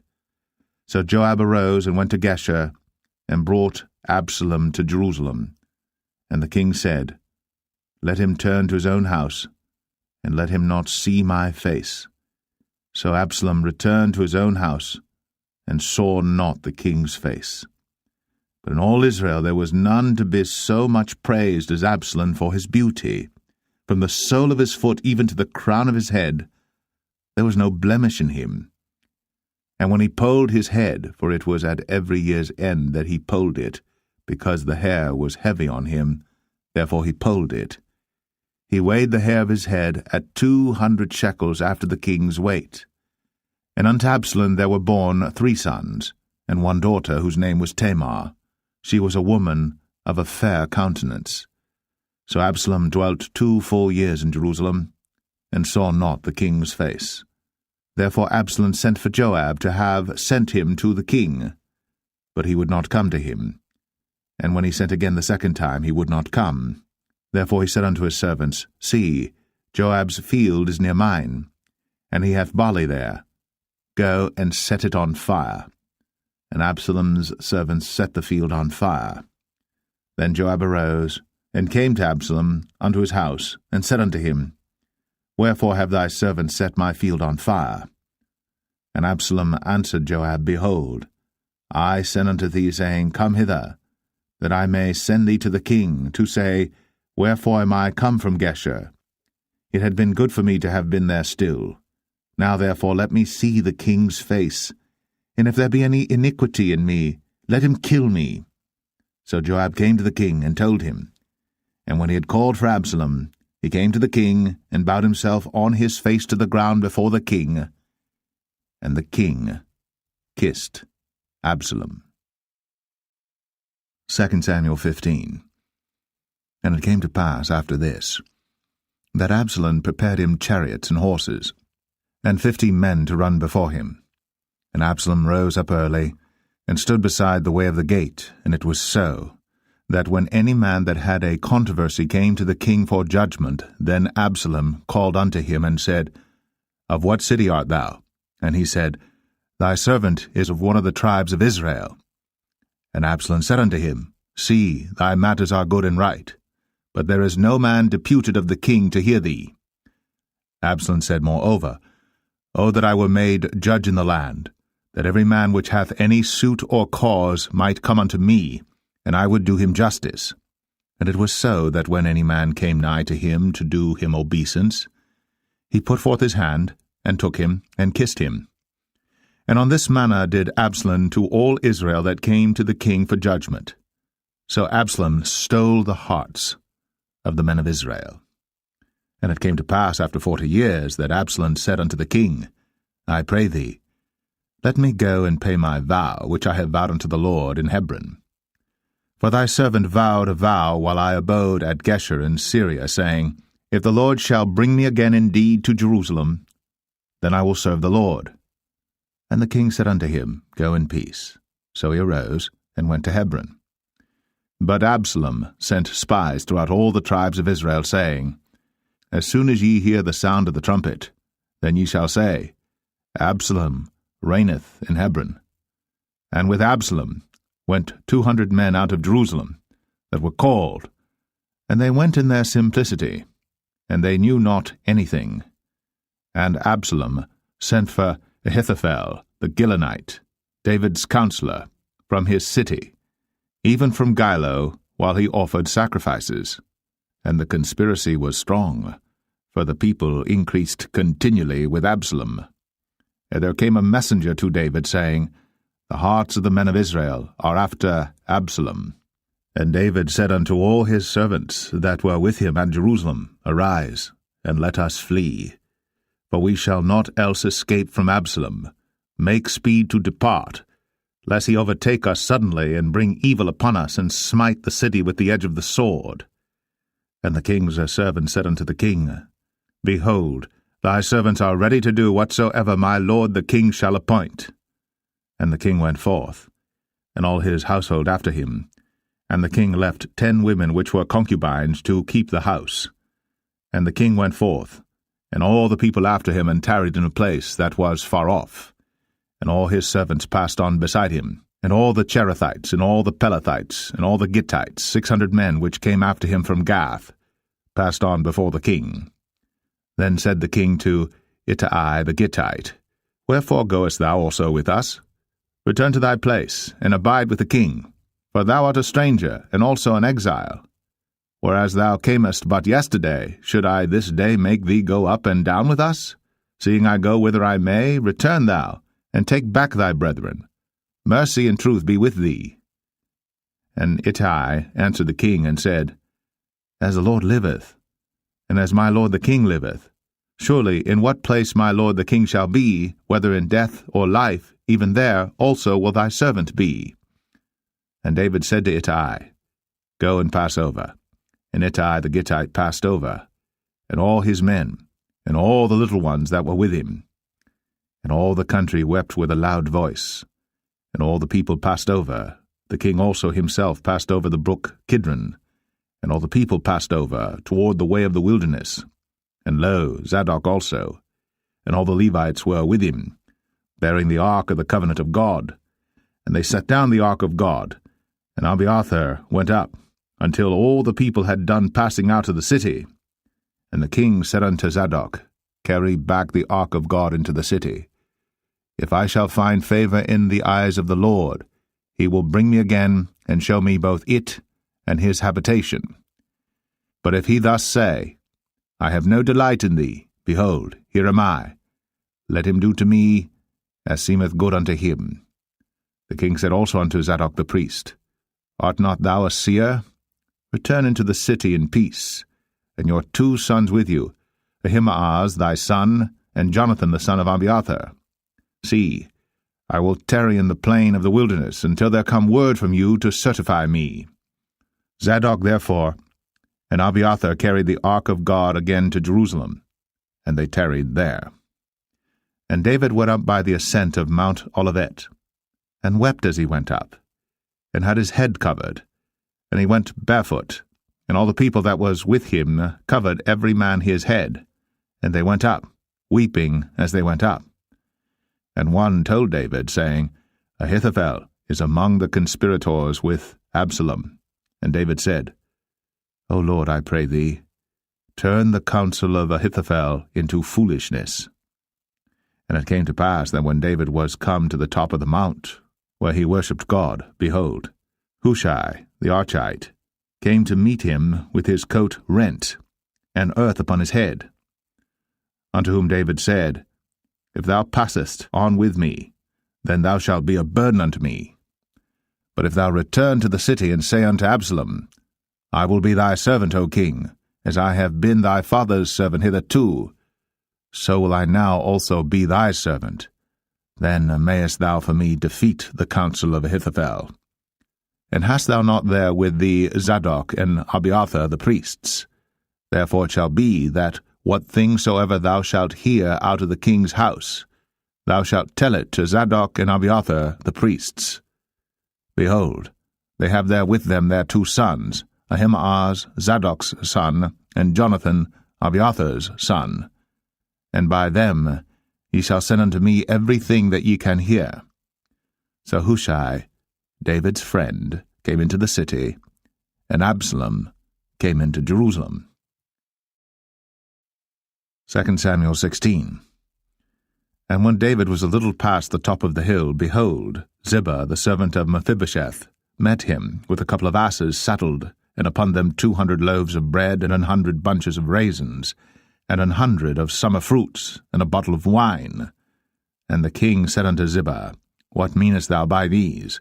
And Ziba said, The asses be for the king's household to ride on, and the bread and summer fruit for the young men to eat, and the wine, that such as be faint in the wilderness may drink. And the king said, And where is thy master's son? And Ziba said unto the king, Behold, he abideth at Jerusalem, for he said, Today shall the house of Israel restore me the kingdom of my father. Then said the king to Ziba, Behold, thine are all that pertained unto Mephibosheth.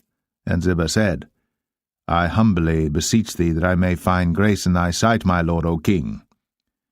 And when King David came to Bahurim, behold, thence came out a man of the family of the house of Saul, whose name was Shimei, the son of Gera. He came forth, and cursed still as he came. And he cast stones at David, and at all the servants of King David. And all the people and all the mighty men were on his right hand and on his left. And thus said Shimei, when he cursed, come out, thou bloody man, and thou man of Belial. The Lord hath returned upon thee all the blood of the house of Saul, in whose stead thou hast reigned. And the Lord hath delivered the kingdom into the hand of Absalom thy son, and behold, thou art taken in thy mischief, because thou art a bloody man.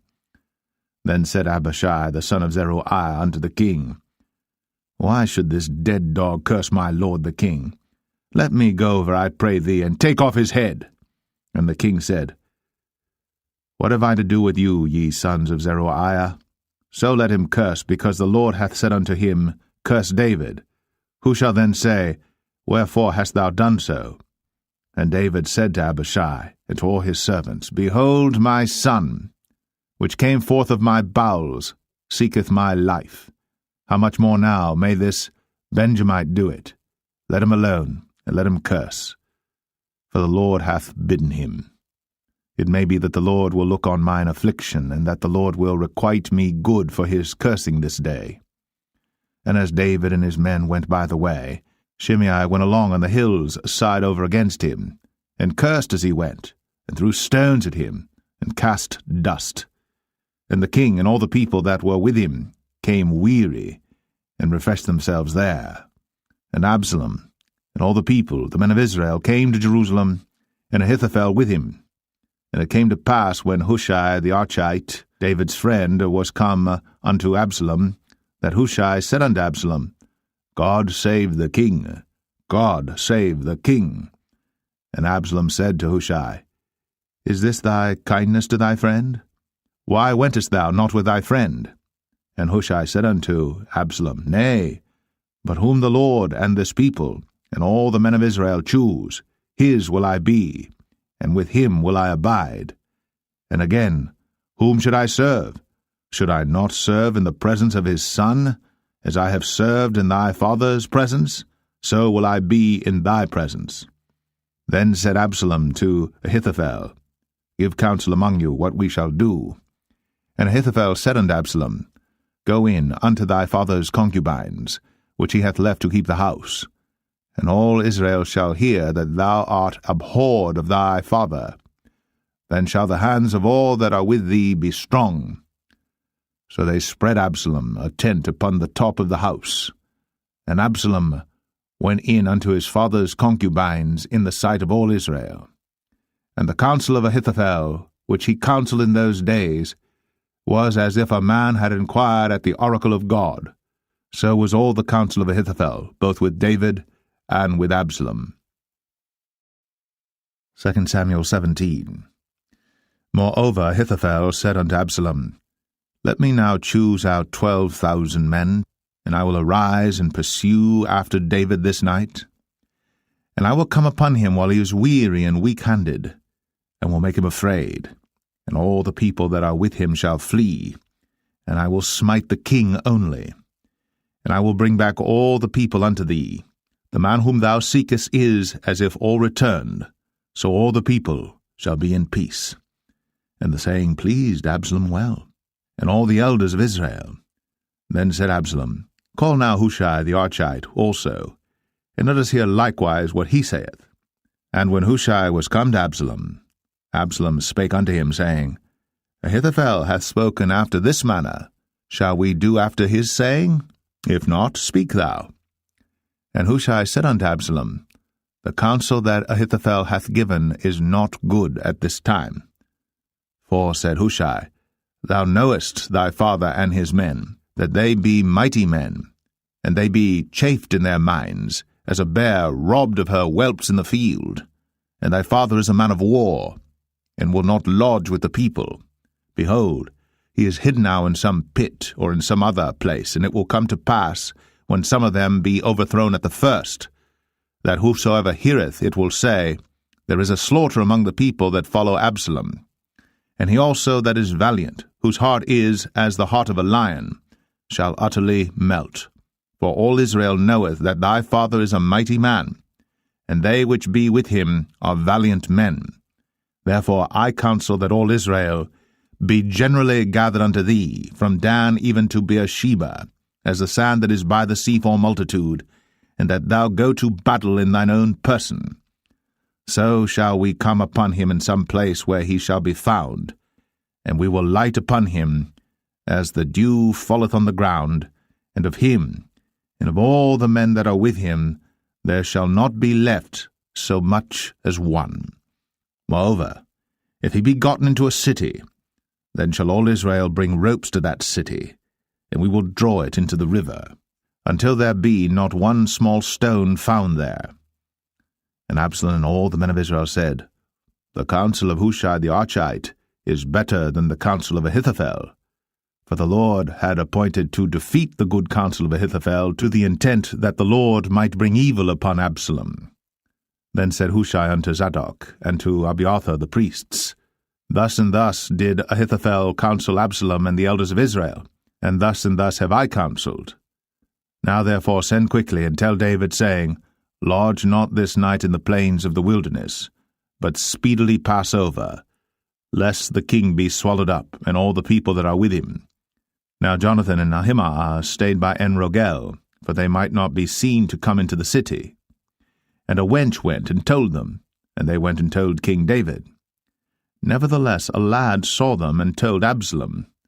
But they went both of them away quickly, and came to a man's house in Bahurim, which had a well in his court, whither they went down. And the woman took and spread a covering over the well's mouth, and spread ground corn thereon, and the thing was not known.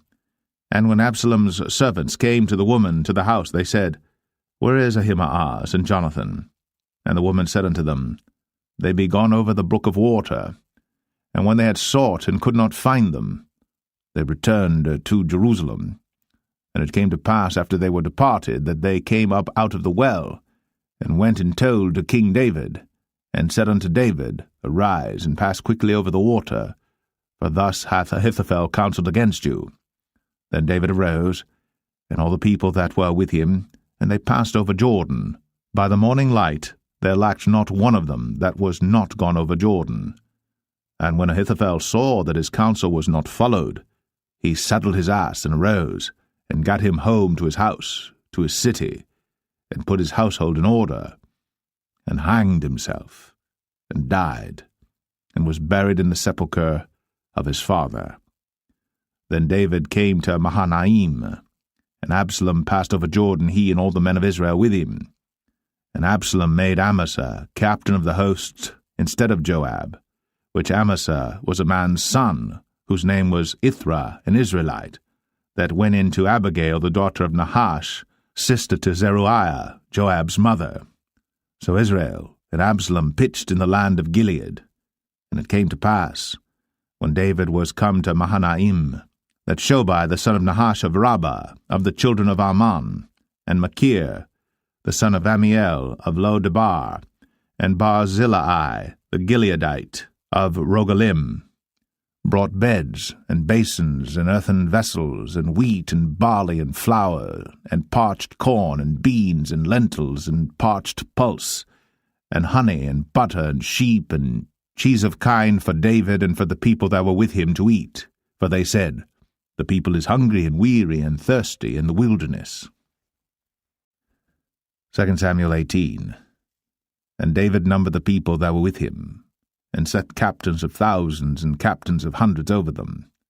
And David sent forth a third part of the people under the hand of Joab, and a third part under the hand of Abishai the son of Zeruiah, Joab's brother, and a third part under the hand of Ittai the Gittite. And the king said unto the people, I will surely go forth with you myself also. But the people answered, Thou shalt not go forth, for if we flee away, they will not care for us, neither, if half of us die, will they care for us. But now thou art worth 10,000 of us. Therefore now it is better that thou succour us out of the city. And the king said unto them, What seemeth you best, I will do. And the king stood by the gate side, and all the people came out by hundreds and by thousands. And the king commanded Joab and Abishai and Ittai, saying, Deal gently for my sake with the young man, even with Absalom. And all the people heard when the king gave all the captains charge concerning Absalom. So the people went out into the field against Israel, and the battle was in the wood of Ephraim, where the people of Israel were slain before the servants of David, and there was there a great slaughter that day of 20,000 men. For the battle was there scattered over the face of all the country, and the wood devoured more people that day than the sword devoured. And Absalom met the servants of David, and Absalom rode upon a mule, and the mule went under the thick boughs of a great oak, and his head caught hold of the oak, and he was taken up between the heaven and the earth, and the mule that was under him went away. And a certain man saw it, and told Joab, and said, Behold, I saw Absalom hanged in an oak. And Joab said unto the man that told him, And behold, thou sawest him, and why didst thou not smite him there to the ground? And I would have given thee 10 shekels of silver and a girdle. And the man said unto Joab, Though I should receive 1,000 shekels of silver in mine hand, yet would I not put forth mine hand against the king's son. For in our hearing the king charged thee and Abishai and Ittai, saying, Beware that none touch the young man Absalom. Otherwise I should have wrought falsehood against mine own life. For there is no matter hid from the king, and thou thyself wouldest have set thyself against me. Then said Joab, I may not tarry thus with thee. And he took 3 darts in his hand, and thrust them through the heart of Absalom, while he was yet alive, in the midst of the oak.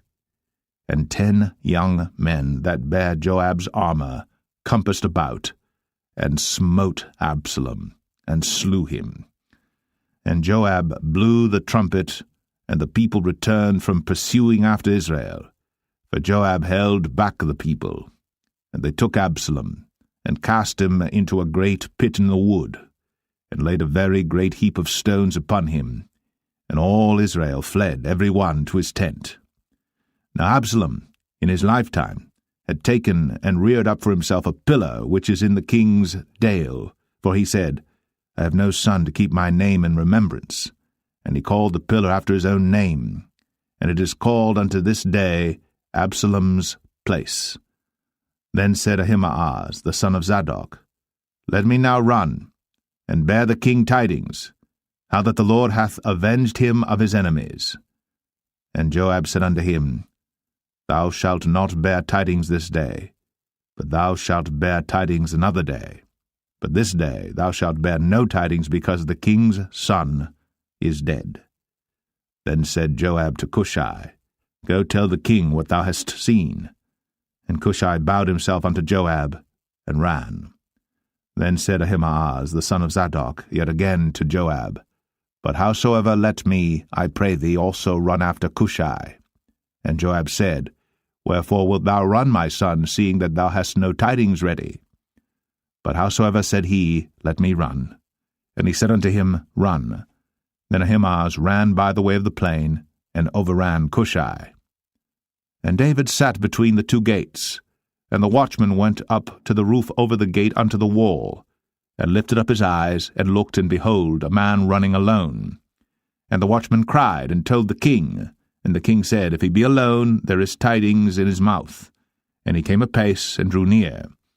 And the watchman saw another man running. And the watchman called unto the porter, and said, Behold, another man running alone. And the king said, He also bringeth tidings. And the watchman said, Methinketh the running of the foremost is like the running of Ahimaaz the son of Zadok. And the king said, He is a good man, and cometh with good tidings. And Ahimaaz called, and said unto the king, All is well. And he fell down to the earth upon his face before the king, and said, Blessed be the Lord thy God, which hath delivered up the men that lifted up their hand against my lord the king. And the king said, Is the young man Absalom safe? And Ahimaaz answered, When Joab sent the king's servant, and me thy servant, I saw a great tumult, but I knew not what it was. And the king said unto him, Turn aside, and stand here. And he turned aside, and stood still. And behold, Cushai came. And Cushai said, Tidings, my lord the king. For the Lord hath avenged thee this day of all them that rose up against thee. And the king said unto Cushai, Is the young man Absalom safe? And Cushai answered, The enemies of my lord the king, and all that rise against thee to do thee hurt, be as that young man is. And the king was much moved, and went up to the chamber over the gate, and wept. And as he went, thus he said, O my son Absalom, my son Absalom, would God I had died for thee, O Absalom, my son, my son. 2 Samuel 19. And it was told Joab, Behold, the king weepeth and mourneth for Absalom. And the victory that day was turned into mourning unto all the people, for the people heard say that day how the king was grieved for his son. And the people gat them by stealth that day into the city, as people being ashamed steal away when they flee in battle. But the king covered his face. And the king cried with a loud voice, O my son Absalom! O Absalom, my son, my son! And Joab came into the house to the king, and said, Thou hast shamed this day the faces of all thy servants, which this day have saved thy life and the lives of thy sons and of thy daughters, and the lives of thy wives and the lives of thy concubines, in that thou lovest thine enemies and hatest thy friends. For thou hast declared this day that thou regardest neither princes nor servants. For this day I perceive that if Absalom had lived, and all we had died this day, then it had pleased thee well. Now therefore arise, go forth, and speak comfortably unto thy servants. For I swear by the Lord, if thou go not forth, there will not tarry one with thee this night, and that will be worse unto thee than all the evil that befell thee from thy youth until now. Then the king arose and sat in the gate. And they told unto all the people, saying, Behold, the king doth sit in the gate. And all the people came before the king, for Israel had fled every man to his tent. And all the people were at strife throughout all the tribes of Israel, saying, The king saved us out of the hand of our enemies, and he delivered us out of the hand of the Philistines, and now he is fled out of the land for Absalom. And Absalom, whom we anointed over us, is dead in battle. Now therefore why speak ye not a word of bringing the king back? And King David sent to Zadok and to Abiathar the priests, saying, Speak unto the elders of Judah, saying, Why are ye the last to bring the king back to his house, seeing the speech of all Israel is come to the king, even to his house? Ye are my brethren, ye are my bones and my flesh, wherefore then are ye the last to bring back the king? And say ye to Amasa, Art thou not of my bone and of my flesh? God do so to me, and more also, if thou be not captain of the host before me continually in the room of Joab. And he bowed the heart of all the men of Judah, even as the heart of one man, so that they sent this word unto the king, Return thou, and all thy servants. So the king returned, and came to Jordan, and Judah came to Gilgal, to go to meet the king, to conduct the king over Jordan. And Shimei the son of Gera, a Benjamite, which was of Bahurim, hasted and came down with the men of Judah to meet King David. And there were 1,000 men of Benjamin with him, and Ziba the servant of the house of Saul, and his 15 sons and his 20 servants with him. And they went over Jordan before the king. And there went over a ferry boat to carry over the king's household, and to do what he thought good. And Shimei the son of Gera fell down before the king, as he was come over Jordan, and said unto the king, Let not my lord impute iniquity unto me, neither do thou remember that which thy servant did perversely the day that my lord the king went out of Jerusalem, that the king should take it to his heart. For thy servant doth know that I have sinned, therefore behold, I am come the first this day of all the house of Joseph, to go down to meet my lord the king. But Abishai the son of Zeruiah answered and said, Shall not Shimei be put to death for this, because he cursed the Lord's anointed?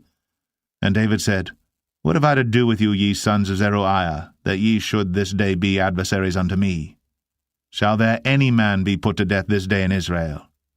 For do not I know that I am this day king over Israel? Therefore the king said unto Shimei, Thou shalt not die. And the king sware unto him. And Mephibosheth, the son of Saul, came down to meet the king, and had neither dressed his feet, nor trimmed his beard, nor washed his clothes, from the day the king departed until the day he came again in peace. And it came to pass, when he was come to Jerusalem to meet the king, that the king said unto him, Wherefore wentest not thou with me, Mephibosheth? And he answered, My lord, O king, my servant deceived me, for thy servant said, I will saddle me an ass, that I may ride thereon, and go to the king, because thy servant is lame. And he hath slandered thy servant unto my lord the king. But my lord the king is as an angel of God. Do therefore what is good in thine eyes. For all of my father's house were but dead men before my lord the king. Yet didst thou set thy servant among them that did eat at thine own table? What right therefore have I, yet to cry any more unto the king? And the king said unto him, Why speakest thou any more of thy matters? I have said, Thou and Ziba divide the land. And Mephibosheth said unto the king, Yea, let him take all, for as much as my lord the king is come again in peace unto his own house. And Barzillai the Gileadite came down from Rogelim, and went over Jordan with the king to conduct him over Jordan. Now Barzillai was a very aged man, even 80 years old, and he had provided the king of sustenance while he lay at Mahanaim, for he was a very great man. And the king said unto Barzillai, Come thou over with me, and I will feed thee with me in Jerusalem. And Barzillai said unto the king, How long have I to live, that I should go up with the king unto Jerusalem? I am this day 80 years old, and can I discern between good and evil? Can thy servant taste what I eat or what I drink? Can I hear any more the voice of singing men and singing women? Wherefore then should thy servant be yet a burden unto my lord the king? Thy servant will go a little way over Jordan with the king, and why should the king recompense it me with such a reward? Let thy servant, I pray thee, turn back again, that I may die in mine own city, and be buried by the grave of my father and of my mother. But behold thy servant, Chimham, let him go over with my lord the king, and do to him what shall seem good unto thee. And the king answered, Chimham shall go over with me, and I will do to him that which shall seem good unto thee. And whatsoever thou shalt require of me, that will I do for thee. And all the people went over Jordan. And when the king was come over, the king kissed Barzillai, and blessed him, and he returned unto his own place. Then the king went on to Gilgal, and Chimham went on with him. And all the people of Judah conducted the king, and also half the people of Israel. And behold, all the men of Israel came to the king, and said unto the king, Why have our brethren the men of Judah stolen thee away, and have brought the king and his household and all David's men with him over Jordan? And all the men of Judah answered the men of Israel, Because the king is near of kin to us, wherefore then be ye angry for this matter? Have we eaten at all of the king's cost, or hath he given us any gift? And the men of Israel answered the men of Judah, and said, We have 10 parts in the king, and we have also more right in David than ye. Why then did ye despise us, that our advice should not be first had in bringing back our king? And the words of the men of Judah were fiercer than the words of the men of Israel. 2 Samuel 20. And there happened to be there a man of Belial, whose name was Sheba, the son of Bichri, a Benjamite. And he blew a trumpet, and said, We have no part in David, neither have we inheritance in the son of Jesse. Every man to his tents, O Israel. So every man of Israel went up from after David, and followed Sheba the son of Bichri. But the men of Judah clave unto their king, from Jordan even to Jerusalem. And David came to his house at Jerusalem. And the king took the 10 women his concubines, whom he had left to keep the house, and put them in ward, and fed them, but went not in unto them. So they were shut up unto the day of their death, living in widowhood. Then said the king to Amasa, Assemble me the men of Judah within 3 days, and be thou here present. So Amasa went to assemble the men of Judah, but he tarried longer than the set time which he had appointed him. And David said to Abishai, Now shall Sheba the son of Bichri do us more harm than did Absalom. Take thou thy lord's servants, and pursue after him, lest he get him fenced cities and escape us. And there went out after him Joab's men, and the Cherethites and the Pelethites, and all the mighty men, and they went out of Jerusalem, to pursue after Sheba the son of Bichri. When they were at the great stone which is in Gibeon, Amasa went before them, and Joab's garment that he had put on was girded unto him, and upon it a girdle with a sword fastened upon his loins in the sheath thereof. And as he went forth it fell out. And Joab said to Amasa, Art thou in health, my brother? And Joab took Amasa by the beard with the right hand to kiss him. But Amasa took no heed to the sword that was in Joab's hand. So he smote him therewith in the 5th rib, and shed out his bowels to the ground, and struck him not again, and he died. So Joab and Abishai his brother pursued after Sheba the son of Bichri. And one of Joab's men stood by him, and said, He that favoureth Joab, and he that is for David, let him go after Joab. And Amasa wallowed in blood in the midst of the highway. And when the man saw that all the people stood still, he removed Amasa out of the highway into the field, and cast a cloth upon him when he saw that every one that came by him stood still. When he was removed out of the highway, all the people went on after Joab, to pursue after Sheba the son of Bichri. And he went through all the tribes of Israel unto Abel, and to Bethmarchah, and all the Berites, and they were gathered together, and went also after him. And they came and besieged him in Abel of Bethmarchah. And they cast up a bank against the city, and it stood in the trench, and all the people that were with Joab battered the wall to throw it down. Then cried a wise woman out of the city, Hear, hear, say, I pray you, unto Joab, Come near hither, that I may speak with thee. And when he was come near unto her, the woman said, Art thou Joab? And he answered, I am he. Then she said unto him, Hear the words of thine handmaid. And he answered, I do hear. Then she spake, saying, They were wont to speak in old time, saying, They shall surely ask counsel at Abel. And so they ended the matter. I am one of them that are peaceable and faithful in Israel. Thou seekest to destroy a city and a mother in Israel. Why wilt thou swallow up the inheritance of the Lord? And Joab answered and said, far be it from me that I should swallow up or destroy. The matter is not so. But a man of Mount Ephraim, Sheba, the son of Bichri by name, hath lifted up his hand against the king, even against David. Deliver him only, and I will depart from the city. And the woman said unto Joab, Behold, his head shall be thrown to thee over the wall. Then the woman went unto all the people in her wisdom, and they cut off the head of Sheba the son of Bichri, and cast it out to Joab. And he blew a trumpet, and they retired from the city, every man to his tent. And Joab returned to Jerusalem unto the king.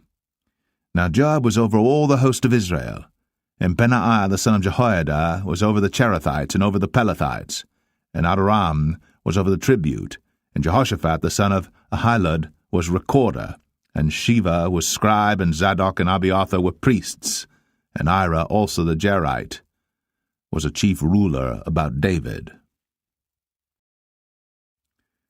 2 Samuel 21. Then there was a famine in the days of David 3 years, year after year. And David inquired of the Lord. And the Lord answered, It is for Saul and for his bloody house, because he slew the Gibeonites. And the king called the Gibeonites, and said unto them, Now the Gibeonites were not of the children of Israel, but of the remnant of the Amorites, and the children of Israel had sworn unto them. And Saul sought to slay them in his zeal to the children of Israel and Judah. Wherefore David said unto the Gibeonites, What shall I do for you? And wherewith shall I make the atonement, that ye may bless the inheritance of the Lord? And the Gibeonites said unto him, We will have no silver nor gold of Saul, nor of his house, neither for us shalt thou kill any man in Israel. And he said, What ye shall say, that will I do for you. And they answered the king, The man that consumed us, and that devised against us, that we should be destroyed from remaining in any of the coasts of Israel, let 7 men of his sons be delivered unto us, and we will hang them up unto the Lord in Gibeah of Saul, whom the Lord did choose. And the king said, I will give them. But the king spared Mephibosheth, the son of Jonathan the son of Saul, because of the Lord's oath that was between them, between David and Jonathan the son of Saul. But the king took the 2 sons of Rizpah, the daughter of Aiah, whom she bare unto Saul, Armoni and Mephibosheth, and the 5 sons of Michal the daughter of Saul, whom she brought up for Adriel the son of Barzillai the Maholathite. And he delivered them into the hands of the Gibeonites, and they hanged them in the hill before the Lord. And they fell all 7 together, and were put to death in the days of harvest, in the first days, in the beginning of barley harvest. And Rizpah the daughter of Aiah took sackcloth, and spread it for her upon the rock, from the beginning of harvest until water dropped upon them out of heaven, and suffered neither the birds of the air to rest on them by day, nor the beast of the field by night. And it was told David what Rizpah the daughter of Aiah, the concubine of Saul, had done. And David went and took the bones of Saul, and the bones of Jonathan his son, from the men of Jabesh-Gilead, which had stolen them from the street of Bethshan, where the Philistines had hanged them, when the Philistines had slain Saul in Gilboa. And he brought up from thence the bones of Saul, and the bones of Jonathan his son, and they gathered the bones of them that were hanged. And the bones of Saul and Jonathan his son buried they in the country of Benjamin in Zelah, in the sepulchre of Kish his father, and they performed all that the king commanded, and after that God was entreated for the land. Moreover, the Philistines had yet war again with Israel, and David went down, and his servants with him, and fought against the Philistines, and David waxed faint. And Ishbi-Benob, which was of the sons of the giant, the weight of whose spear weighed 300 shekels of brass in weight, he being girded with a new sword, thought to have slain David. But Abishai the son of Zeruiah succored him, and smote the Philistine, and killed him. Then the men of David sware unto him, saying, Thou shalt go no more out with us to battle, that thou quench not the light of Israel. And it came to pass after this, that there was again a battle with the Philistines at Gob. Then Sibbechai the Hushathite slew Saph, which was of the sons of the giant. And there was again a battle in Gob with the Philistines, where Elhanan the son of Jaare-Oregim, a Bethlehemite, slew the brother of Goliath the Gittite, the staff of whose spear was like a weaver's beam. And there was yet a battle in Gath, where was a man of great stature, that had on every hand 6 fingers, and on every foot 6 toes, 24 in number. And he also was born to the giant. And when he defied Israel, Jonathan the son of Shemaiah, the brother of David, slew him. These 4 were born to the giant in Gath, and fell by the hand of David, and by the hand of his servants. 2 Samuel 22.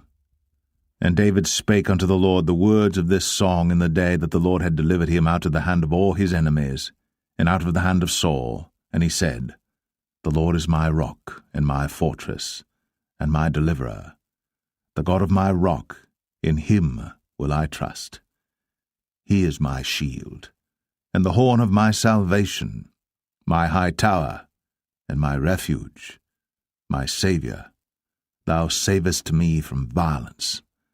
I will call on the Lord, who is worthy to be praised. So shall I be saved from mine enemies. When the waves of death compassed me, the floods of ungodly men made me afraid. The sorrows of hell compassed me about, the snares of death prevented me. In my distress I called upon the Lord, and cried to my God, and he did hear my voice out of his temple, and my cry did enter into his ears. Then the earth shook and trembled, the foundations of heaven moved and shook, because he was wroth. There went up a smoke out of his nostrils, and fire out of his mouth devoured. Coals were kindled by it. He bowed the heavens also, and came down, and darkness was under his feet. And he rode upon a cherub, and did fly, and he was seen upon the wings of the wind. And he made darkness pavilions round about him, dark waters, and thick clouds of the skies. Through the brightness before him were coals of fire kindled. The Lord thundered from heaven, and the Most High uttered his voice, and he sent out arrows and scattered them, lightning and discomfited them. And the channels of the sea appeared. The foundations of the world were discovered, at the rebuking of the Lord, at the blast of the breath of his nostrils. He sent from above, he took me, he drew me out of many waters. He delivered me from my strong enemy, and from them that hated me, for they were too strong for me. They prevented me in the day of my calamity. But the Lord was my stay. He brought me forth also into a large place. He delivered me because he delighted in me. The Lord rewarded me according to my righteousness, according to the cleanness of my hands hath he recompensed me. For I have kept the ways of the Lord, and have not wickedly departed from my God. For all his judgments were before me, and as for his statutes, I did not depart from them. I was also upright before him, and have kept myself from mine iniquity. Therefore the Lord hath recompensed me according to my righteousness, according to my cleanness in his eyesight. With the merciful thou wilt show thyself merciful, and with the upright man thou wilt show thyself upright. With the pure thou wilt show thyself pure, and with the froward thou wilt show thyself unsavoury. And the afflicted people thou wilt save, but thine eyes are upon the haughty, that thou mayest bring them down.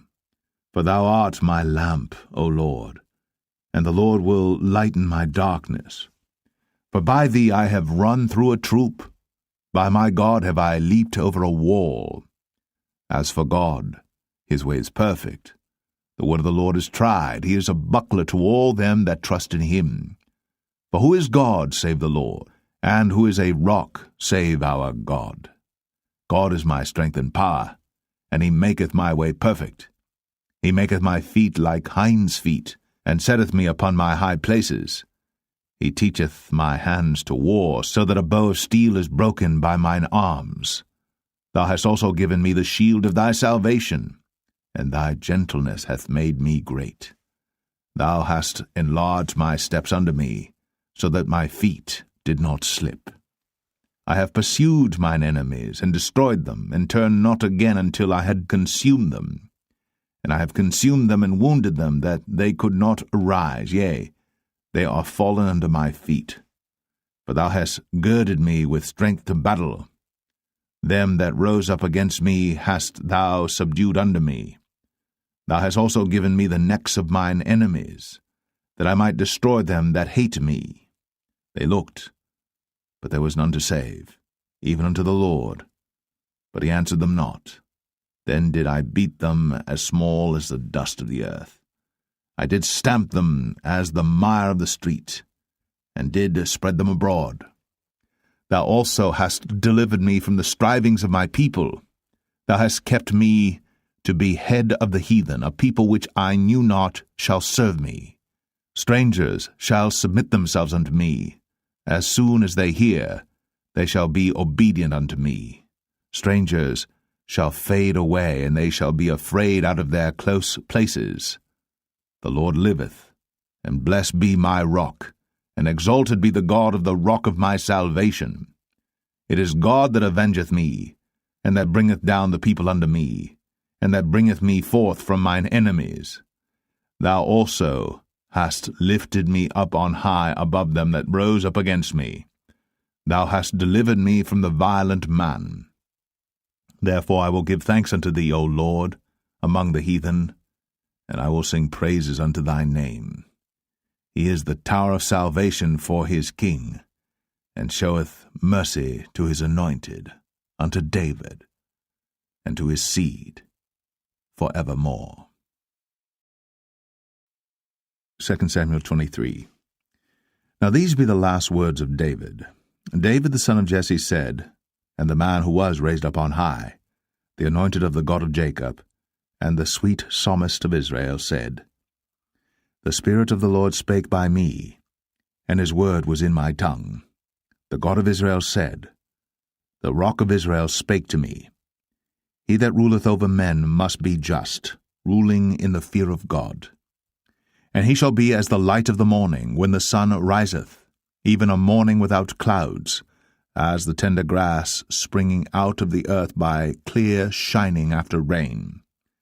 Although my house be not so with God, yet he hath made with me an everlasting covenant, ordered in all things and sure. For this is all my salvation and all my desire, although he make it not to grow. But the sons of Belial shall be all of them as thorns thrust away, because they cannot be taken with hands. But the man that shall touch them must be fenced with iron, and the staff of a spear, and they shall be utterly burned with fire in the same place.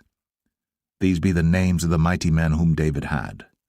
The Tachmonite, that sat in the seat, chief among the captains. The same was Adino, the Eznite. He lift up his spear against 800, whom he slew at one time. And after him was Eleazar the son of Dodo the Ahohite, one of the 3 mighty men with David, when they defied the Philistines that were there gathered together to battle, and the men of Israel were gone away. He arose, and smote the Philistines until his hand was weary, and his hand clave unto the sword. And the Lord wrought a great victory that day, and the people returned after him only to spoil. And after him was Shammah the son of Agi, the Herahite. And the Philistines were gathered together into a troop, where was a piece of ground full of lentils, and the people fled from the Philistines. But he stood in the midst of the ground, and defended it, and slew the Philistines, and the Lord wrought a great victory. And 3 of the 30 chief went down, and came to David, in the harvest time, unto the cave of Adullam. And the troop of the Philistines pitched in the valley of Rephaim. And David was then in an hold, and the garrison of the Philistines was then in Bethlehem. And David longed, and said, O that one would give me drink of the water of the well of Bethlehem, which is by the gate. And the 3 mighty men brake through the host of the Philistines, and drew water out of the well of Bethlehem that was by the gate, and took it, and brought it to David. Nevertheless he would not drink thereof, but poured it out unto the Lord. And he said, Be it far from me, O Lord, that I should do this. Is not this the blood of the men that went in jeopardy of their lives? therefore he would not drink it. These things did these 3 mighty men. And Abishai the brother of Joab, the son of Zeruiah, was chief among 3. And he lifted up his spear against 300, and slew them, and had the name among 3. Was he not most honourable of 3? Therefore he was their captain, howbeit he attained not unto the first 3. And Benaiah the son of Jehoiada, the son of a valiant man of Kabzeel, who had done many acts, he slew 2 lion-like men of Moab. He went down also and slew a lion in the midst of a pit in time of snow. And he slew an Egyptian, a goodly man. And the Egyptian had a spear in his hand. But he went down to him with a staff, and plucked the spear out of the Egyptian's hand, and slew him with his own spear. These things did Benaiah the son of Jehoiada, and had the name among 3 mighty men. He was more honourable than the 30, but he attained not to the first 3. And David set him over his guard. Asahel the brother of Joab was one of the 30, Elhanan the son of Dodo of Bethlehem, Shammah the Harodite, Elika the Harodite, Helez the Paltite, Ira the son of Ikesh the Tekoite, Abiezer the Anethathite, Mebunai the Hushathite, Zalman the Ahohite, Maharai the Netophathite, Heleb the son of Baanah a Netophathite, Ittai the son of Ribai, out of Gibeah of the children of Benjamin, Benaiah the Parathonite, Hiddai of the brooks of Gaash, Abialbon the Arbathite, Asmaveth the Bahamite, Eliabah the Shaalbanite, of the sons of Jashan, Jonathan, Shammah the Hararite, Ahiam the son of Sharar, the Hararite, Eliphalet the son of Ahasbai, the son of the Maacathite, Eliam the son of Ahithophel the Gelonite, Hezrai the Carmelite, Parai the Arbite, Igal the son of Nathan of Zobah, Bani the Gadite, Zelek the Ammonite, Naharai the Barathite, Armabera to Joab the son of Zeruiah, Ira and Ithrite, Gareb and Ithrite, Uriah the Hittite, 37 in all. 2 Samuel 24. And again the anger of the Lord was kindled against Israel, and he moved David against them to say, Go, number Israel and Judah. For the king said to Joab, the captain of the host, which was with him, Go now through all the tribes of Israel, from Dan even to Beersheba, and number ye the people, that I may know the number of the people. And Joab said unto the king, Now the Lord thy God add unto the people, how many soever they be, 100-fold, and that the eyes of my lord the king may see it. But why doth my lord the king delight in this thing? Notwithstanding the king's word prevailed against Joab and against the captains of the host. And Joab and the captains of the host went out from the presence of the king, to number the people of Israel. And they passed over Jordan, and pitched in Aroer, on the right side of the city that lieth in the midst of the river of Gad, and toward Jazer. Then they came to Gilead, and to the land of Tatim Hoshai, and they came to Dan Jaan, and about to Zidon, and came to the stronghold of Tyre, and to all the cities of the Hivites and of the Canaanites, and they went out to the south of Judah, even to Beersheba. So when they had gone through all the land, they came to Jerusalem at the end of 9 months and 20 days. And Joab gave up the sum of the number of the people unto the king, and there were in Israel 800,000 valiant men that drew the sword, and the men of Judah were 500,000 men. And David's heart smote him after that he had numbered the people. And David said unto the Lord, I have sinned greatly in that I have done, and now I beseech thee, O Lord, take away the iniquity of thy servant, for I have done very foolishly. For when David was up in the morning, the word of the Lord came unto the prophet Gad, David's seer, saying, Go and say unto David, Thus saith the Lord, I offer thee 3 things. Choose thee one of them, that I may do it unto thee. So Gad came to David and told him, and said unto him, Shall 7 years of famine come unto thee in thy land? Or Wilt thou flee 3 months before thine enemies, while they pursue thee, or that there be 3 days' pestilence in thy land? Now advise, and see what answer I shall return to him that sent me. And David said unto Gad, I am in a great strait. Let us fall now into the hand of the Lord, for his mercies are great, and let me not fall into the hand of man. So the Lord sent a pestilence upon Israel, from the morning even to the time appointed. And there died of the people from Dan even to Beersheba 70,000 men. And when the angel stretched out his hand upon Jerusalem to destroy it, the Lord repented him of the evil, and said to the angel that destroyed the people, It is enough. Stay now thine hand. And the angel of the Lord was by the threshing place of Araunah the Jebusite. And David spake unto the Lord when he saw the angel that smote the people, and said, Lo, I have sinned, and I have done wickedly. But these sheep, what have they done? Let thine hand, I pray thee, be against me, and against my father's house. And Gad came that day to David, and said unto him, Go up, rear an altar unto the Lord in the threshing floor of Araunah the Jebusite.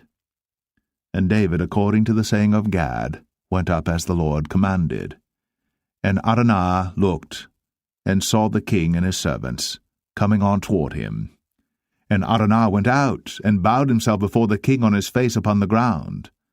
And Araunah said, Wherefore is my lord the king come to his servant? And David said, To buy the threshing floor of thee, to build an altar unto the Lord, that the plague may be stayed from the people. And Araunah said unto David, Let my lord the king take and offer up what seemeth good unto him. Behold, here be oxen for burnt sacrifice, and threshing instruments, and other instruments of the oxen for wood. All these things did Araunah as a king give unto the king. And Araunah said unto the king, The Lord thy God accept thee. And the king said unto Araunah, Nay, but I will surely buy it of thee at a price. Neither will I offer burnt offerings unto the Lord my God of that which doth cost me nothing. So David bought the threshing floor and the oxen for 50 shekels of silver. And David built there an altar unto the Lord, and offered burnt offerings and peace offerings. So the Lord was entreated for the land, and the plague was stayed from Israel.